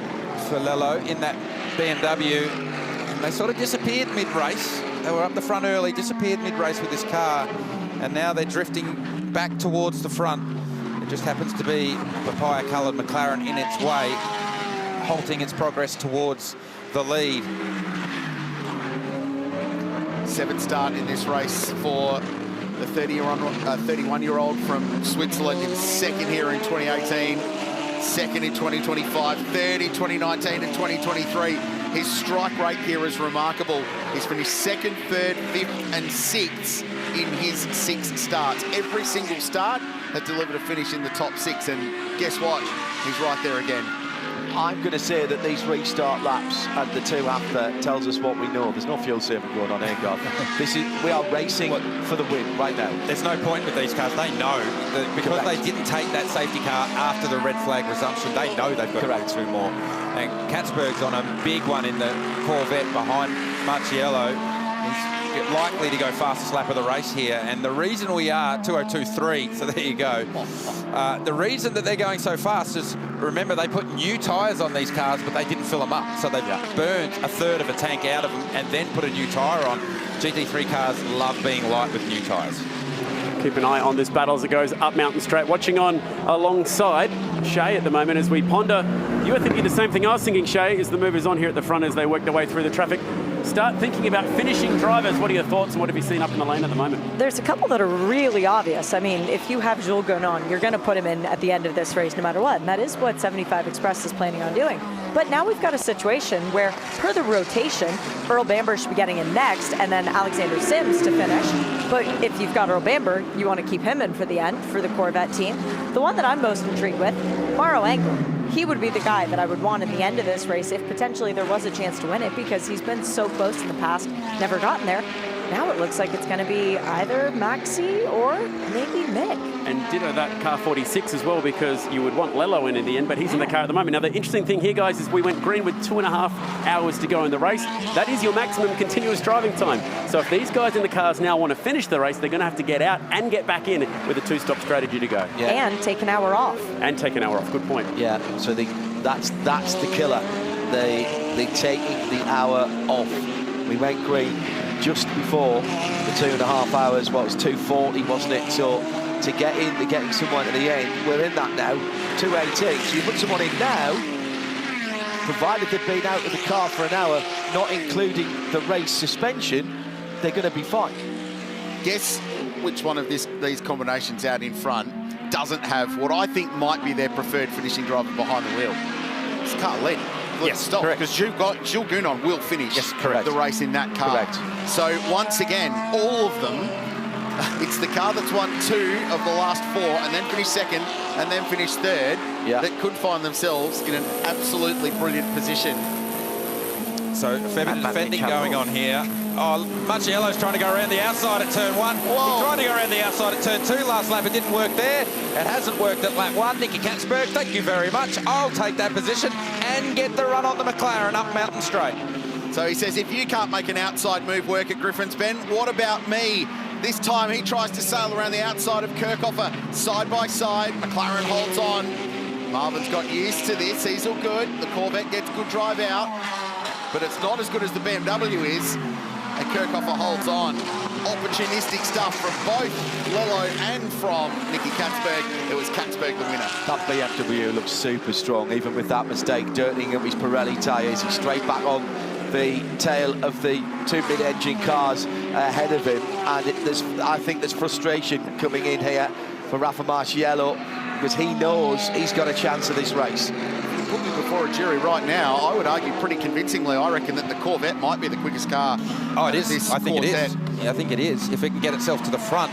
Don't forget, it's so strong down Conrod Straight in a straight line. It's so strong up Mountain Straight. There's not a whole lot of passing that takes place over the top of the mountain. So once you get that track position, that's where the AMG Mercedes, they're super strong across the top of the mountain, but they can't use it. So they are protecting their track position as best they can right now. And the second of the Corvettes is ahead of the leader now. 18th position. About to go another lap back. That's the Pro-Am second place car, the number 99. Watch McLaren, got a really good run out of the BMW M elbow, and it's making Maro Engel nervous. There's a bit of defence there, wasn't there, from Maro? The red car. He's normally the one on the offense down there. Yeah. So that's the Pro-Am JMR Corvette, as you said, John. So he's done the right thing and just bailed out of that. Prince Jeffrey, no, I don't want to be part of that. No interest whatsoever. Absolutely not. Absolutely smart play. Lead the heads up racing, go at the front. You want close. We have the... There's Marciello down the inside. Oh, big move. That was brilliant. But watch Katzberg, though. He's going to defend. Oh, this is cheeky. 2 moves heading up Mountain Straight for Marciello to defend. That's opened up the door for Matty Campbell. Does the Porsche have the straight line speed to get in and fill that gap? Yes, it does. Marciello moves over to give him a tow to help him. He says, you can drop back. Thank you very much, Mr. Corvette. And Matt Campbell now gets a position and gets himself back into the top 5. And Lauren Heinrich is there as well in the 61 EBM car. And watch Pepper. He sticks it up the inside. What racing this is. GT3 at its very, very best. Still 2 hours and 15 minutes to go. I was just going to say, on the last lap, no, not at all. This could be a dress rehearsal. 2 Mercedes-AMGs, McLaren, BMW, Porsche, Corvette, all in the mix. 8 cars covered by less than 3 seconds with 2 hours and 14 minutes to go. Proof perfect there, Garth, how close this field is. And if you're going to make a move, you've got to make it stick. Because if you have to back out of it, you are going to lose a bunch of road. Yeah, that's right. You're playing chess, and you need to make sure your move is going to be the move. Because Jordan Pepper just proved if you don't complete the move, I'm going to attack you. Kill or be killed. And that was Jordan. I love that move. That was mega. That is exactly what you need to do in the dying stages of a big race like this. We'll play that entire lap as an Elfoil slick pass. Just extraordinary racing. And meanwhile, Lucas Stolz will look in the rearview mirror and go, yeah, have at it, boys. This is absolutely fine for me. Just pull a little car length or two over Maro Engel. Just remind ourselves, Christopher Haase, who had to do the drive-through, he's 37.5 seconds away from the lead. Whoa! He's with the big sand down at Meguiar's corner. He got up the curb. Gets it wrong, though. Oh, here we go. McLaren will fight back. Watch for Matt Campbell in the Porsche. He's been here before, knows how to play this game. Room on the exit. Not a good exit for Racciello, though. Campbell, he's on the wrong side now, heading up Mountain Straight. And the Corvette with Katzberg, it's going to return serve from a lap prior. Bump drafting up Mountain Straight. Incredible stuff as they go over the brow. And 2.5 wide, I'm going to call that, as they go into destination New South Wales Griffin Bend. Oh, Lello shuts the door as well on Katzberg. The Corvette, no space to go through. Matt Campbell up and down the top 5 like a yo-yo at the moment. What is this racing? Extraordinary stuff. So through no fault of his own, Matt Campbell lost a spot there because Mazziello sent it at the McLaren. Yeah, you just end up wrong-footed. Yeah, you just end up wrong-footed. You end up on the wrong side going up Mountain Straight. Katzberg filled the hole, and then he thought about, wait, maybe I'll go around the outside of Mazziello as well. Right now, if you're a non-Mercedes-AMG brand, I almost think you need to start colluding to catch up with the others and stop this friendly fire, because the 2 Mercs are just driving away from this field now. So through all that, they've put 2.3 seconds. The margin, Lucas Stolz, back to Kirchhoffer. Kirchhoffer's been really solid here, but because that car is really moving around, it's dancing in the rear. There's nothing left from the McLaren. He's giving it everything it has, and now he's looking in the rear vision mirror and go, he's here again. Marciello's there. What's he going to do this lap? Where's he going to try and send it this time? The only thing he hasn't tried to do is extend the suspension and jump over the top of him. Fantastic stuff into the chase. Did you tell them there was 2 hours to go? No, I think they told them there was 20 minutes. Maybe they said they only had the 40 minutes of the 2 hours and 40 when we went back to rolling behind the BMW M safety car. Jordan Pepper. Campbell had to block. Pepper thinks about the send down at Murray's, but couldn't get it done that time. But the BMW drags itself off the slower speed corner so well. Matt's aware of that. Just puts the Porsche in the right position to cover his line. Pepper's going to go anyway. Has a look. Campbell backs the car in. He was sliding that car around under braking the rear end, and it might open the door again for Jordan. And remember that BMW, the multicoloured BMW, was off the lead lap when they had to replace the front end of that car. Didn't take the opportunity to do that under the safety car. Maybe a bit of a fumble, but they are back in the race. And this is the nature of the Meguiar's Bathurst 12 hours. It's how it works. You just keep on trucking, and there's a result somewhere down the road. Boys, been crunching some numbers on how much driving time Jules Gounon has left in him, given that there's a 5 hour and 40 minute maximum. Now he's done 3 hours and 38 minutes in the race, which will mean he's got 2 hours and 2 minutes left. There's 2 hours and 10 minutes left in the race, so he's 8 minutes away from that car being in the window. Critical part of the race right now for the race leader. Those crunching the numbers for this car will be holding their breath for 8 minutes, because they need to get past that threshold that then opens up their window to get home. It's as simple as that, because otherwise, I mean, Lucas Stolz will get the job done, but then you've got to think about, well, Lucas got to get out of the car, be out of the car for 60 minutes. It brings in a whole other set of regulations that you need to take on board. It's a whole lot cleaner if you can get to 2 hours and 2 minutes, stick that guy in the car and send him home. Yeah.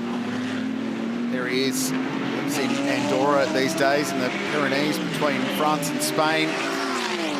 one of the best GT drivers in the world, the hypercar in the World Endurance Championship as well for Alpine. But he is the only 3-time winner of this race. Do you think he'll be unemployed very long when Alpine pull out of the WEC at the end of this season, when they close the very... He's got a job for life with Kenny Hibble if he wants it. Yeah. Well, and there are other manufacturers who don't have full rosters who are coming into prototype racing in IMSA and in the World Endurance Championship. Why wouldn't you sign him? There's the only proviso I've got is that in his contract he keeps whatever weekend Meguiar's Bathurst 12 is free, but with how much he loves this place, I would imagine he would still make himself available regardless of who he's driving for. The McLaren's looking lively in the rear, but Kirchhoff is doing everything he can. He's just set that car's fastest lap of the race, a 2:03.41. He was the fastest of the top 3 and only marginally slower than Macchiello and Katzberg behind him. So it's starting to close up again. We've just gone into a little lull, everyone catching their breath after Macchiello went full Raffaello Macchiello for a couple of laps and scattered the pack. Now they're all just starting to catch their breath and condensing again. Yes, because as soon as they stop fighting behind the top 2, you're not off the optimum racing line so much. It's a bit, I always like in this type of a race to watching a Grand Tour cycle race. If you have the peloton, the chasing group, working together, then you'll gradually get back towards the leaders. If you're fighting amongst yourselves, you're slowing each other down. Good news for us, bad news for Lucas Stoltz and Maro Engel, because they're going to have company fairly shortly. He set that car's best lap of the race. Yep. 3-4 on lap 209. Yeah, Bennett's moving around a lot. He is driving that car. There is not a whole lot of conserving going on in the car in 3rd place, the 95 McLaren. Macchiello's got the toe here because Kirchhoff didn't get a good run off Forest Elbow. Understeered through the mid-corner and then gassed it up and Taylor on the exit. And Macchiello's not afraid to send it from a fair way back. Not this time. Tell you what, Kirchhoff was confident there, didn't defend. Came through the chase into the middle of the road, but was confident enough to take the full racing line. He's in the middle of the road again now. He'll dodge to the right-hand side at Maguire's Murray's corner. Often in GT racing, given they have ABS, you just brake as late and as deep as you can, and if the car behind passes you, good luck to them, and they make the corner. It's that simple, because if they come past you and you are at your absolute threshold and maybe then some, and they get through, great move. 90% of the time, they run wide on straight on, yeah. Nicky Katzberg behind the wheel of the 5th place Chevrolet Corvette. What a debut for the Vortai here in the conversation, and with the fastest lap of the race, that 2:02.3. Bit more lap traffic as they make their way up behind the McLaren GT4 car at a very awkward part of the racetrack, and the McLaren did not see Lucas Stoltz. So Stoltz wasn't able to get up the inside. Now he's trying to go around the outside of the exit of the cutting for the run up the tree, and they're queuing up to come with him. You do not want to be 2 by 2 here. And it cost Macchiello some time, and Katzberg is very interested in taking that spot from him. Matty Campbell was sniffing around there at the back of that line as well in the yellow and black Absolute Racing number 911 Porsche. This is quality stuff. 3rd on down to 6th position. Jordan Pepper next in line is about 2 seconds behind, and he's got Lauren Heinrich right up his tailpipes, and then another nearly 3 seconds back to Jackson Evans, who's the first of the Ferraris in 9th, with Lorenzo Patrese 4 seconds further back.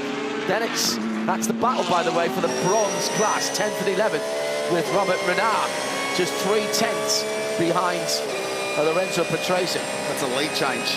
That's got the Ferrari back into the lead of the bronze class. So Renard, who held that for the best part of a couple of hours, has just lost that spot. Interestingly, at the back of this queue, Matt Campbell, last time round, 2:02.9, quickest lap of the race for the Absolute Porsche, as Macchiello nails the curve on the inside at the Scuderia Auto Art Chase. And further back behind him, you can see Jordan Pepper being chased by Lauren Heinrich. Ronella might have been past. He did his fastest lap of the race last time around, so he's still pushing on. Now, we are in, well, I reckon we are in the zone now to go with a one more stop for the GT3 cars.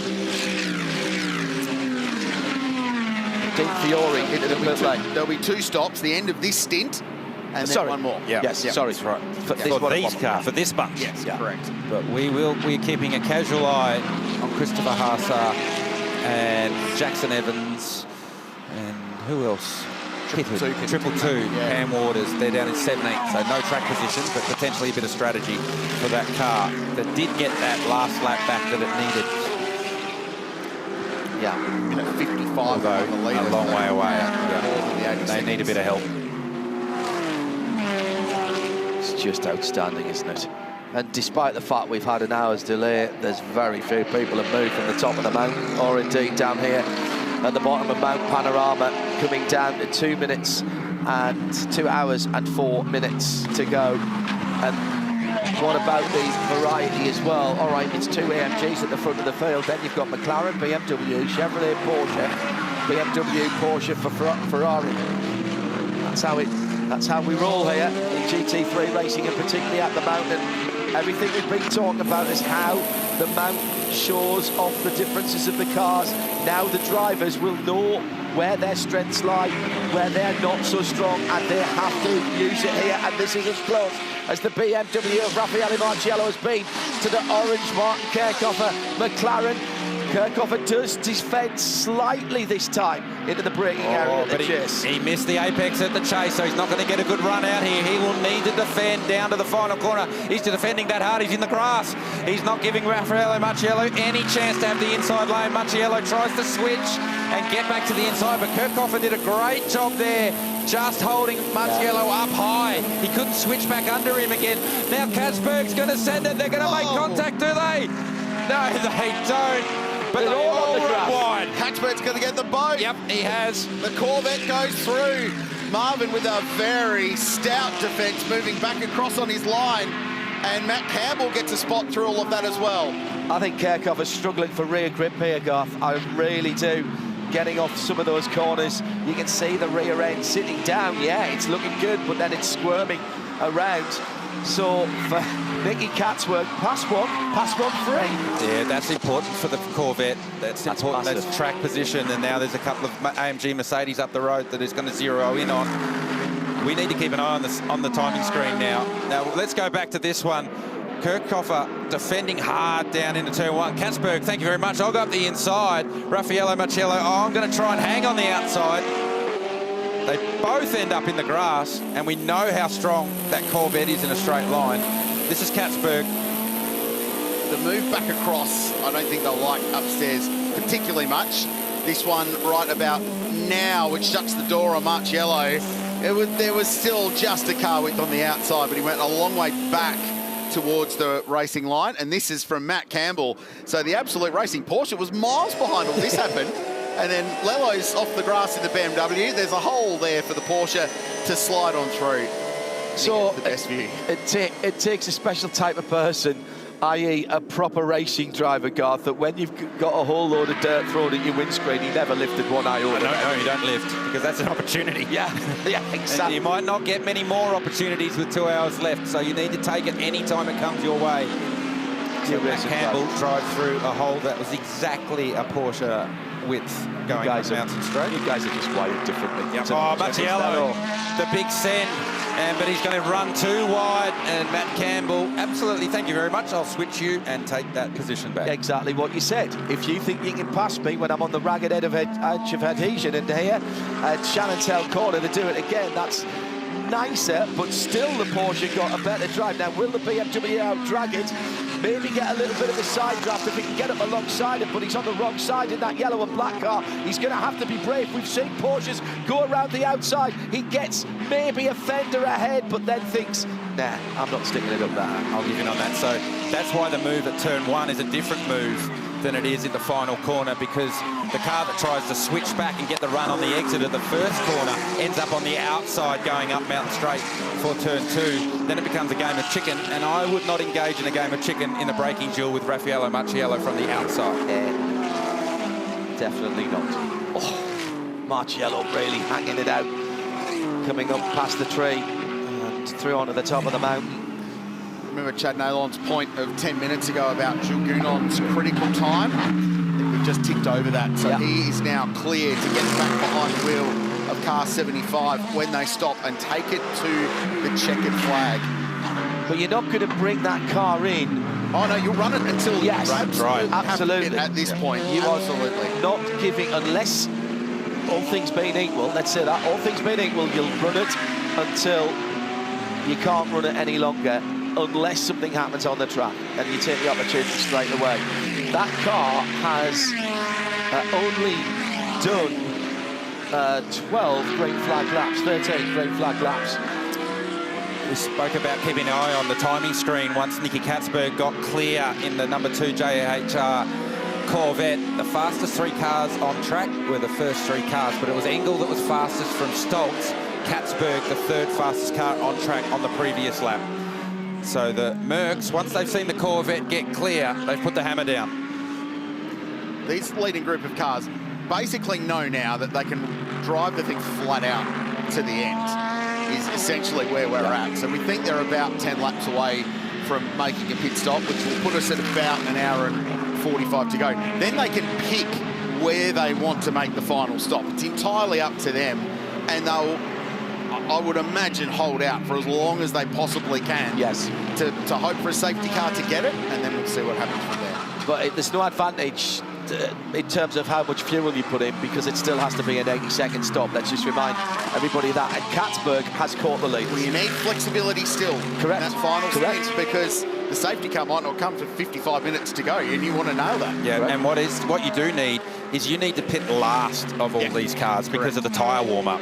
So you do an extra lap on a hot tyre, that's a faster lap than coming in a lap earlier and going out on a cold tyre and bringing that tyre up to temperature. So all they're going flat out, they still want to be the last car of this top 6 to pit, because that's a massive advantage. We've seen that many times today. Nobody's going to double stint the last set of tyres, are they? Well, this is where it might come a thing. I don't think now, because I think if you get yourself as deep as you can into this stint and have a short stint home, the tyre life is not going to be such an issue at the end of the very end of the race. The very end of the race. Not now. Think about it. Not now, but you would think about it because of the tyre warm-up. Correct. The 3 or 4 laps after your last stop. Battle for the leaders ongoing. This is the battle for the bronze class. They're 10th and 11th on the road, but a class victory up for grabs here. Patrese and Randle nose to tail, and just 5/10 Ferrari versus Porsche. Just age-old endurance racing rivalry continues apace. Just seen a note from race control. They extended the wave-by period by exactly the amount of time that we were under red flag, and we've just gone by that. I think that's super officiating. I really do. You can absolutely justify that in every single way, but that has just flapped up, so the 55 minutes and 41 seconds has been added on to that. And pragmatic was the word I think that one of you two used earlier on, and I think it's common sense officiating as well. There's still a remarkable number of cars on the lead lap, and I've said it before in this race, as long as you're on the lead lap, there's opportunity. You've just got to get yourself onto the lead lap in the closing stages of this race, and opportunity may come your way. This is the Pro-Am class leader. They have been there for a very, very high percentage of the race today. Brett Hobson is behind the wheel. He said to me on Friday, he said, it's taken me a little while to get my head back around this. I've been racing sprint cars for quite some time recently. Haven't done a lot of circuit racing in recent time, has Brett. So he's stopped the right pedal a little bit harder in one of these things, believe it or not, than a 900 horsepower winged sprint car. Probably not wanting to be sideways quite as much. It's certainly not as close to the wall or riding the cushion quite as much in a GT3 car. Seen a few attempt that today, and yes, we did not end well. Here's that battle for the bronze class, and Robert Renard has, with a series of pretty rapid laps, including that car's fastest lap of the race 3 or 4 laps ago, closed in to the back of the Ferrari, and Lorenzo Patrese 10th and 11th on the road. This is Herbert's first foray to the Meguiar's Bathurst 24 Hours. Robert and his twin brother formed the company way back in the 80s to help with their racing. This is for position. Nicky Katzberg has got to the back of Maro Engel. These are the three leading cars locked together, charging their way flat out towards the last pit stop. And last time round, the Corvette was 0.5 of a second, half a second quicker than Maro Engel. 2:03.8 last time by place, a 2:04.3 for the AMG in front. We said a while back we think this could be the quickest car on the grid right now, and it's certainly positioning itself well. Maro has to defend. And we've got the other Corvette right ahead of the leaders here. Not suggesting that there might be any team orders, but he's coming to a spot on the track where it's very difficult to pass, Garth. It certainly is. So Stoltz through the cutting. Engel, Katzberg. Stoltz still not yet back to the rear bumper of the second Johor Motor Racing Corvette. It's Ben Green behind the wheel of that car now, who's one of the pro drivers along with John Love, so he's going to be rapid regardless. So the blue flags are waving, and we have seen race control be quite strict with that. But Stoltz not getting held up yet. Correct. You couldn't argue that he's at his rear bumper and getting held up. Well, and Ben won't, because he's quick enough to run with these guys on raw pace. We're now not quite within striking distance in the black and gold Porsche to the orange Ferrari ahead of him. These two having a battle means that Fabi Schiller is closing in on them. He's not in the same class, of course, but that would just throw another consideration. And behind Fabi Schiller is Anders Fordback. These are all on the lead lap, and Christopher Haase is then 16 seconds. So there's the big gap behind the battle for the bronze class. Haase, remember, in that Audi, has the alternate strategy route to our leading group of cars. Just thinking ahead for that bronze class win, who's in those cars at the end. And I would imagine that if you're, as we see once again another move from Lello looking down the inside and squeezing past Kirchhoffer for fourth place.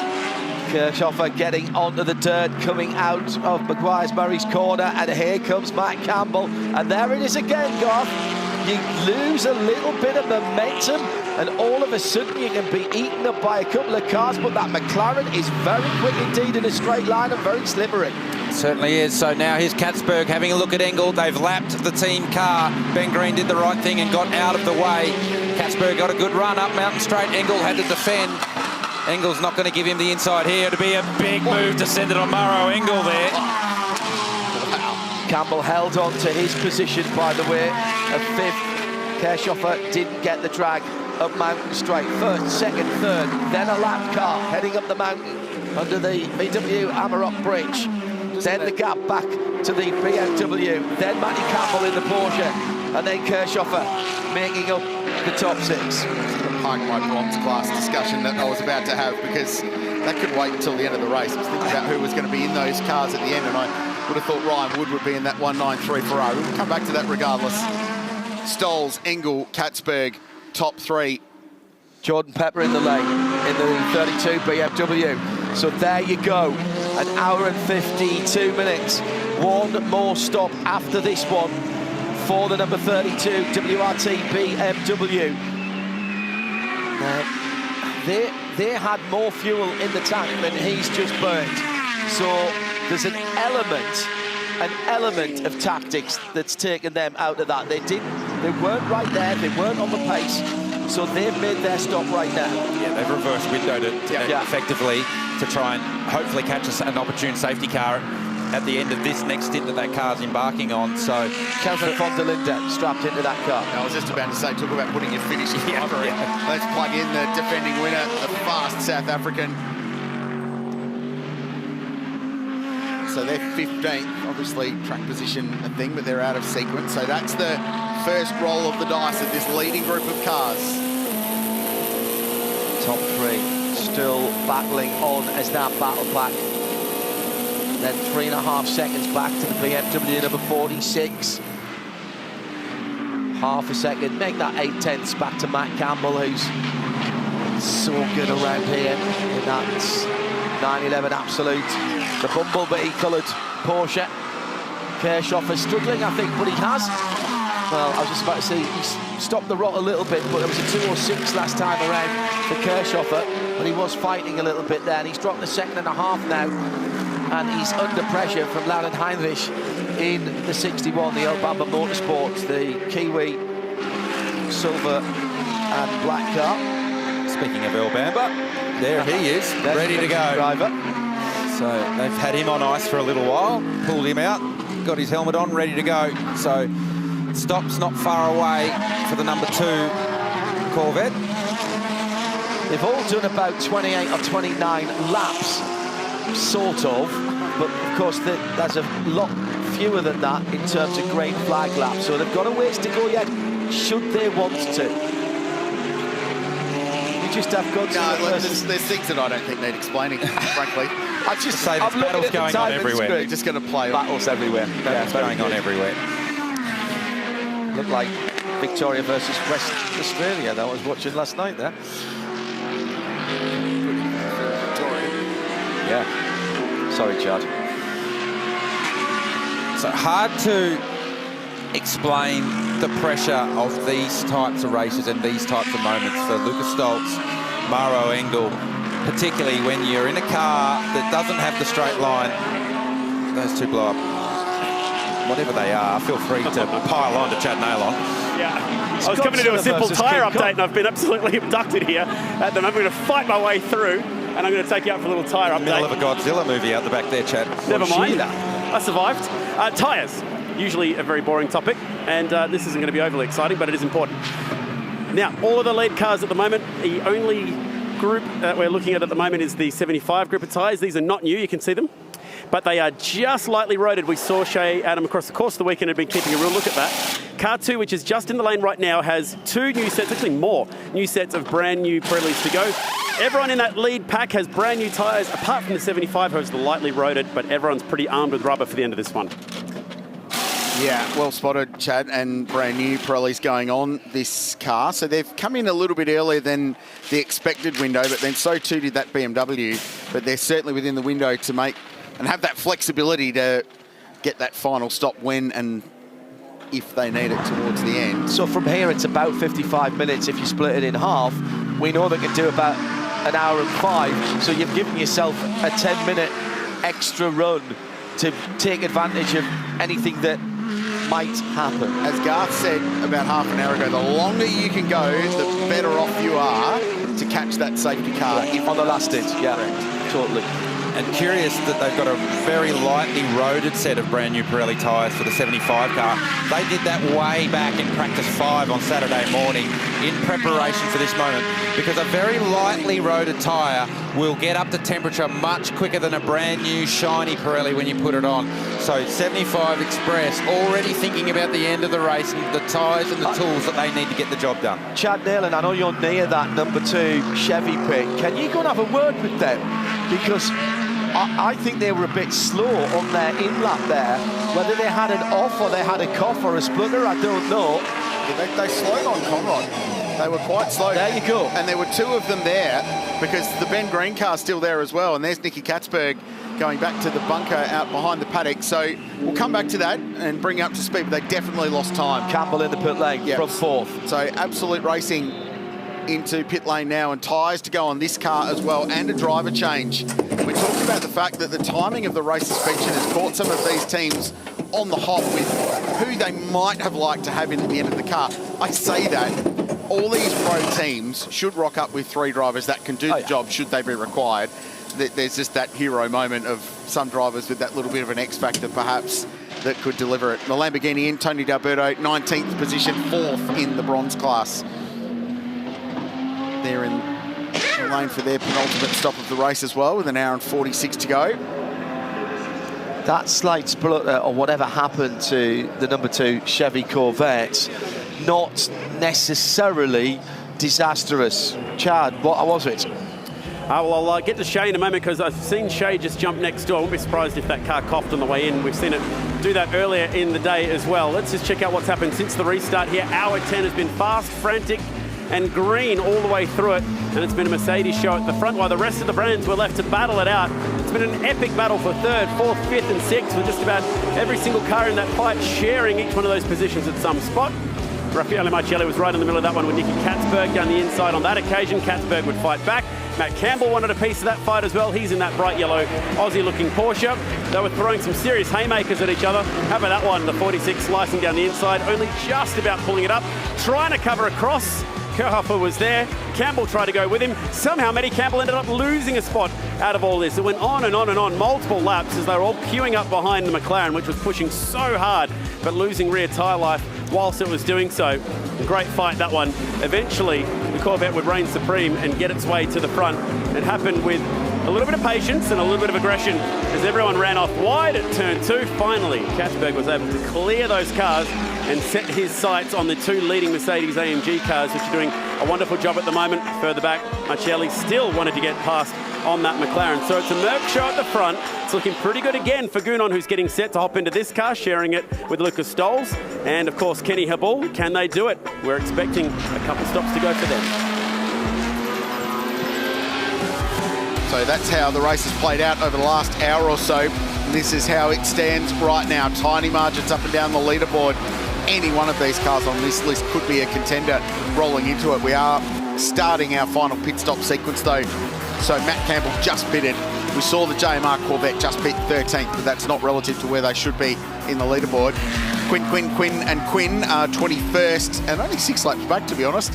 The top 20 for them today would be an enormous result for the Audi. And of all the cool things to see and do, this is one of my favourites in this part of the world. The National Motor Racing Museum has parked us down at Meguiar's Murray's Corner. It features the genuine Holden dealer team Commodore that won the 1984 Bathurst 1000, one of the greatest touring cars ever made in this part of the world. But there is something for everyone, including a couple of Bathurst 12-hour winners in there. The 2016 McLaren that claimed the victory with Techno. The last time McLaren won here on the mountain, he's parked up in there. So check out the National Motor Racing Museum. Shay. Might have to recommend that as a place for Nick Katzberg to go, depending on how the rest of this race goes. Nick, that battling out there on the racetrack was magnificent for us to watch. Did that feel like the ultimate birthday present that then you got to come out on top of all of them? Well, I mean, the fighting was awesome. Everyone was clean, and it's such a cool place to go and fight. JMR obviously gave me a very fast Corvette today. But unfortunately, in the end, we had an issue with the fuel. There was no alarm, but we seemed to be out of fuel. So yeah, I think everything that I gained, we lost again. So yeah, we need to see what Earl can do now. Earl has been extremely fast all weekend, so if anyone can do it, it's him. So let's see what we can do towards the end of the race. But yeah, it's a real shame. We have a fast car, and yeah, I want to have a victory here. Yeah, you deserve a podium here. That let alone would be a victory for today. But coming in with Corvette, big expectations. I think that's the second time today there was some sort of a cough or a splutter for the car on the fuel. Are you worried about it doing it again? I think the sister car had something like that. I'm not sure our car had it as well. I am worried, but luckily we have a great crew. They seem to be on top of things, so hopefully it doesn't happen again and Earl can put some fast times on the board and we see what happens. Is he into the end? I'm pretty sure he is, yeah. Good luck, Nick. Thank you. Well, and that will just niggle away in the back of the mind down at Johor Motorsport Racing, JMR, the Chevy Corvette, if they had a fuel problem, because by our numbers up here, they were 7 laps to the good for fuel. Wow, and across the top goes Maro Engel, second place car, GMR Mercedes. Takes the shortcut, no advantage gain, so that will be fine. So that's there's clearly an intermittent pickup problem with that car, because we saw that earlier today with that car. So when it gets low, and your point 7, we think it should have done could have done another 7 laps on the fuel consumption that we've tracked over the course of the day. So that's an issue when you're starting to stretch fuel windows late in the race and you want to get all the way to the bottom of the tank. So that's where the time we lost was, coming down Conrod. We've seen it before. And and if it's intermittent, there's nothing you can do about it. We heard Nicky Katzberg say there was no alarm. You would expect on low fuel, you'd get a fuel pressure alarm. Yeah. You didn't get that, so that's a concern for that team, for sure. It's not as if you have baffles in the tanks now, they're filled with foam and things like that, aren't they? So it doesn't sloosh around. No, you have 4 pickup lift pumps in the corner of each of the tank. It goes into what they call a pot, and then that fills up with fuel, and then you have a high pressure pump that sends it to the engine. Somebody asked actually early on, and I never got round to answering it, when you have a fuel tank size change, as we had before the start of the race, do they have to put a new fuel tank in? They don't, do they, Garth? No, they don't. They have what they call capacity displacement balls. So they're just effectively plastic balls that you put in the tank. So that takes up the displacement that fuel would normally go. It's just a plastic ball full of air. Yep. And then you work out how many you have to put in to meet your capacity for the BOP or for whatever the regulations say.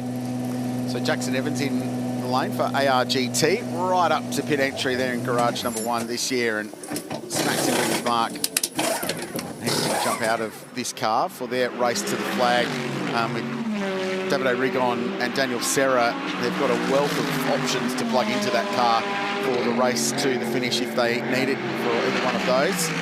So Ryan Wood asked the question before about that bronze class battle in the Ferrari that had worked its way to the lead in front of the Herberth Porsche. It is Ryan Wood who's jumped behind the wheel of that car and would be expected now with an hour and 40 to go to take it to the end.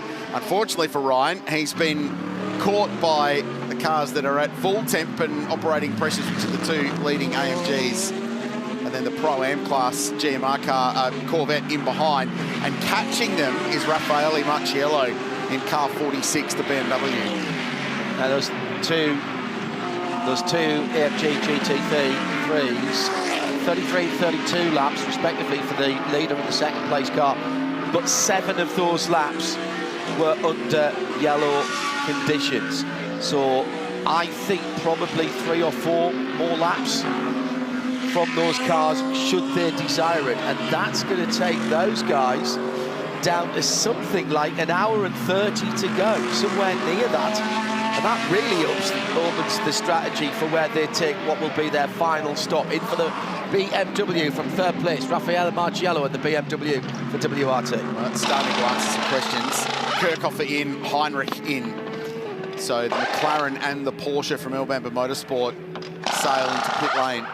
So out of that early leading group of cars, the first ones in were Piccarello in the number 911 Absolute Racing car. So they've got the least amount of flexibility of them all. And Kelvin van der Linde in the number 32 BMW. It's only getting better and more opportunity presents perhaps for everyone else around them.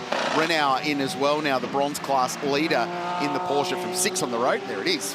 Oh no! El Bamba. Bamba at the dipper. Contending car parked the wrong way. And is this a safety car? Time to perfection once again for our race leaders. I was just about to report the fastest car on track at the moment is this car, Earl Bamber. And he's, that damage is done. It's done. Park it. So he doesn't need to roll back in the way. So I don't think he can move it forward now because he's got a drive shaft. That's correct. So the diff's doing its job, but it's not allowing him to pull forward up the hill. There is an hour and 40 minutes to go. Safety car speed limiters in 10, 9, 8, 7, 6, 5, 4, 3, 2, 1. Safety car speed limiters must be activated. And who was just in and out of the pit lane? Augusto Farfus in the number 46 WRT. That's not the biggest free kick, though. That's because that was completed with the majority of the stop under green. True, So where the free kick's going to come, and remember we said way back when you need to go as long as you can in this stint to open up your window. So we'll talk about that in a minute. Here's a replay of what took place. We're looking at Alessio Piccarello. And so Earl's gone through the shortcut, and then when he's tipped it in after the shortcut, it's gone away from him. Or was it already broken? Well, that's a good point, John. So here we go, on board. So hard to slow it down. Oh, no, I think it's broken. I think it's broken beforehand. You're right, that's a great pickup. The back end was doing some steering there that Earl wasn't. When you go through that shortcut, you end up going a whole lot faster than you think you are, and it takes a bit of work to get the car pulled up. I wonder whether if we can go back a little bit further and see if there was contact with the wall somewhere else. Because left rear, isn't it? That was bent. Tree? That far back? Possibly. Wow. Well, you wouldn't send it across Skyline if you were that far back and had damage. Nicky Katzberg watching on there. Has something just broken? Has a toe link broken at the bottom end, and A-arm at the bottom end of that car? I don't know. Ifs, buts and maybes of motorsport. What a debut regardless it's been for JMR and Corvette. Scuffage on the left rear there, Garth. But is that from the final contact? Effect, yeah. So in the end, it doesn't matter because here comes GMR and Maro Engel aboard. The car that did go past again, and they've done it every safety car, is the 75 with Lucas Stoltz, because we are still under speed limit, not behind the safety car, so you do not give up track position by going around once more. Chad? That is right, and that is exactly why Gunon is waiting in the lane for their chance, but for Maro Engel, it was their chance to come in. They will do that driver change right now, and that's an interesting call for them at this stage. Maybe they couldn't get that extra laps done, or maybe it was getting close to their driving time. Interesting safety car for car 55 as well. Christopher Haase in that Audi sort of changes the game for them. They were hoping that maybe this would have stayed green and it could have worked out their way. They're going to end up pretty much in the same strategy as the leaders here. But my question for you guys is, that is a really awkward car to get to and move given the damage it's got. So how long will this safety car period be, and how close to the window home will it get you? That's a very good question. Well, there is actually an opening. Control to all teams, advise your drivers. Drivers left from Skyline until you clear the incident, please. There is an opening just around the back of the dipper, the apex wall at the dipper, but they are sending the tilt tray up. One thing is front tray at the moment, that tilt tray, so that's going to take a wee while. Take a minute and a half or 2 minutes to get there, but there's no cleanup, there's no oil cleanup, there's no track cleanup. So once they clear the car, they can get back to it. It's Prince Jeffrey closest to screen with the Red Bull hat on. His brother Abu just behind. So the two brothers for Johor Motor Racing. A remarkable campaign. What a debut. They showed today that the Corvette is a genuine contender at Mount Panorama. So for their first visit to this as their own team. So JMR have been here before in a Mercedes-AMG supported by 888 Race Engineering back in the day, and they had a pretty strong run as well. This is their own enterprise. There's a bunch of ex-888 guys involved in that program, and girls, but they are a really strong team, and I suspect now that they will be back having proved that they can have a really big shake at winning this race. And I know GM here in Australia have been really excited about having them here. So it's Will Brown getting behind the wheel of the 55 Audi now. This is awkward for these guys. Yeah, so it sort of negates their one-stop-to-home strategy that they were hoping for. But it will give them some track position, though, which will help their cause. Yeah. So they come up the order as a result from rolling that dice with the strategy and everyone else pitting and then staying out because they were going to go as long as they possibly could into the stint. So as a result, Will Brown's come out fourth on the road behind Dorian Boccolacci. So actually now they're on the same strategy as everyone else, and they've got some track position. So it might have actually turned out to be a really good decision for them. Sometimes you just have to pivot. You've got to, look, you've got lemons, make lemonade. The way it generally plays out with these sorts of things, you either make the decision and pit really, really early, or you pit really, really late. You don't try and find yourself in the middle. Yeah. We've seen a couple of cars now find themselves in the middle. Yep. So those that pitted very early have taken advantage of that, the 55, and then the 888 AMG Mercedes of GMR Racing and the 75 with Lucas Stoltz aboard in the lead of the race, who's still yet to pit under this safety car. We're assuming he's going to pit under this safety car.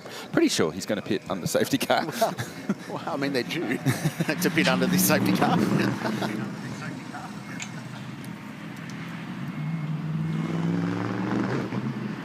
So the chat down here with Jules Gunon and the team is that they're just waiting for the very last possible moment they think they can pit while the field is being arrested at this speed. This will get them as close as they can to that window home, but still a long way for these guys, obviously. But they are not going to be able to give up that track position. They have to lead from the front here on the way home. But it's the cars that are at the back on the lead lap that might have a chance at keeping, topping up as close as you can to that green flag lap again, and then hope for a safety car.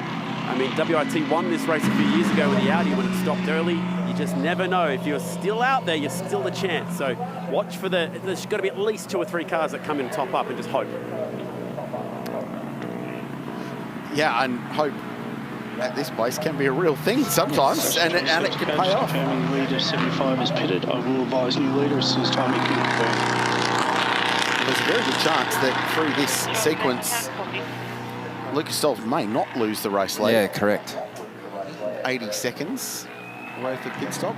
Maxime Martin would be the only one that could go past in the GMR car. So down towards Jules Gunon.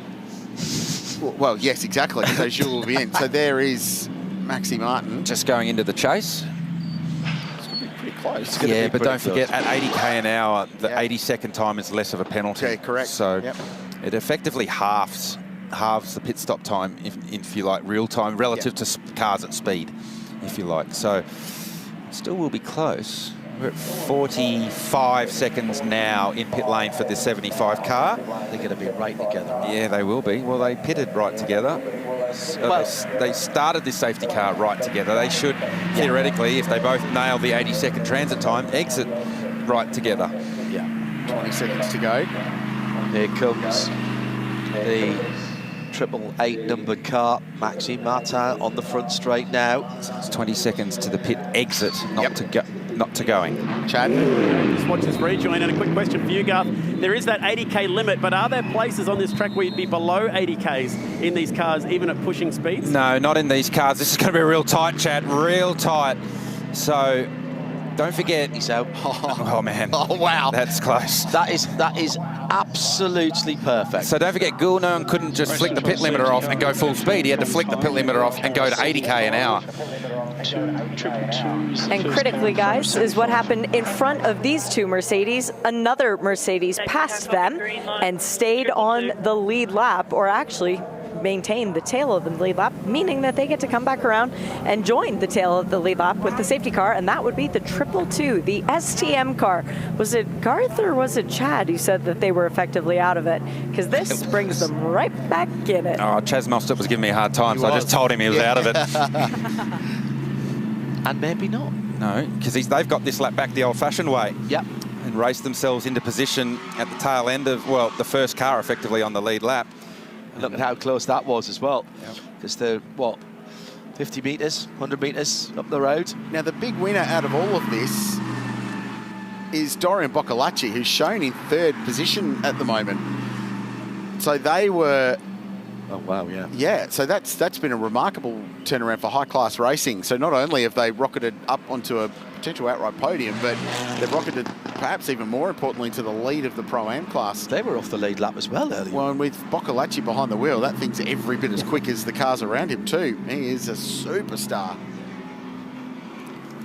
So how did Renault lose all that time? Because they pitted at the same... I know, Renault pitted a lap earlier than Boccolacci, and they were battling for the lap earlier was a green flag lap. The lap later was a yellow flag lap, and that's the difference.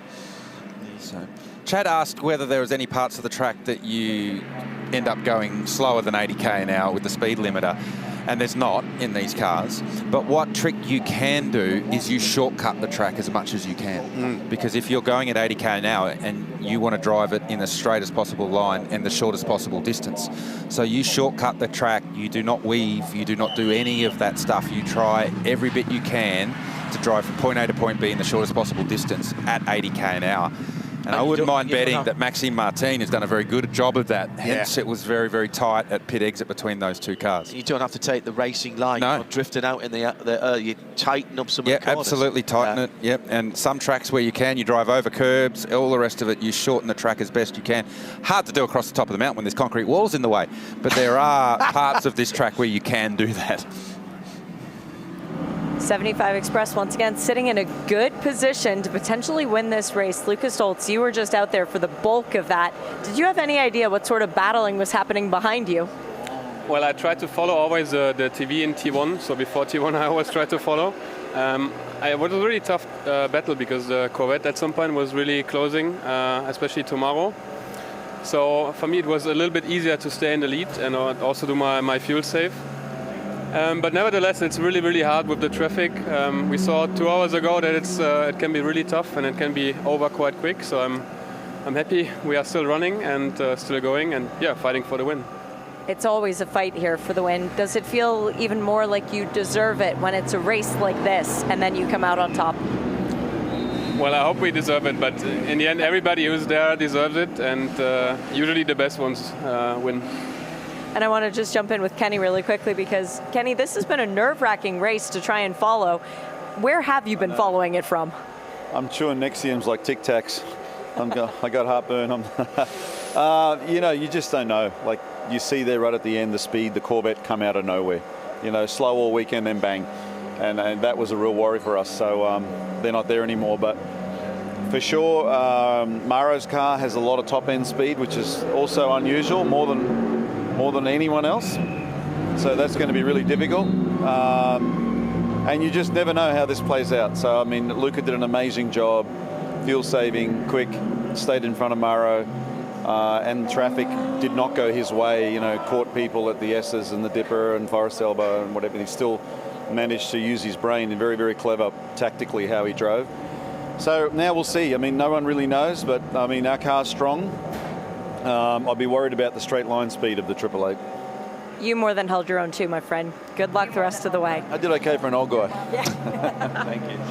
Well, kudos once again to Jeff and the EVS crew and Nathan and the rest of the team up there. We've been back as far as we could do on the number 2 in Earl Bamber, and we can't find him anywhere near a wall or another car.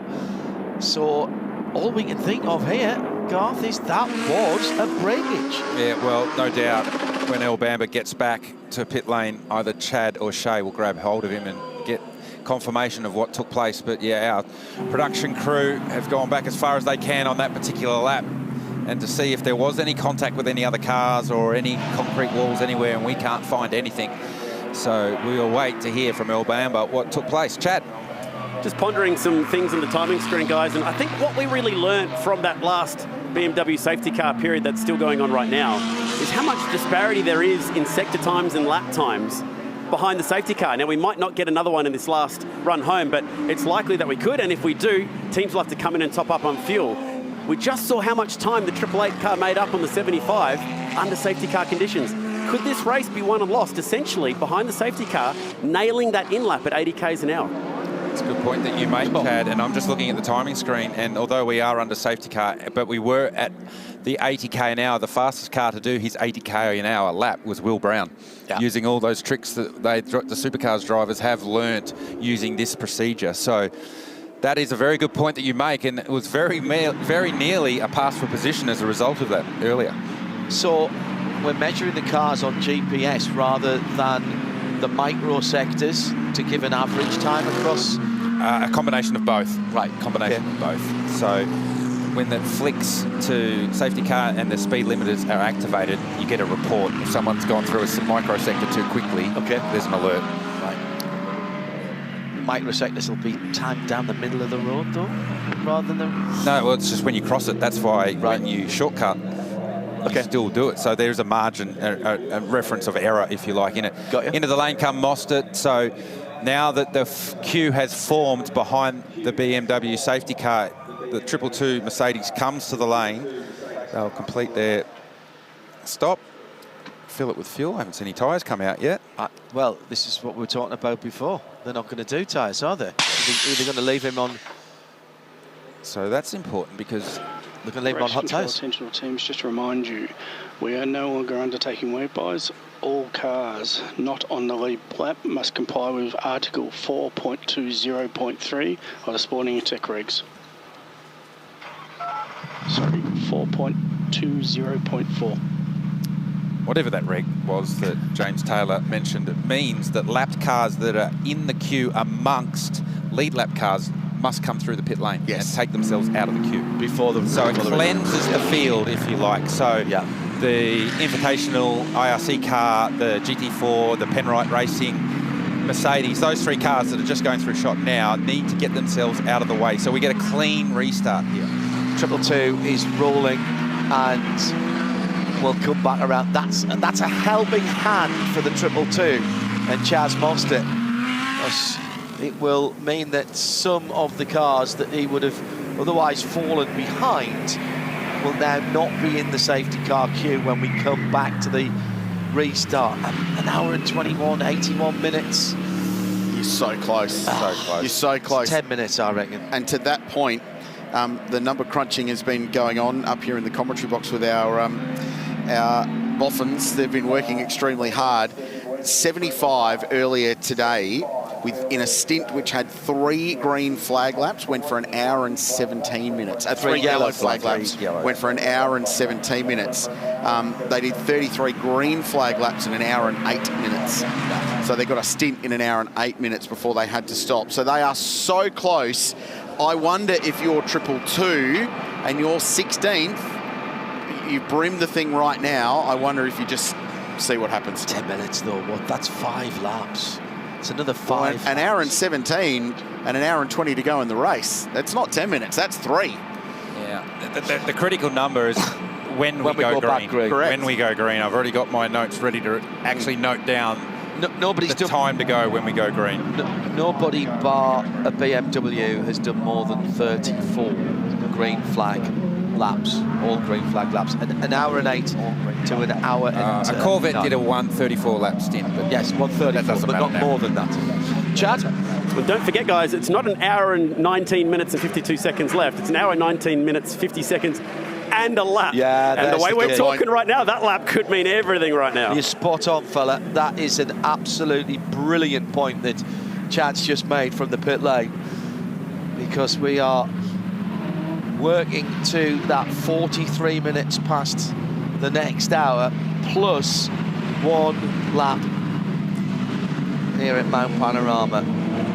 Incident has been cleared. I still think, and it's not my money, so it means nothing, but at this point, and into pit lane again is STM, and interestingly the 32 BMW as well, with Kelvin van der Linde behind the wheel. I reckon if you're that far down the field, you take a gamble that there's going to be 5 or 6 laps of safety car in the remaining hour and 19 minutes plus a lap of the race to go. And you give your driver a pair of pink fluffy slippers with bunny ears on it and say, you're going to have to be Johnny Softfoot for the the alternative is just go flat out, and even if you've got track position, you're stopping at some point in the next hour. So true. If you can get there. Chad? I know WIT are the reigning champions with outright pace, and they did it with a little bit of fuel saving last year, but remember how WIT won their first Bathurst 12 hour? It was the ultimate fuel race. They got very lucky at the end of it, but again, might need a little bit of luck to get home today, but they're doing the exact opposite of what they did last year. Well, they've got two dogs in the fight though, haven't they? Because Kelvin van der Linde has just come down the pit lane and topped off, and further up the field you've got Augusto Farfus in 5th position, and you could almost say to one of those, do one of it, and the other driver do the other shit. Well, Earl Bamber, this is not the way I wanted to be interviewing you as the race was wrapping up. We went back through your onboard, we went back through every video that we could find. Didn't look like you touched anything. What happened? No, I didn't really touch anything. Just turned off the skyline and got a big snap from the rear and took the escape road, and then tried to turn through the next corner and just had nothing on the rear. So just slowly spun and stopped, and yeah, it looks like there's an issue on the rear. So real shame. I mean, the JMR guys did an amazing job all day. We had a quick C8 all day, so just going to have to come back next time. That's exactly what I was going to say. Good luck next year. Thank you. The beauty for Earl Bamber is that he can now take the Corvette cap off and just slide his way down the pit lane a little bit, because the Earl Bamber Motorsport Porsche, from which he has been banned from that garage all weekend long, is still a car very much in contention for this race, in 7th position with Ricardo Feller behind the wheel. So he can still win this race, if only as a team driver. Yeah, I've just done a quick calculation, and I think that countdown clock is counting down to 45, not 43. Safety car lights out. Thank you, safety car. Confirming lights are out. Heard it from Motorsport Australia Race Control. Another restart in Meguiar's Bathurst 12 out. They are right on the ragged edge of getting to the finish of this race, or will they have to stop again? It's up to Jules Gounon and Maxime Martin, and Dorian Boccolacci in the Porsche is the big surprise for high-class racing. Expect the lap cars to go through pit lane here as well to get out of the way.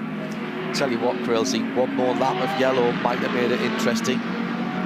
Oh, I still think it's interesting.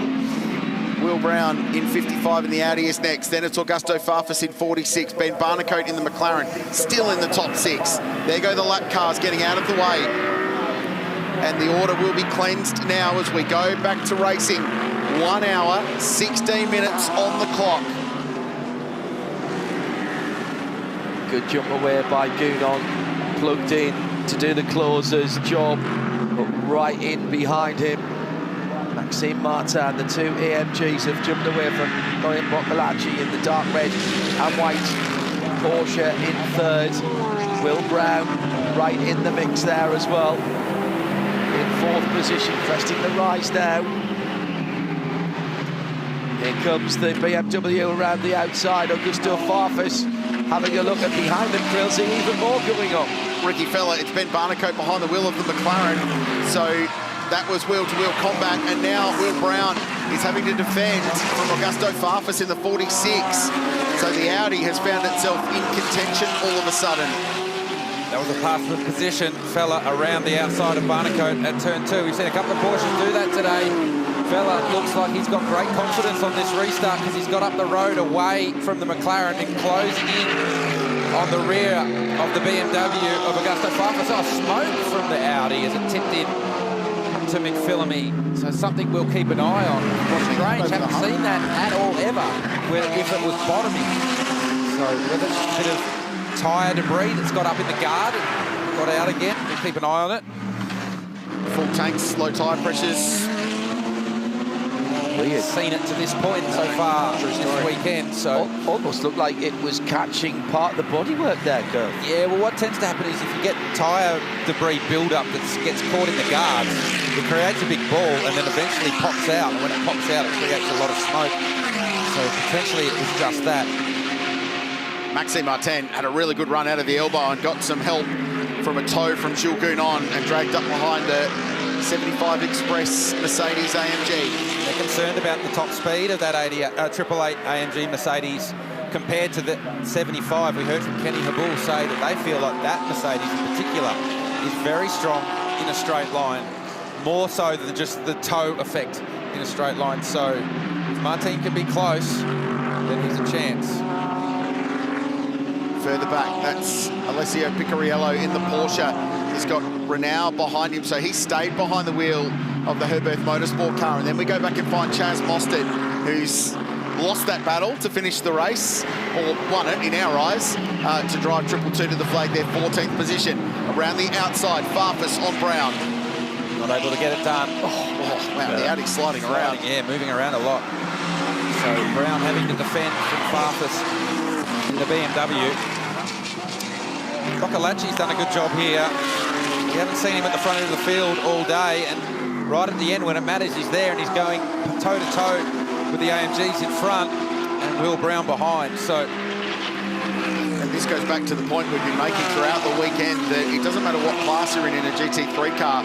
If you drive as a pro, you can challenge for the race win outright. And high-class racing have executed this brilliantly by taking advantage of everything that's gone on in the last couple of hours to get themselves in track position. And incredibly, they are the top Porsche at the moment. Of all the star names we mentioned earlier on, high class with that bronze car as the Penrite 100 moves slowly through the Ford cutting. Oh, their wars continue. Looks like the left front, that wheel is askew. So I think it's Will Davison at the wheel, just getting that car back as gently. You'll see the left front tyre hanging out the top of the guard. Rough day for the Penrite team, 24th position. Staying green with the leaders at the final corner. Yeah, 4 Porsches, to your point, John, in the top 10 at this point, the most of any brand. They're 3rd, 6th, 7th and 9th. 2 Mercedes-AMG, an Audi, BMW, a McLaren and a Ferrari, with Daniel Serra rounding out the top 10. He's that sort of dark maroon and white car in that queue. Then you go back to Ryan Wood, who's chasing Max Hesser.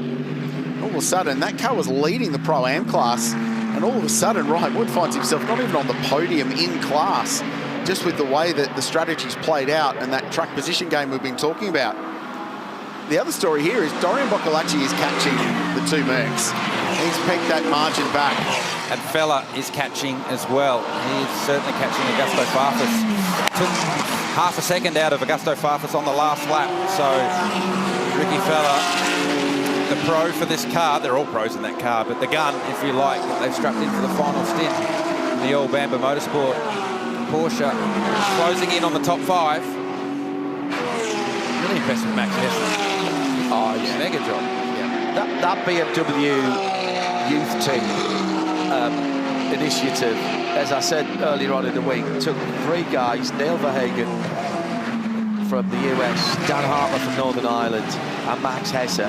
Put them together, let them fend for themselves. They did a lot of work on the Nürburgring Nordschleife in the VLN Nordschleife Langstrecke Series, the long distance series, and they have all absolutely blossomed. Young drivers with Race control attention, all team stewards have imposed a 15-second stop-and-go penalty to car 44 for a breach of safety car restart. Brendan Leach in the Mercedes. They have all blossomed into fantastic young men and brilliant drivers. I hear the BMW are looking to repeat that with another set. They haven't done it every year. They've concentrated on bringing these guys through, and I suspect they'll all be prototype drivers at some stage. BMW down the inside of the Ferrari in the final corner car. Spot in the top 10, that is, and Daniel Serra's going to try and fight back. The Penrite car still limping back to pit lane, and it's going to get there. And the Ferrari retakes that position inside the 10. Hesse looking for a bronze class podium through all of this, but a bit of glory playing with the pro cars at the front of the field. 0.8 of a second the leading margin. Missed nothing there, don't worry. We're now on Barnicote. The McLaren is struggling on this restart. Right now, it just does not have that race-winning pace that it's shown in the past. It did take Marvin Kirkhoff for a couple of laps to get up to raw speed on that last restart, but this is a different story altogether for Ben Barnicote, who did a 6.2 last time round. The only other conclusion I can pick there is that maybe they are trying to get to the end without stopping. Yeah. So just catching a replay there of the Penrite Racing AMG Mercedes. It looks like their failure's taken place mid-corner at turn 2. It's very fortunate for Will Davison. You can actually see as the wheels are moving, all the aluminium swarf coming out of the wheel. Well, there's a bit going on down here at the chase as Alessio Piccarello gets past Ben Barnicote. And that McLaren continues to drift. So we saw at the end of the previous stint for Kirchhofer, the car was moving around a lot and looked pretty lively. Yeah, it did. I just wonder whether the balance has gone away for that car. Barnicote was super fast early in the day. It was his stint that really got them in the game. Not able to replicate that right now. Looked like a lack of rear grip earlier on. From the centre off the corners, it just wasn't propelling itself forward. Looked like it was like walking through treacle, wasn't it? Painful to watch. When it got up to speed, it's good. Getting there, taking too long. The question is it actually slow? Do they have an issue, or are they just massive conserve? Have they decided to roll the dice and go, let's see if we can squeeze this thing home without having to stop again? And that's the scenario, folks, wherever you might be watching, is that we think everyone probably needs to stop again. The question is, will they? They all bring their tanks with probably not quite enough to get to the finish, but we are talking somewhere in the vicinity of 5 to 10 minutes. So 2 to 3 laps. Yep. That's what 5 to 10 minutes is here. So now the Porsche of Renault gets around the McLaren. So I think you might be right, Rich. Oh, no, it's not done yet. Hang on a minute. We're still fighting over the real estate. Barnicote gets it back over Renault. So that position swaps. This is the battle for 8th and 9th. And Daniel Serra and Max Hesse, they close in. So 2 groups of 2 are soon going to be 1 group of 4 battling over 8th, 9th, 10th and 11th. Kunog's just eased away from Maxime Martin at the front. Boccolacci is now within a second of the car number 888 GMR AMG. Will Brown is not far behind them either. So the Audi, as this stint's gone on, has got better and better. Now that they're on the same strategy as everyone else. Augusto Farfus in 5th, and then Fella in the Porsche. So there's actually a reasonably good little battle pack going on for 2nd, 3rd, 4th and 5th place. Picariello behind them. It's going to have to be a heck of a fuel save from Barnicote if he's doing it. That Walking's finest has not done more than 32 laps in green flag conditions. And we've got more than that left. I'm not saying he can't do it, but he's going to sacrifice, as you made the point earlier on, Garth. The problem is, to get that done, how much do you have to sacrifice the speed? And does that balance off the other guys taking their 80-second pit stop? If you're losing 6-7 seconds a lap, then 10 laps, they've got a free pit stop. Yeah, and it's not only the time that you lose before these lead cars take the stop, it's the time that you have to continually lose after these cars take their pit stop to get yourself home.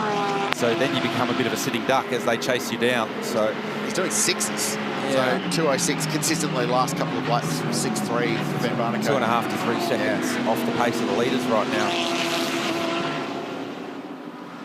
Yeah, so in 30 seconds, in 30 laps, that's 90 seconds. That's 10 seconds more than a pit stop. Yeah.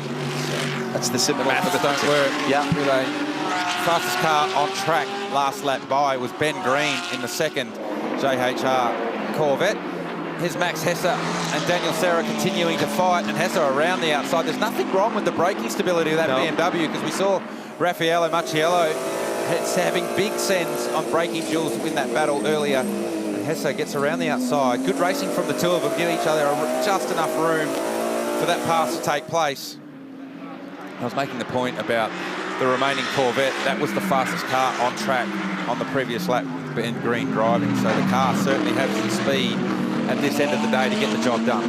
Shout out to David Russell, who's just put his Mercedes-AMG's fastest lap of the race, a 2:04.7.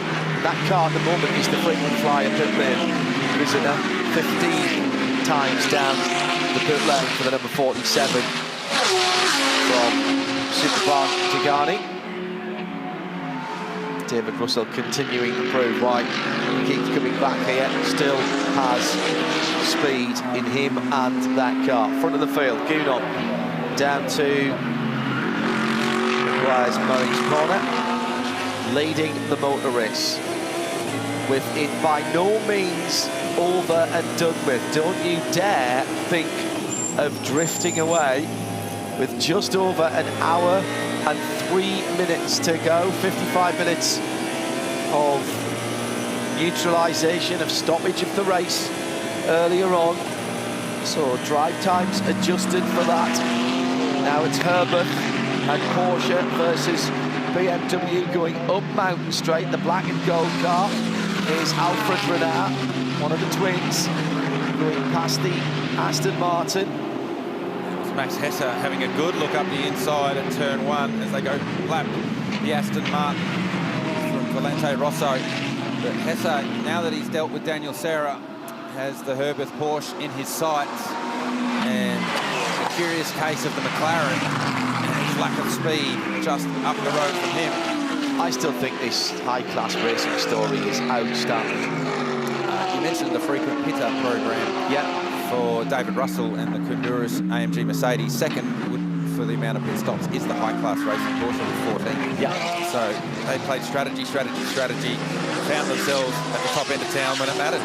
In fairness, again, those have been elective pit stops for that car rather than anybody who's had problems. We've got the SPS Hunter Racing Aston Roman De Angelis down in 27th at the moment. He's on 14 pit stops as well, but again, that is a car that came in 3 or 4 times in one of the safety car periods to get some damage to the front end. Chad? Walks down to the McLaren pits and just put that question to the team, is this a fuel-saving exercise? And they said, oh, we just haven't got the pace at the moment. Now, I don't know if that answers my question or not, but that was the answer that I got either way. I'm not sure we're any clearer after that update from McLaren. Thanks, Optimum. Appreciate that. Super. However, moving on. It's extremely unlikely from here without help. Just slow. No. Just not pace, is it? No. 3.5 seconds a lap where they're at the moment. Ojeda for position on Chaz Mostert. He'll take some satisfaction from that as well.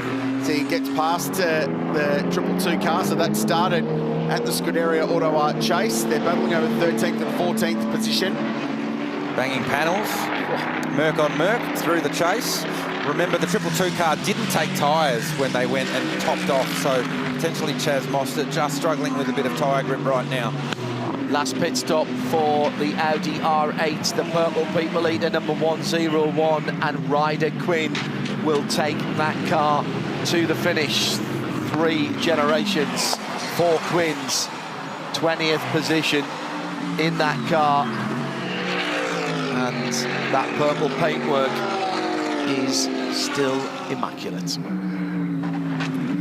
First, second, third, fourth, over the top of Brock Skyline, underneath the Expel bridge, down into the Gazoo Racing S's and the Dipper.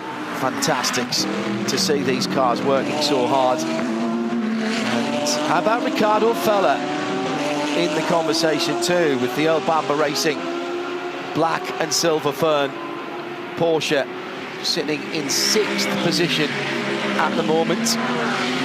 Max Hesser 10 seconds back from that in the number 89 BMW, the dark green BMW. The top 7 though running within 6.5 seconds. The other one going quickly at the moment is Kelvin van der Linde, who's just done a 12.3.4 on lap 236, which counts as that car's quickest lap of the race. So down in 15th position, made that pit stop recently. There is the 4th place car of Augusto Farfus, part of that winning combination last year. Moved across to support Valentino Rossi, who turns 47 tomorrow. They're an omen in that this is his last day as a 46-year-old. They're still very much in the mix. Yeah, I think they're very much in the mix with speed and strategy of that car. Yeah, so this is closing in on Darian Boccolacci.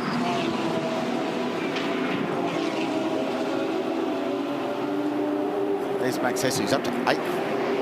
He's going great guns. Yeah, that's a KFC car. Fast. Meanwhile, the McLaren continues to get gobbled up. So Renault goes by. Daniel Serra's in this as well. And Barnicote again, a 6.2 last time by. So if it is just quote-unquote no pace, as Optimum Motorsport said, it's very slow. It's very slow at the end. Very slow at the end of the straights. That's where all the passing's happening. So you watch here, like here, out of the cutting and across the top of the mountain, Barnicote looks very strong. It's gapped Serra. Sure, when Chad went into the Optimum Motorsport garage, saw an update he got. They were accurate when they said they don't have the pace, but they didn't really explain why. Pro-Am class leader remains Garth Walden, who is behind the wheel of the 45 car. He's been sharing that all day with Brett Hobson and Dylan O'Keefe. They have led for a vast majority of the race, aided by the fact that the JMR Corvette got put a lap down early on and just hasn't been able to challenge. Certainly had the pace to do so.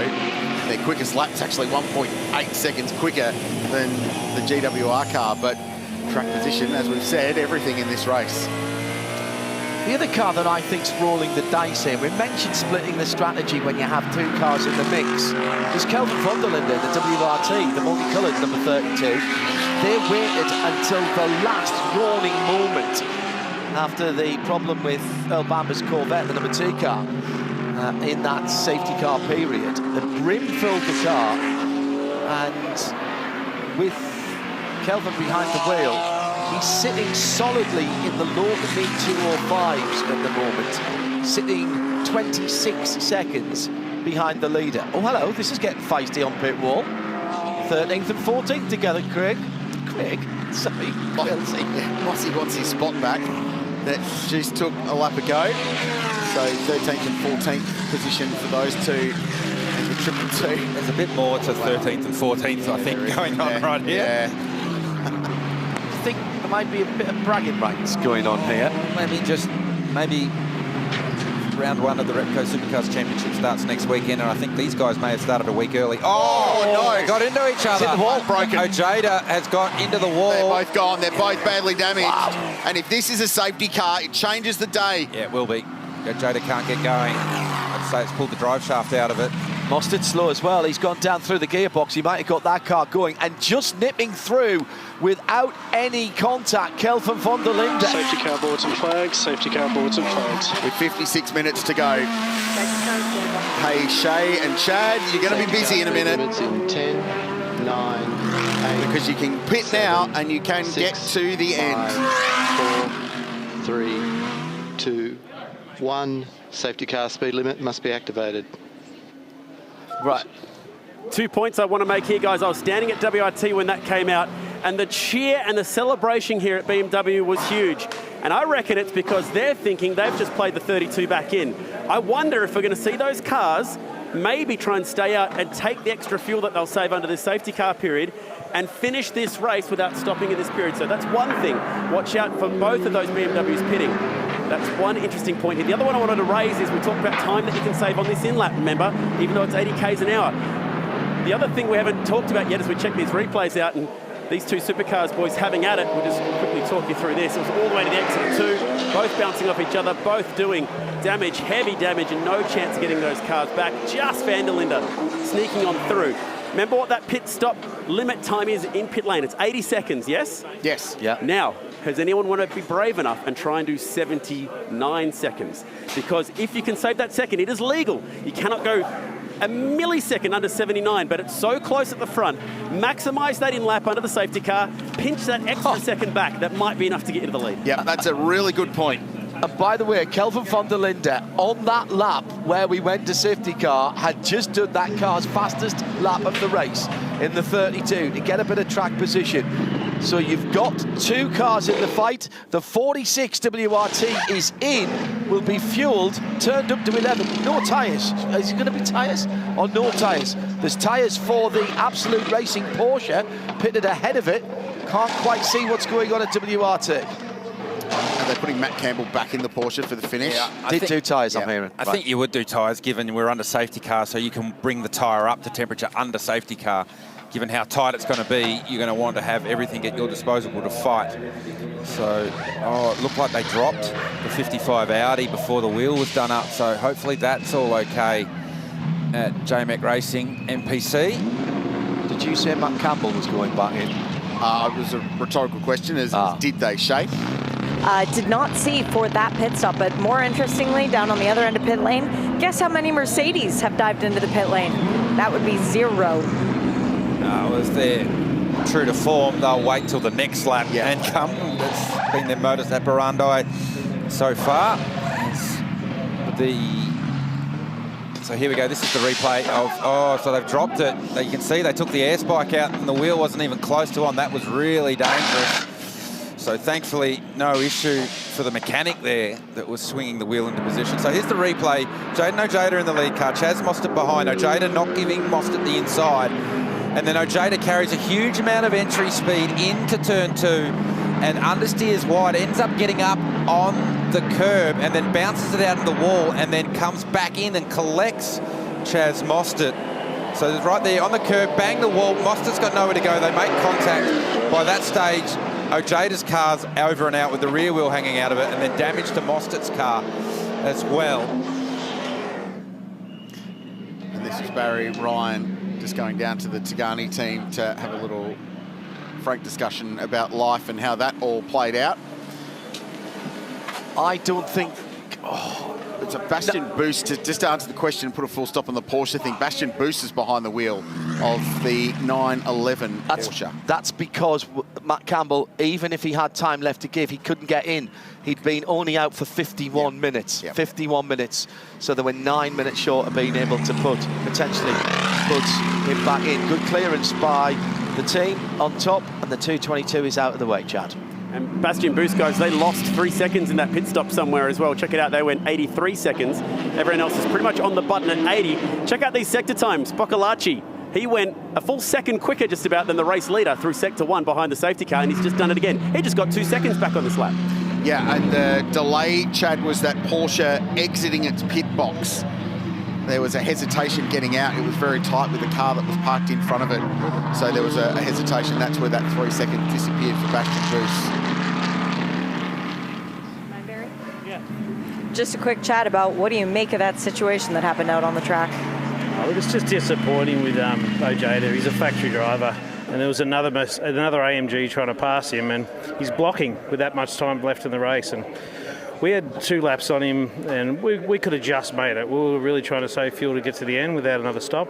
It's just disappointing that a guy like that does something like that. He's a really good driver. He's a factory driver. He should be looking after the other AMG teams. And it's just disappointing to see that. What you guys proved here this weekend proves that you belong and that you're at the front of the field for a reason. Does this just make you guys all hungrier to come back next year and set it right? Oh yeah, I feel sorry for Scotty. You know, we got pole and we had a car that was pretty good, and yeah, just a couple little mistakes today, but then getting taken out like that, it doesn't feel good. But the whole team, Assured Motorsport and STM, deserves everything they got this weekend, and they come back stronger next time. Hopefully you're a part of it as the Mountain Whisperer. Good luck. Yeah, hopefully. I don't know, I shouldn't get so angry, but anyway, you got to win. So if they reckon they could go, other people who stopped at the same time would be Max Hesse at the same time. Here's the blocking that Barry was talking about there. So that's up into turn 1, and Ojeda then straight out of turn 1 for the run up Mountain Straight. Stays on the white line, so the inside all the way up Mountain Straight, and then we saw what happened earlier at the exit of turn 2. Chad. Okay, final round of pit stops. Now check this out. Boccolacci made up so much time on the back that he was on the back of Maxime Martin. Now, is anyone going to try the 79-second trick here? If anyone could do it, it might be these guys to try and jump maybe to second in this race. Now, Gounon's going to lead this pack out of pit lane, but I'm not looking at these guys. I'm looking at car 32 on the racetrack. Kelvin van der Linde was 61 seconds behind the leader. They've got 80 seconds worth of pit stops. Van der Linde is going to lead this race if they don't pit, and as it stands, I see no action down here for BMW. I think they're going to stay out. They are. He's already passed pit entry, so Kelvin van der Linde making his way around the final corner right now. I don't think Hess is going to pit either, because they all came in on the same lap to top the tanks off. And if Barry Brown was telling us that they could go, then surely the BMW could go. This is going to be very close. This is going to be very close for Jules Gounon, and will decide the lead of the Meguiar's Bathurst 12-hour. And Chad Nalon, you have called that perfectly. Kelvin van der Linde is going to lead this race. And you know what that comes Race from? Control to safety car. Confirmation from timing screen. New leader is car 32. Should be the next car to you. And he gets that lead courtesy of that car's fastest lap of the race before the safety car speed limiter came on. And check out the pit stop times. Yep. Gounon, 79.7. Martin, 79.5. They tried it and they came within half a second of getting penalised. Yeah, and just to clarify, the pit stop time is 80 seconds, but you are given 1 second discretionary time 3 times a race. So they've just burnt it. Well, they're not coming back. Well, exactly, so it doesn't matter. So that's it. Oh, wow. So WRT have done it again. Whether this car has enough fuel in it to go full beans to the end remains to be seen, but the restart, van der Linde, Gounon, Martin, Boccolacci, Farfus, the top 5. That's going to be worth the price of admission. Incredible. Just keeps turning up. Time after time. The script writers are just earning their corner again. Oscar nominated. Brilliant stuff, Shay. I think what we're about to see will be even better because, well, Kelvin van der Linde maybe can't make it to the end on fuel. They've just said to Jules Gounon over the radio, full send, lad, let's go. Yeah, and that is the difference, isn't it? How much more has he got to save? This is helping. We knew, I just had a feeling they would split the strategy between the two WRT cars. Remember, they've still got Farfus in the fight in 5th position, and he is fueled to the end, Chad.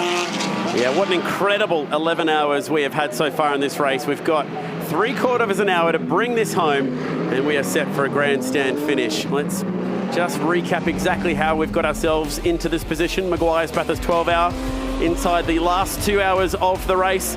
Everything was looking so good for Jules Gounon and that team who had waited for their moment. And there was some more drama to be had, though, late on. One of the contenders, sadly, out of action. The Corvette looked so fast today, but unfortunately, mechanical dramas down through the dipper. El Bamber at the wheel, and that would bring out a frustrating moment for them. And the BMW safety car back into some more pit stops at that point, which put everyone roughly on the same strategy. But some cars elected to pit really late in that little sequence. There was this moment here for Will Davison with the left front of that car coming loose. Was able to stay out. That did not bring out a safety car. There'll be some more Mercedes-AMG drama concerning safety, concerning some of the supercars drivers, which would lead to a safety car later in this session. And it was between these two. Ojeda, new supercars driver to be. Chaz Mostert, reigning supercars champion, both in the Mercedes-AMG squad this weekend. Fighting down the front straight, Ojeda, heavy defending. This would continue all the way down the front straight, all the way up Mountain Straight, and would eventually end in tears coming out of Griffin's Bend turn 2. Ojeda all the way out to the fence, slicing up against the wall, taking Mostert with him, and all that work to bring the 222 back into the show today, sadly coming unstuck. That's the pole sitter's day done, and it was a huge free kick just sneaking by there as Barry Ryan was upset with what happened next door. For the BMW team, the WRT boys have left Kelvin van der Linde out there. They now lead, but have they got the fuel ahead of this car? We've got the 2 best GT3 drivers in the world, first and second. Fuel race, are you kidding me? How good is this at Bathurst? Couldn't have said it better, and that is the scenario right now. Can the BMW get to the end is the big question mark of it all.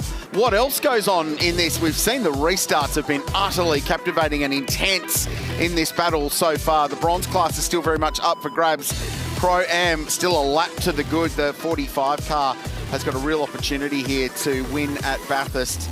And then we walk down to some of the walking wounded and those that are out of the race, and we go down to the 47 car. 24 of 34 continue to circulate at Mount Panorama, with some still in the mix despite being out of the race. And then, wow, it feels like an age ago that Ford Mustang was out with damage 20 minutes into this race.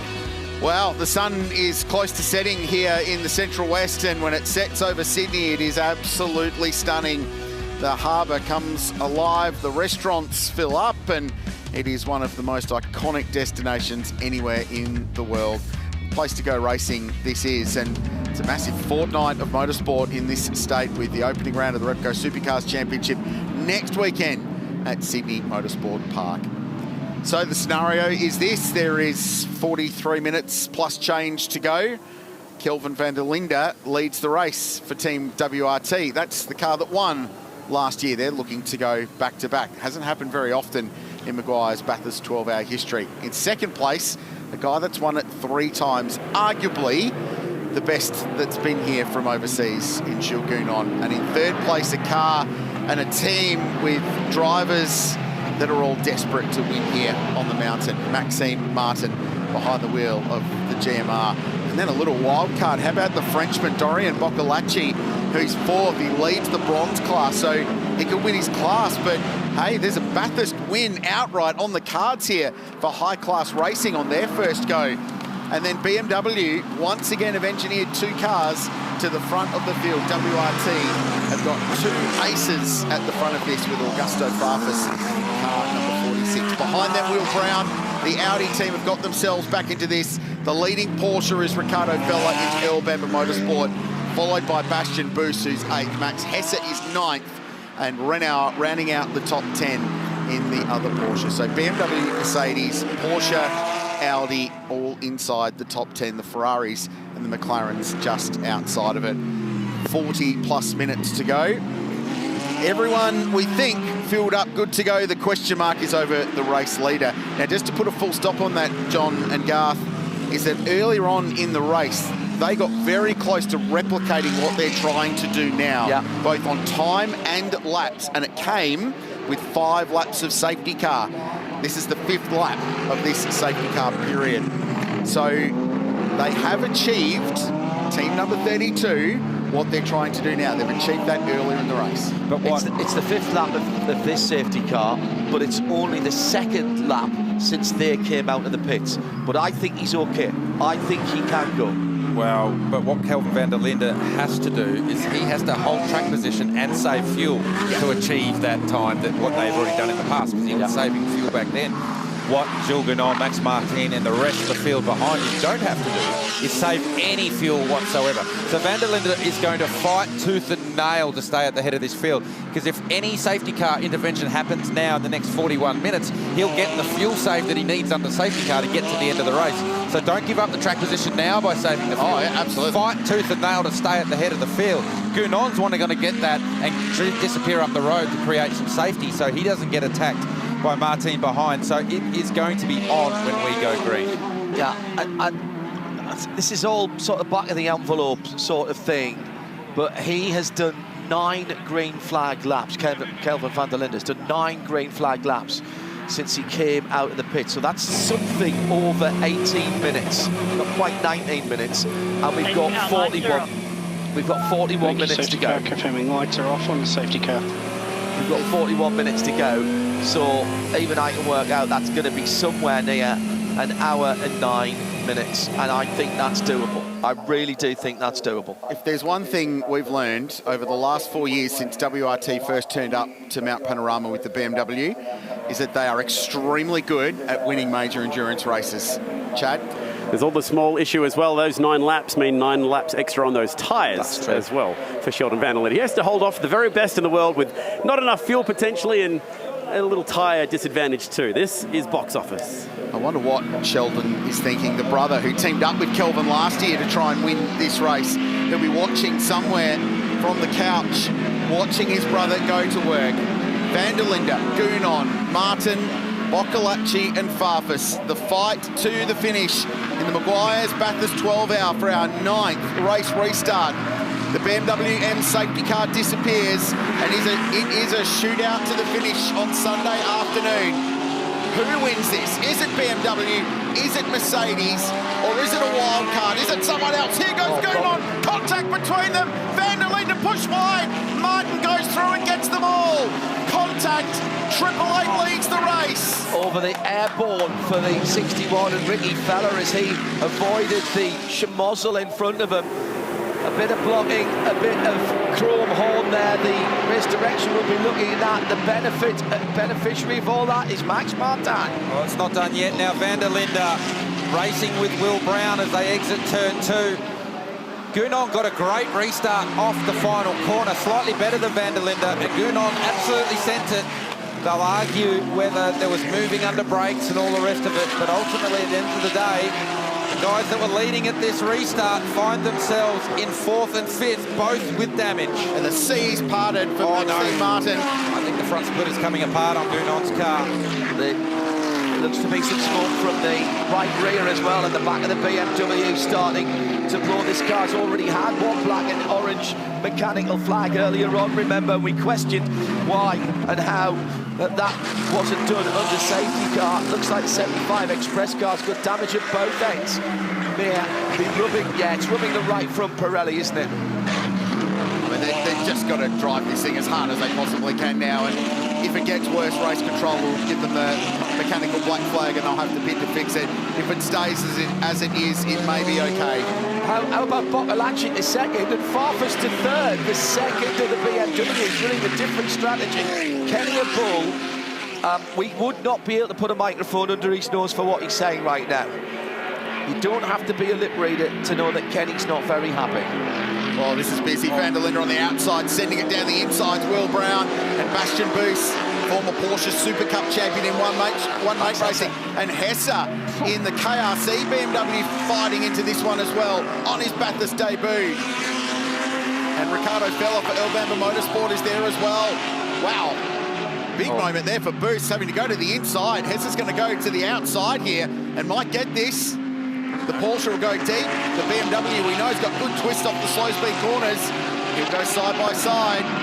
It's going to be on the wrong side though, but clears the Porsche. So great exit by Hesse. He gets up to 7th place now. He's had great form at the end of this one. And the field has lit up. Look, Hesse has actually had a look at Van der Linde now. So Van der Linde, that rear bumper and rear guard hanging off the car. So it's going to have no straight line, a huge amount of drag in that BMW, the 32 car. The 89 is the other car. Max Hesse's car is the other car that stopped on the same lap as Kelvin van der Linde. And therefore, I think he is right in the window to go to the end. It might depend when we go to the last lap and how far we have to go. Remember, it's time plus a lap. What we do know is that the car that's leading is good to go, the car that's second is good to go, the car that's third is good to go. So it's a flat-out shootout for them. There's some question marks behind.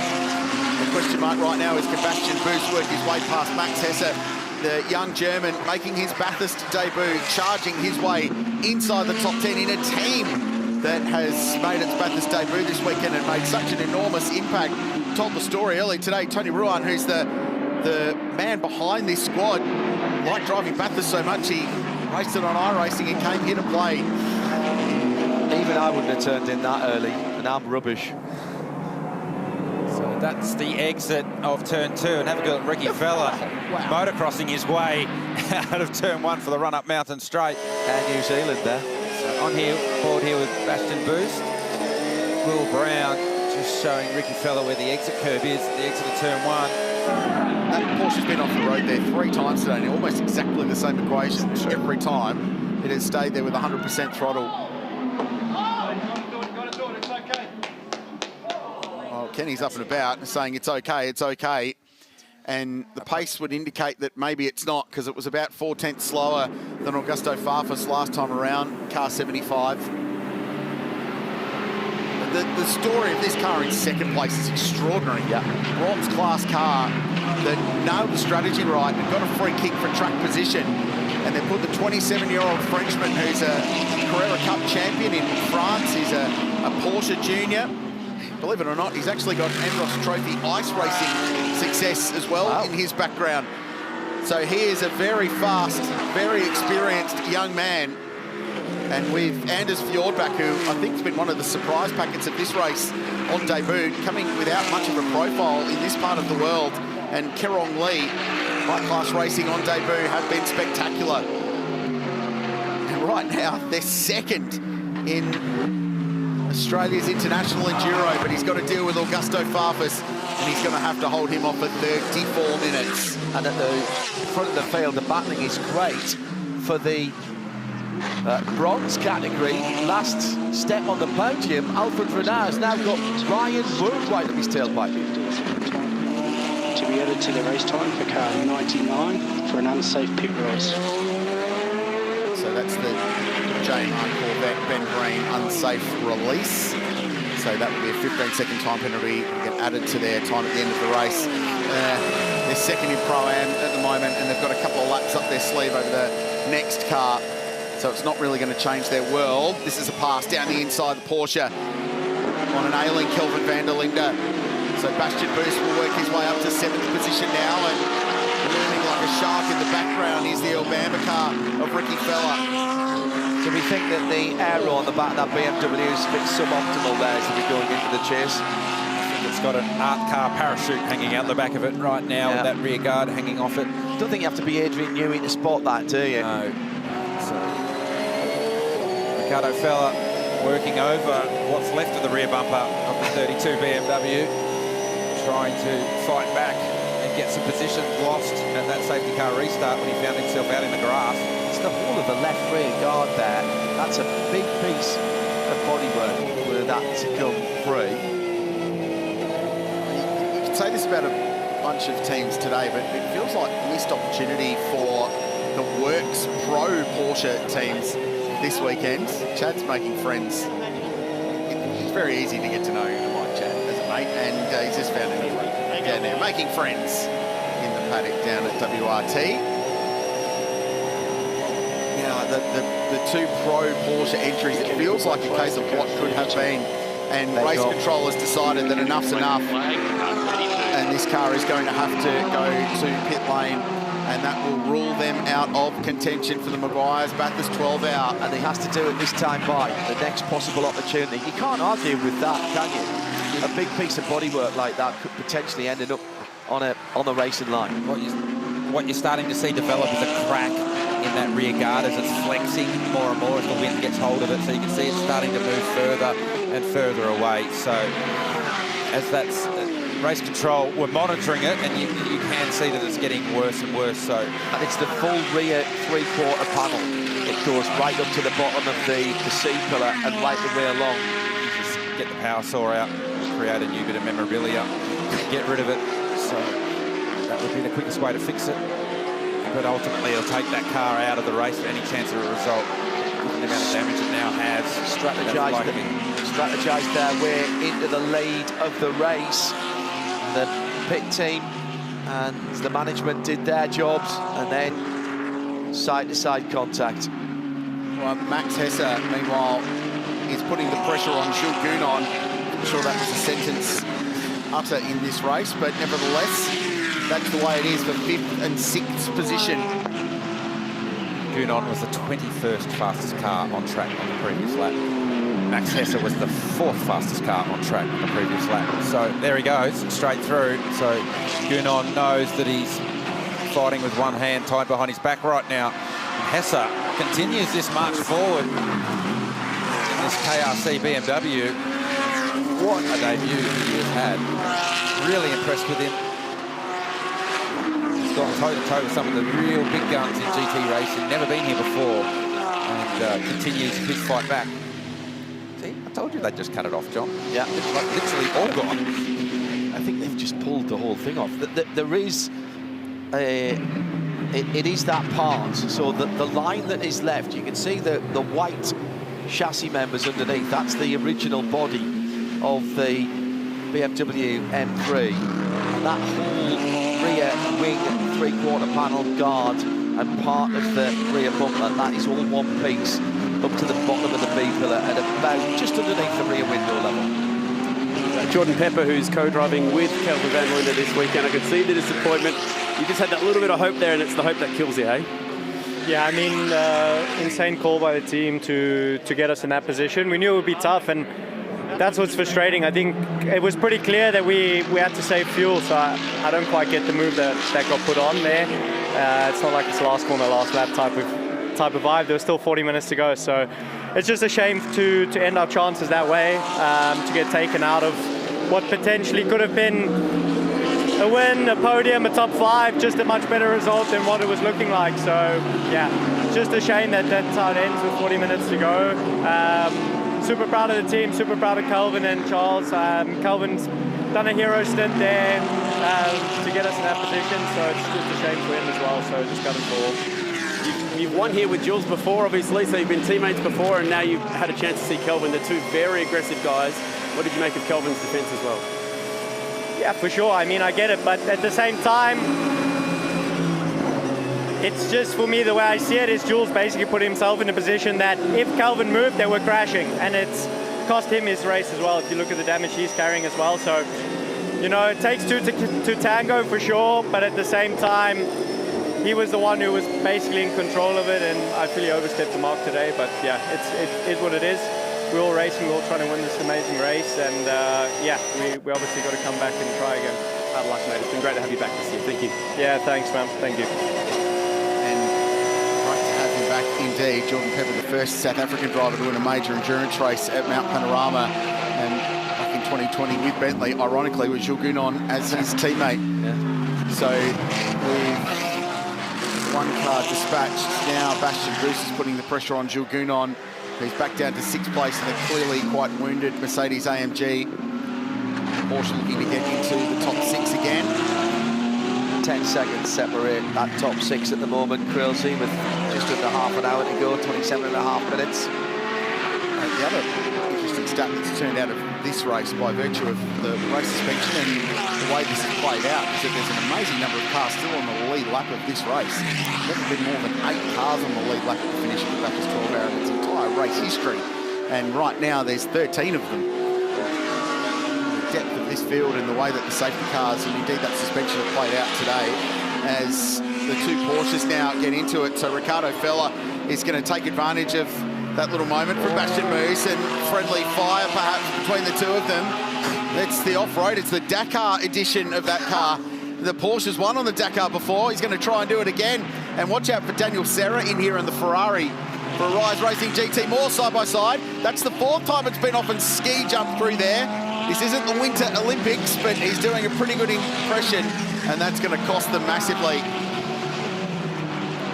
Really impressed with that front splitter. Yeah, it's very stout, isn't it? And if it hasn't fallen off now, it's never going to fall off, because Ricardo Feller seems like he watched the sprint cars with you the other night, John, and was running up on the high line, had it up on the berm, but ultimately was a fast way to get up Mountain Straight. You can see here, side by side, Ricardo Feller.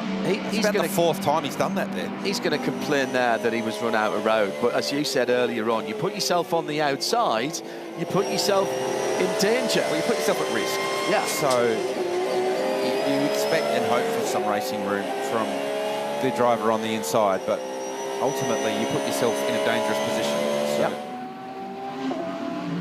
So Max Martin at the front of the field has pulled 1.2 seconds. The AMG number 888. She shares with Meguiar and Maro Engel.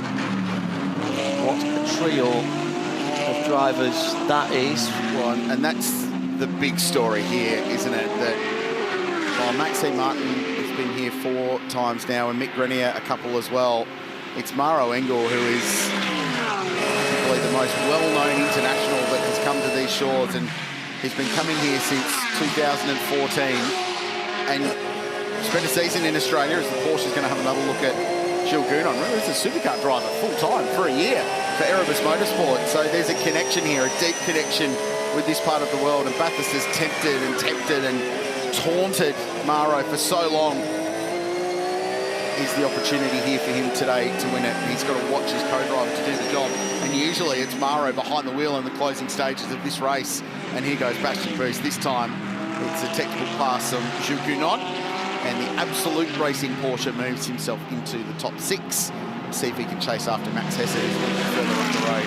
7.5 seconds. The red and white Ferrari looking to get involved in this. We know the AMG is quick though. Porsche on the right-hand side of the track. Just a little bit of a defensive line there without compromising his entry in the Discover New South Wales Griffin's Bend.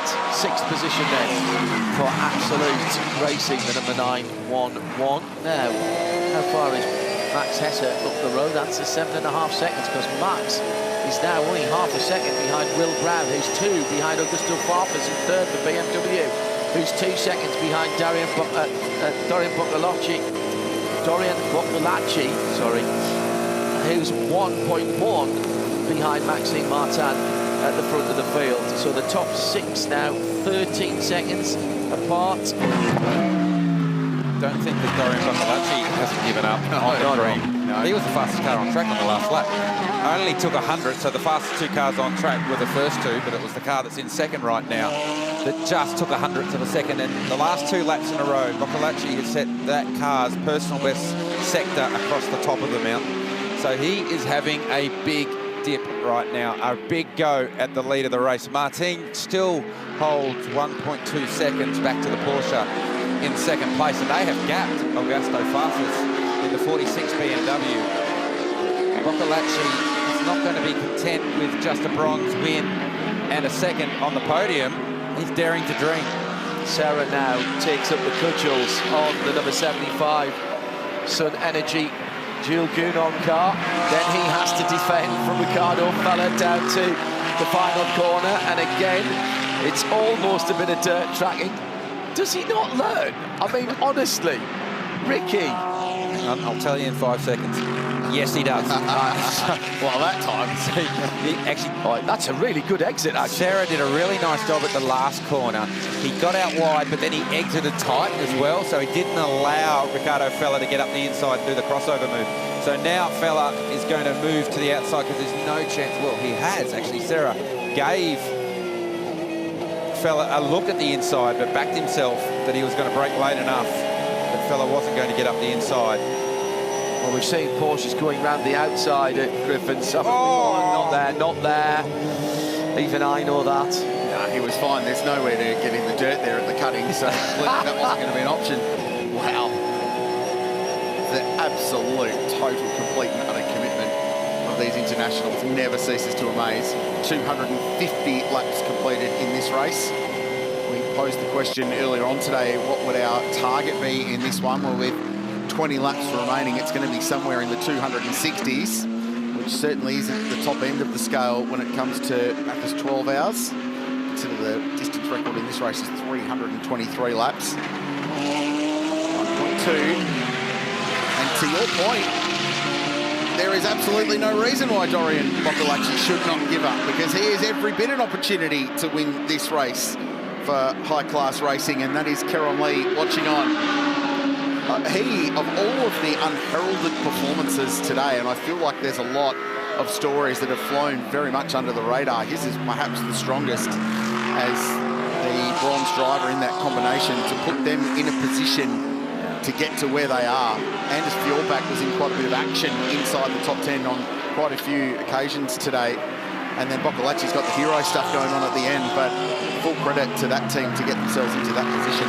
21 minutes to go, and the top three are lapping within fractions of a second of each other. 2:03.3, 2:03.5, 2:03.8 for Augusto Farfus. He's actually been closed down now by Will Brown and Max Hesse, who are coming.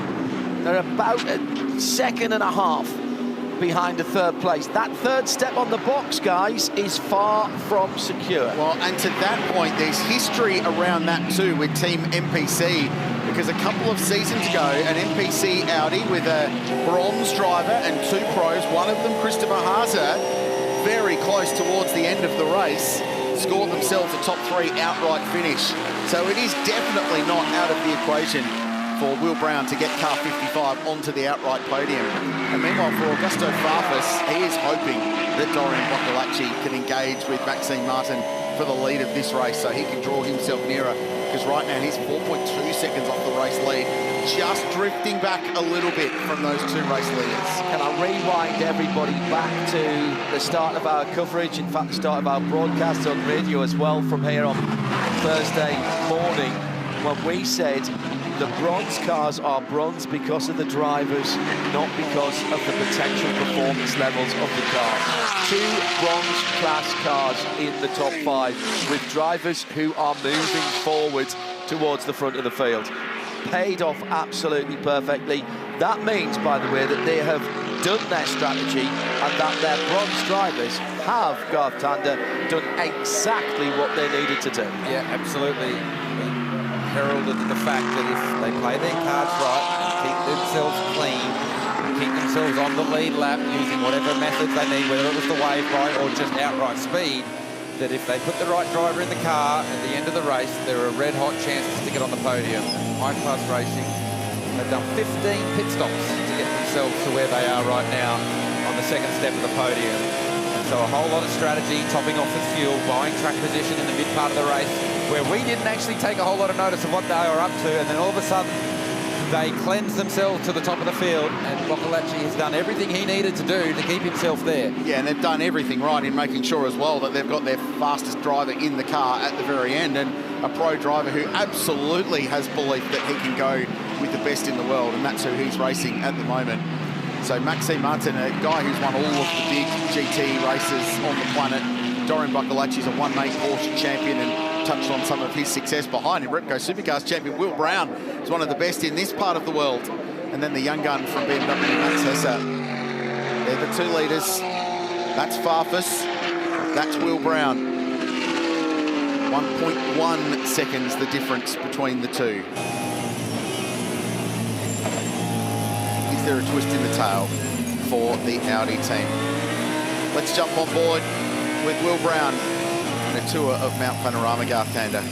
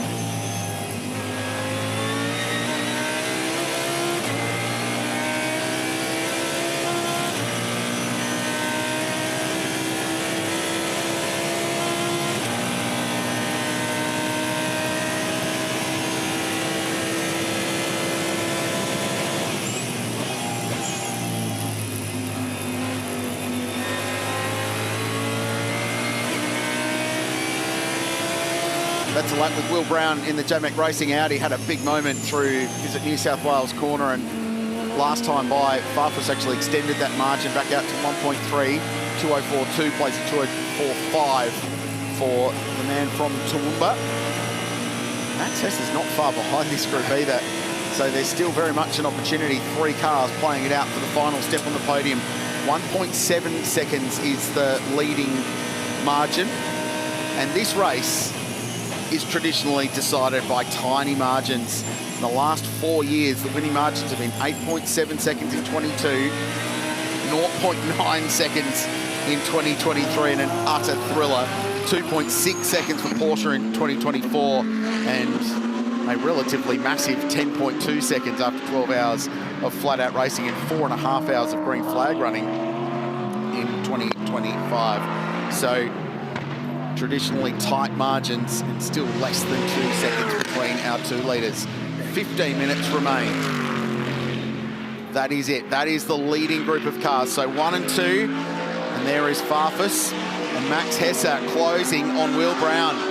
Can the BMW get past the Audi and then maybe go out after the quote-unquote factory car just a little bit further up the road? So the Brenton Grove driven number 100 Penrite Mercedes, the Grove racing car, going back out.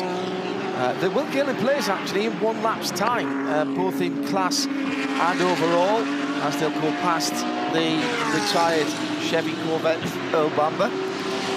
The other consideration to take into account is this is the opening round of 5 in the Intercontinental GT Challenge, of which Mercedes-AMG are a manufacturer, and they've not had success for a long time in IGTC, which comprises this race, a major enduro at Suzuka, Indianapolis, Spa, and the Nürburgring, fairly famous, well-known racetracks. Merck's last IGTC win was the Golf 12 Hours in the Middle East in 2023. The team to do it was GMR, because of course it was. And the drivers in that car were Maro Engel, Meguiar, who are here this weekend in that car, and with them was Lucas Stolz that weekend. So this could be a very, very big moment for Mercedes-AMG, who, while they've had a lot of success here at Mount Panorama in recent years, from an IGTC point of view, that would be a massive box to tick.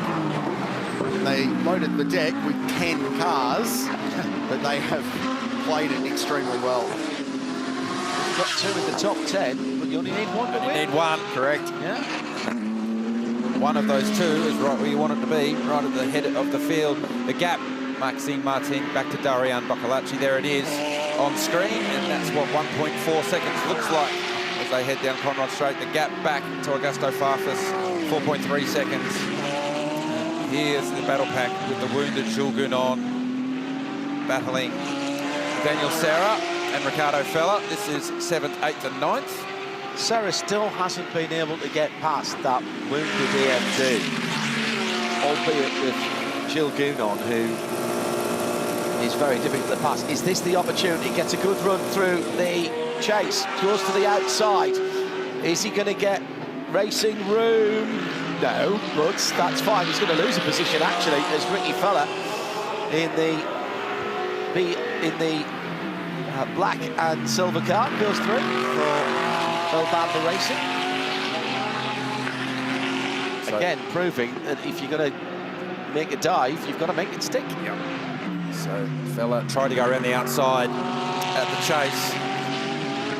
Have to get up pretty early in the morning to do that to Jules Gounon. I don't think I've ever seen anyone go around the outside of Jules Gounon.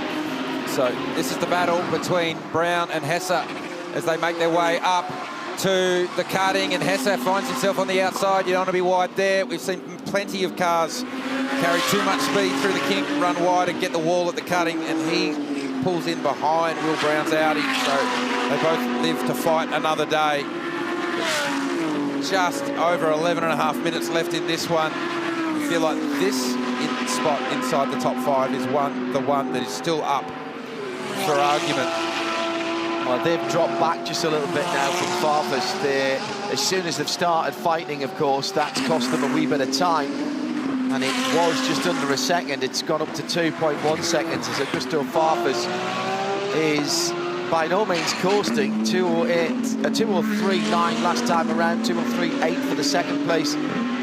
Dorian Boccolacci and Maxime Martin in the lead.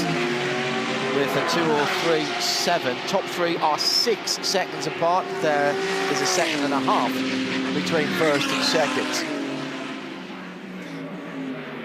Happy wave from Valentino Rossi and Raffaele Marciello. He should have finished on the podium.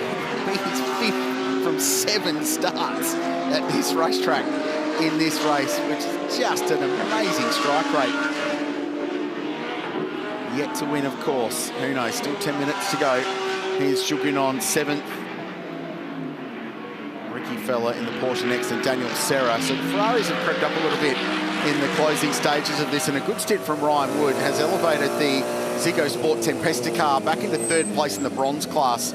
So they would be able to lift a trophy on the Rise Racing GT, partnering up with that international operation this weekend. He did that a little while ago, and I expected once he got past Alfred Renard that he might pull away. It's been hovering around a 1.7, 2.4 seconds. It's the battle for 10th and 11th, but as you rightly say, Krilsey, it's the battle for 3rd in the bronze class, and Renard is not letting him get away.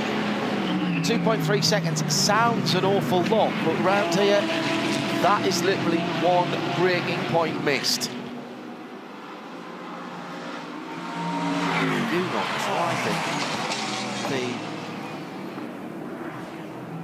Driving the car brilliantly from 7th position. And also, we haven't talked about Max Martin for a little while. What a story this is. This whole team didn't have the best of starts to the weekend. Limited amount of running on Friday, and they lost some. They were chasing a setup, chasing a power issue.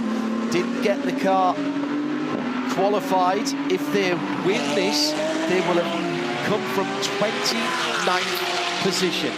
This race has never been run from lower than 11th, and that was only once. The rest of the time, it's been the top 7. Correct. It would be the furthest back Bathurst 12 Hour has ever been won. There's so many storylines around this. GMR have been coming here and trying to win this race for quite some time now. Hong Kong-based team. They're really a sort of transatlantic and even trans-Pacific team that race on all corners of the world, sort of no fixed address. But they are incredibly competitive, and every time they've showed up to Mount Panorama, they have had a shot at contending for this race. And a lot of that has been down to Maro Engel, who will be sitting down in pit lane. I'm not sure if he's been sighted for a while. His 10th visit to this place in the race. What an opportunity also for Maxime Martin to be in the car at the end here and deliver. There he is. Under pressure, so it's not done yet. Still 8 minutes left in this one, but with the red flag and the lost time, you would expect the strategy would have had Maro in the car, but they've had to pivot, and Maxime Martin has been given the job to bring the car home, and he's delivering now, so the gap first to second, just over 2 seconds. So Martin starting to get up the road a little bit, just by a bit of buffer and a bit of safety with just south of 8 minutes left. About 20 minutes ago, Ben Barnicote took the McLaren number 95 into the pit lane. It hasn't re-emerged yet, so not the end to the event that they were looking for. And a final pit stop from Ryder Quinn, who's coming in the number 101 Mercedes, just about to turn its 250th lap in the bronze category. And it will surprise you not at all to know that the last 5 laps or so, in fact less than that, the last 3 laps or so are going to be done by Tony Quinn. Absolutely right. Totally agree. So it should. I tell you what, they're making a documentary about this, and a colleague of ours, Greg Rust, is helping piece it all together with Ben Sale and a very small team. It is going to be compulsory viewing when it drops, because the story they are going to tell over the course of the day is pretty remarkable. The course of the weekend, just amazing stuff. Nice stuff by Tony there. Started to turn in, had a car alongside him, lifted off, got the front end of the car back. Would have been easy to panic there. Another lap completed, 6.5 minutes to go. The tension is nigh on unbearable, not just for the leaders, but for the bronze leaders. Second place, Bogolacci across the line, 2 seconds the gap, 2:03.8, 2:03.7.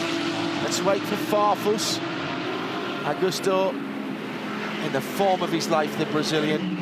4-1 for Farfus in the BMW, so not able to go with the 2 leaders. No.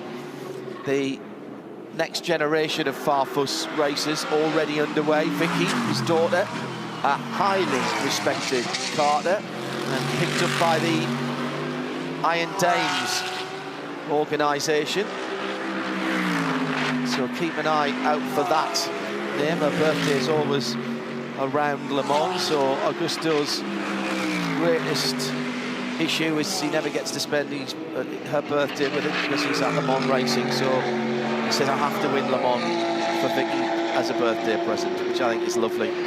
Pro-Am class still being led by car 45. I'd love to get a time in the lead stat for them when this all washes out, because it's been a big chunk of today's race, and they've also worked their way up to 12th outright with Dylan O'Keefe, the Victorian, behind the wheel. So they've been really nice. Brett Hobson and Garth Walden have done sterling work there looking for a Pro-Am class win. Worth pointing out that that car was originally entered in the silver class, but they elected to bump themselves up a category because they wanted more competition. There weren't that many cars entered. Kerong Lee watching on. His teammate is in second position. The margin has crept out now over to 2 seconds for the first time in this race, in this final little battle to the flag. Porsche chasing down Mercedes-AMG. Both brands have won this race before. Mercedes-AMG on 3 occasions, Porsche on 2. And the Merc, it feels like a long time ago since 2023 when Sun Energy won their second race. Since then, Porsche and BMW have been at the front of the field.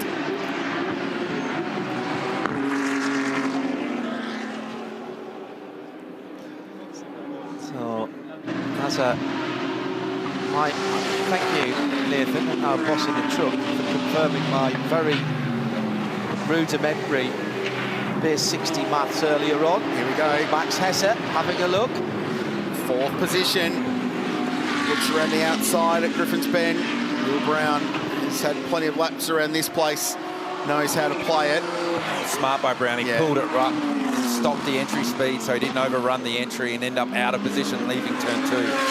So just to confirm, that countdown clock, I mentioned this about half an hour, a little bit more ago, that 3:36.543 as it is, that is to 45 minutes past the hour. And that would be the 12 hours up.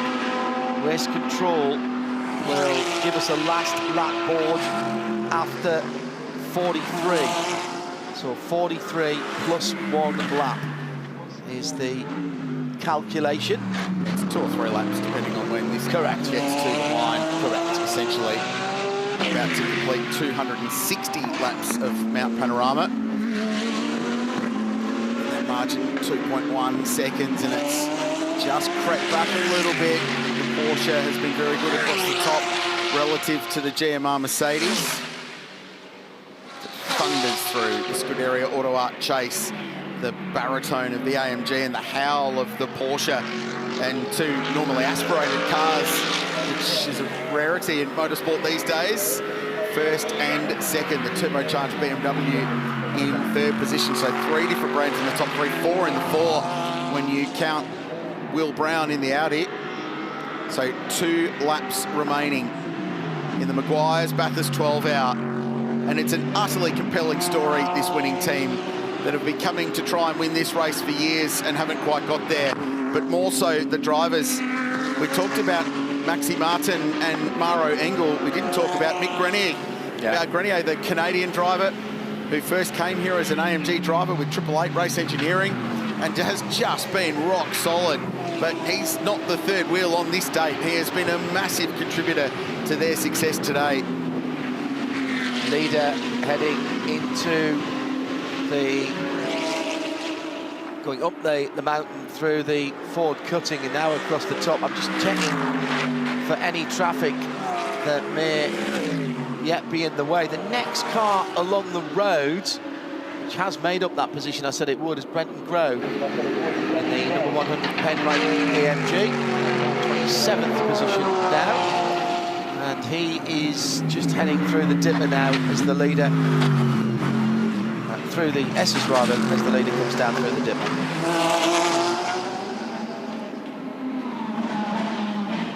Grenier. In the foreground, in the background was Maro Engel. A penny for Maro Engel. I was just thinking the same thing. What must he He's been here in this position before, not this deep into the race, but certainly been in race-winning positions in the past. And he will not believe it is true until this car crosses the line. There would be an argument you could make that say the team should have won in 2023. There was a controversial moment right here in the closing stages that he was involved in. They ultimately finished third. The year prior to that, he was mighty in the closing stages, and he and Jules Gounon produced an absolute masterclass for the final couple of hours of this race in really challenging conditions. He finished second there. That was his best result. Control attention all teams. The leader has commenced the last lap. Confirming the leader has commenced the last lap. A smidge over 6 kilometres remain for Team GMR for Mercedes-AMG. The margin is 1.7 seconds to Dorian Boccolacci, the young Frenchman. What a drive this has been. And Augusto Farfus, Valentino Rossi, and his car was second last year. Another podium would be a remarkable result for Team WRT. Not a bad way to defend their Bathurst win last year. 4 different manufacturers in the top 4, with AMG, Mercedes, Porsche, BMW and Audi being those 4 manufacturers, 4 German marques, of course. The best of the Ferraris in 9th position. Daniel Serra and Ricardo Feller combined have still not been able to get past the slightly hobbled number 75 of Jules Gounon. Question and a story of what might have been the number 75 car, and so many stories like that up and down the timing and scoring monitor. Big delay in the middle, Crailsey, but it seemed like everybody came back refreshed. The tyre situation was resolved at that point, and then we got the Mercedes out in front.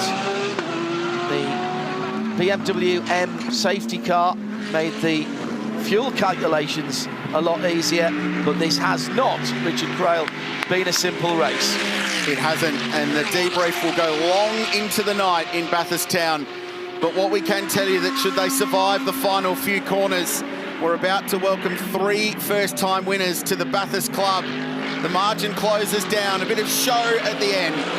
1 corner to go for Maxime Martin and for Mick Grenier, and finally for Maro Engel. GMR and Mercedes-AMG triumph on the mountain, and there are 3 new first-time winners in the Meguiar's Bathurst 12-hour.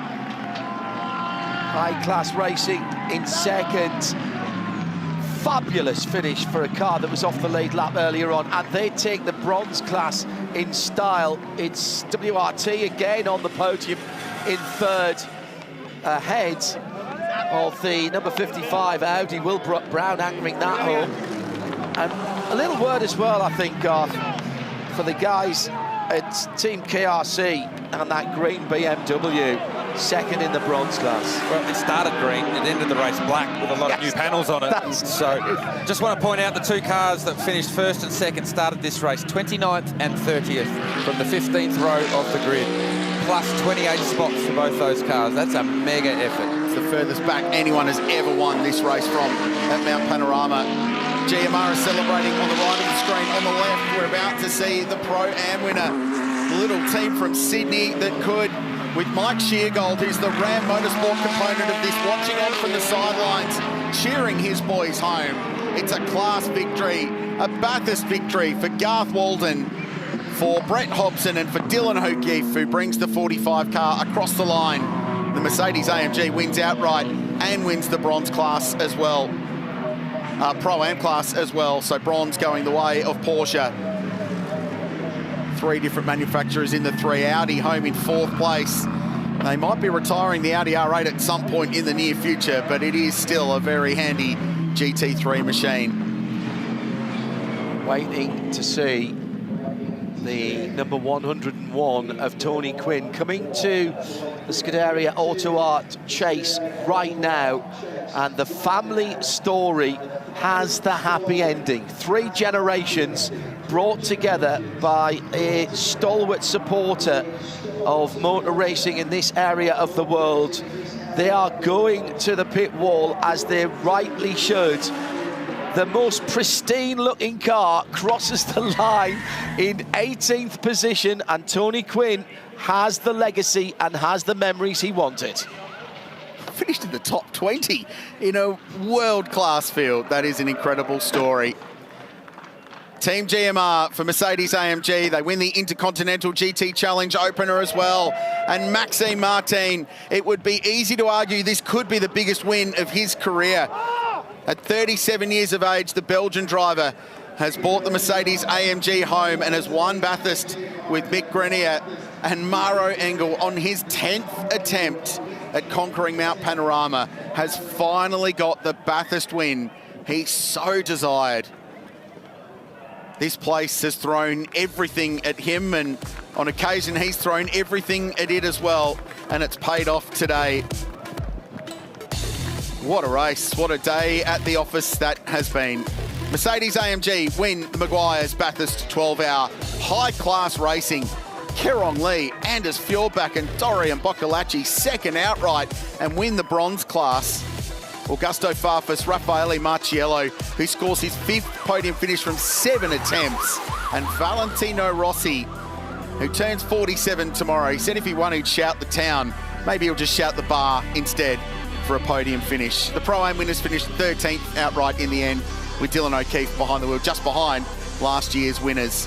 And getting to the end, 26 laps down, the Invitational class winning IRC GT car got to the line, and they will win the Invitational class. Let's go and celebrate this one. Shay Adam is with our winners. Oh, this is going to be a good one to celebrate, guys, because this is 3 first-time winners. They want to jump up on the car and do a group photo, and you know what? They've deserved it, so we're going to let them do this first.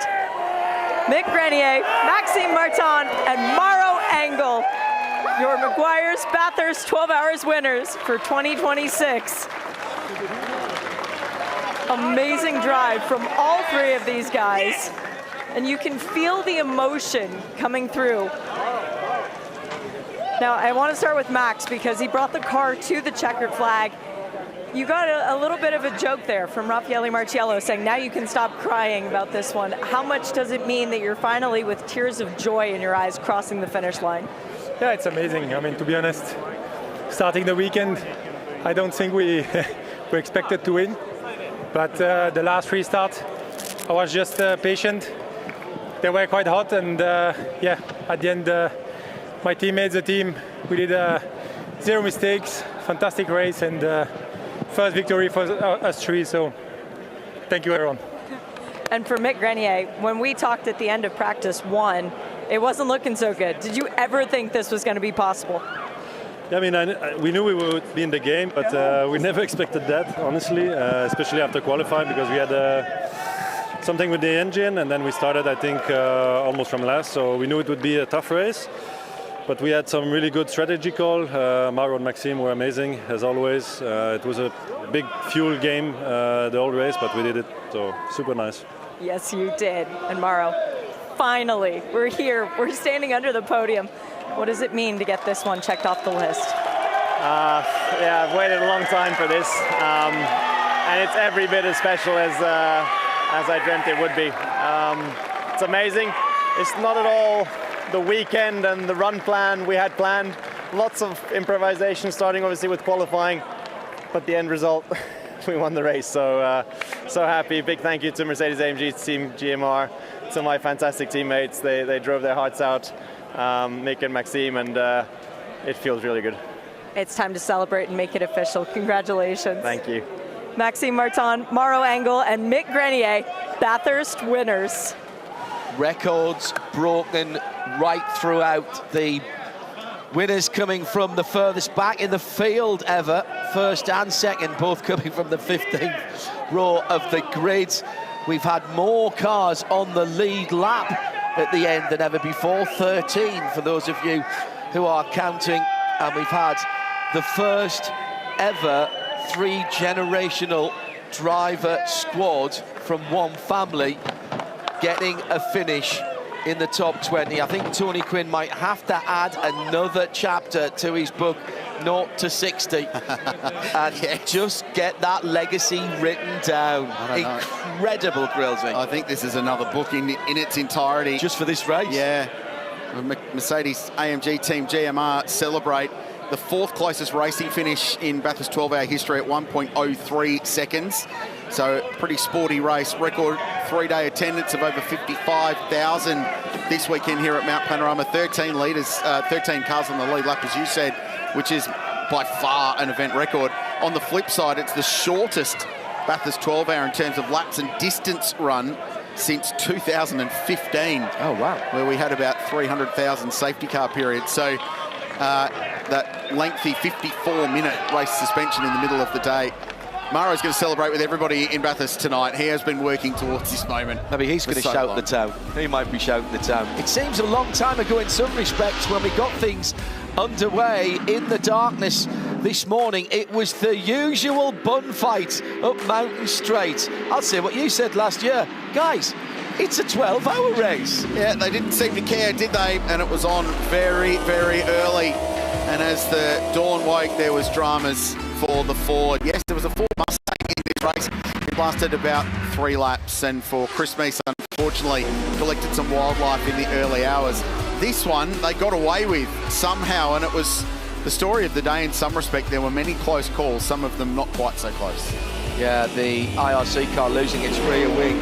But the racing was incredible. Corvette here for the first time, bringing a couple of cars, and the Pro car right up there with the BMWs. WRT defending their win from last year, had both of their cars at the sharp end of the field.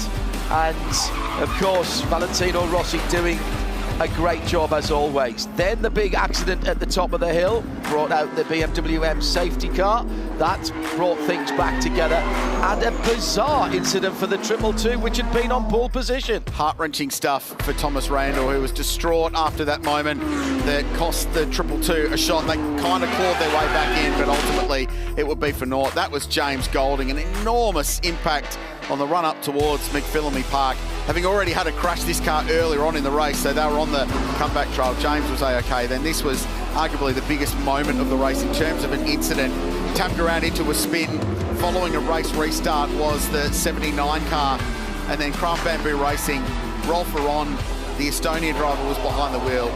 Big contact, and we can confirm that Rolf was taken to a local hospital for precautionary checks, but he climbed out of that car under his own steam. And Maro Engel squeaked through by about 4 millimetres on the back of that stranded car, and that was to become very, very important. The great run by the number 2 Corvette came to an end at the top of the mountain when something broke at the back of Earl Bamber's car. That was another safety car. And then the Penrite team, the number 100, they had had issues before, but they were going well.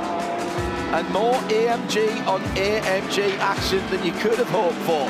Looked like the AMG GT3 Cup at one stage. And then the moment of the race in some ways, battling at the sharp end of things, brings out a late race safety car through, sneaks to 32. They left out that WRT car and didn't take the pit stop. It led on the restart. Jules Goudon down the inside. There's contact, and through nipped the eventual winning car. Max Martin took the opportunity.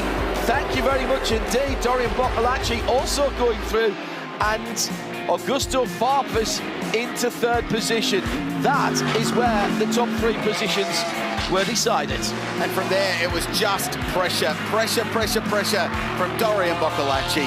And he got within a second just at the end of that, but nothing could stop Mercedes-AMG Team GMR, Mick Grenier, Maxime Martin, and Maro Engel, who finally breaks through for a Bathurst victory. 3 first-time winners will celebrate on the mountain. 2026 Meguiar's. Ladies and gentlemen, it's time for the 2026 Meguiar's Bathurst 12-hour podium. In 3rd place for BMW Team WRT, it's Augusto Farfus, Raffaele Marciello, and Valentino Rossi.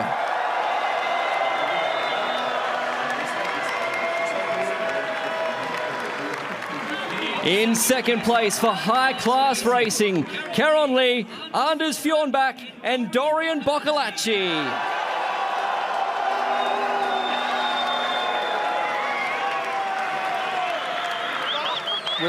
And in first place, Mercedes-AMG Team GMR, Maro Engel, Mick Grenier and Maxime Martin.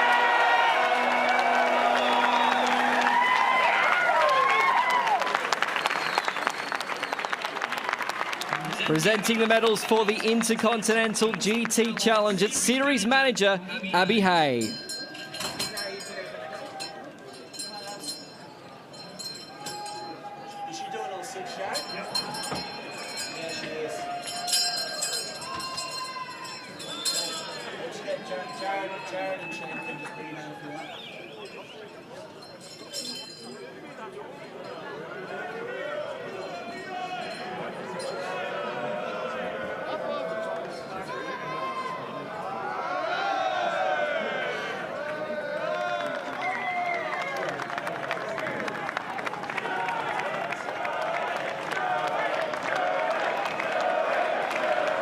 Presenting the third place trophies, Shane Rudzis, Bathurst 12-hour event director.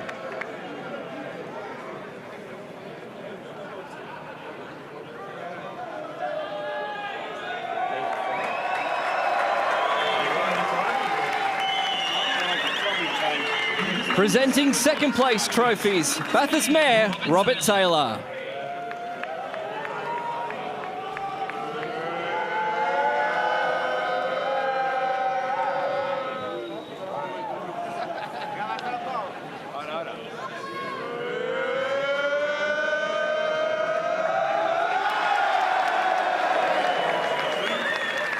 Presenting the first place trophies and buy-sell winners' watches, Bruce Morrison from Meguiar's.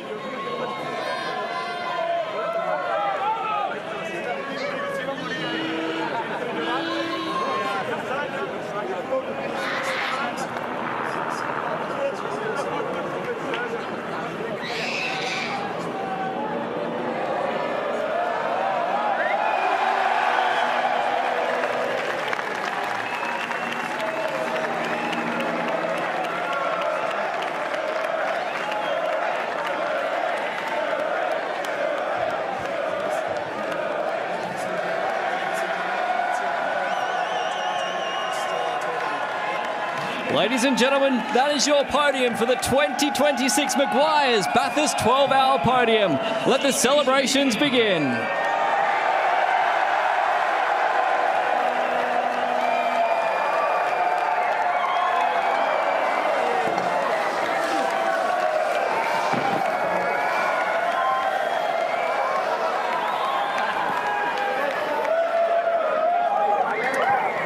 As the champagne flows from above, what a day it's been, the Meguiar's.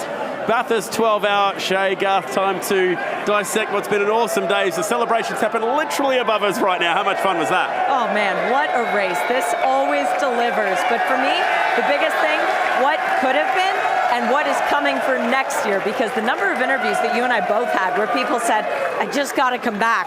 I feel like that's what I heard more throughout the day. Absolutely. Garth, this race went through a bit of a lull after COVID. It hit a bit of a speed bump. Boy, is it back right now. Yeah, 24 cars here last year, 34 cars here this year. Chad's even getting a bit of champagne on him.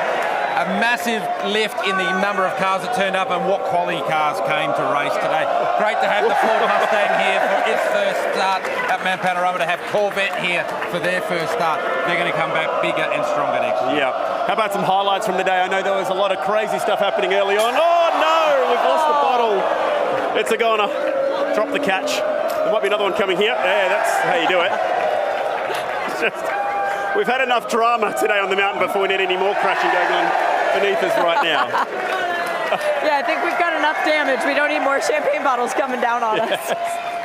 I mean, that instant for the Ford this morning with Christopher Mees set the tone for what was going to be a pretty crazy race. Yeah, there was plenty that took place. Real shame for the Mustang to go out after 20 minutes. Never got a chance to really get going. And then those big crashes that we saw across the top of the mountain. Firstly for James Golding in the BRM run Audi, and then that moment between the Tsunami RT and the Craft Bamboo Mercedes down into Forest Elbow that ultimately had that red flag for just short of 60 minutes while we cleaned the track up. But after the red flag, when we got going again, it was on. Yeah, and how about the last restart? Oh my gosh, we built it up and it lasted 200 metres. It was insane between Kelvin van der Linde and Jules Gounon, both former race winners, both guys who knows how important it is to have a clean car. Both of them sacrificed the clean car. And you know how difficult it is to drive with any sort of damage. They knew 40 minutes to go. Their races were over. Yeah, well, they knew that track position was going to be king right there with 40 minutes to go. That's why Kelvin was defending so hard, and that's why Jules went the big send straight away, because he knew that if van der Linde got into a rhythm and was able to defend for the rest of the race, it was going to be a real challenge to get past that BMW. A shame that we saw two of the real guns effectively get taken out of the fight right at the end. But what about the two cars that finished first and second? Yeah. First started from 29th, second started from 30th. What an epic fight back. Well, I think we got one more trophy to hand out, the Australian Tourist Trophy upstairs.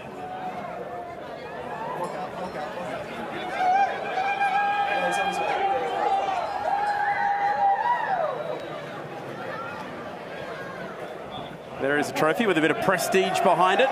Certainly plenty of history there as well, and I love that they've been able to behest this event with that trophy as well. That seems like a nice combination, and Dave Stewart from Motorsport Australia is up there to hand that one out, Garth. So plenty of history being brought into an event that's still very much making its way in the GT3 era. Yeah, it's still in its infancy in the GT3 era, but it's growing in stature year on year. You only have to look at the quality of the teams and drivers that are starting to come to this event after the COVID period, and it's starting to build. The manufacturers are really understanding that the racing here is important, and they will get stronger and stronger. We mentioned Ford here with one car, Corvette here with two. Ford are definitely coming back with more than one car next year, and it'll be great to see Corvette come back too. BMW have supported this race for so long.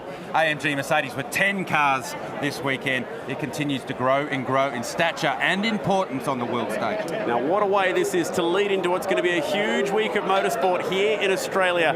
Round one of the Repco Supercars Championship. It begins under lights, Sydney Motorsport Park. It's the Dunlop Sydney 500 racing on Friday night. That's free for the fans here to come and attend locally in New South Wales. Be able to catch this on Fox Sports and KO across the weekend as well. Not to mention our international viewers, of which there's been plenty on the live stream. They've been watching this on Superview. Sadly, you're heading back to the States, so you won't be there, but you can catch that one on Superview show. And you know I will be. I've got my subscription ready to go. Garth, it's been a lot of fun here. We love the Meguiar's Bathurst 12-hour. Time to pack it up. Certainly a great weekend. If that's how we're starting our racing here in Australia this year, I can't wait for next week. Thank you to all of our brand new TV crew and those who are sticking with us for 2026. Thanks to all of the viewers that have joined us from Australia and around the world. Well done to John and to Krause and to the team alongside me. Well done to Brian joining us this weekend. Thank you for watching Meguiar's Bathurst 12-hour. Man, that felt like it was 24 hours. We fit as much drama into that one as we possibly could. We'll catch you here next year at Bathurst.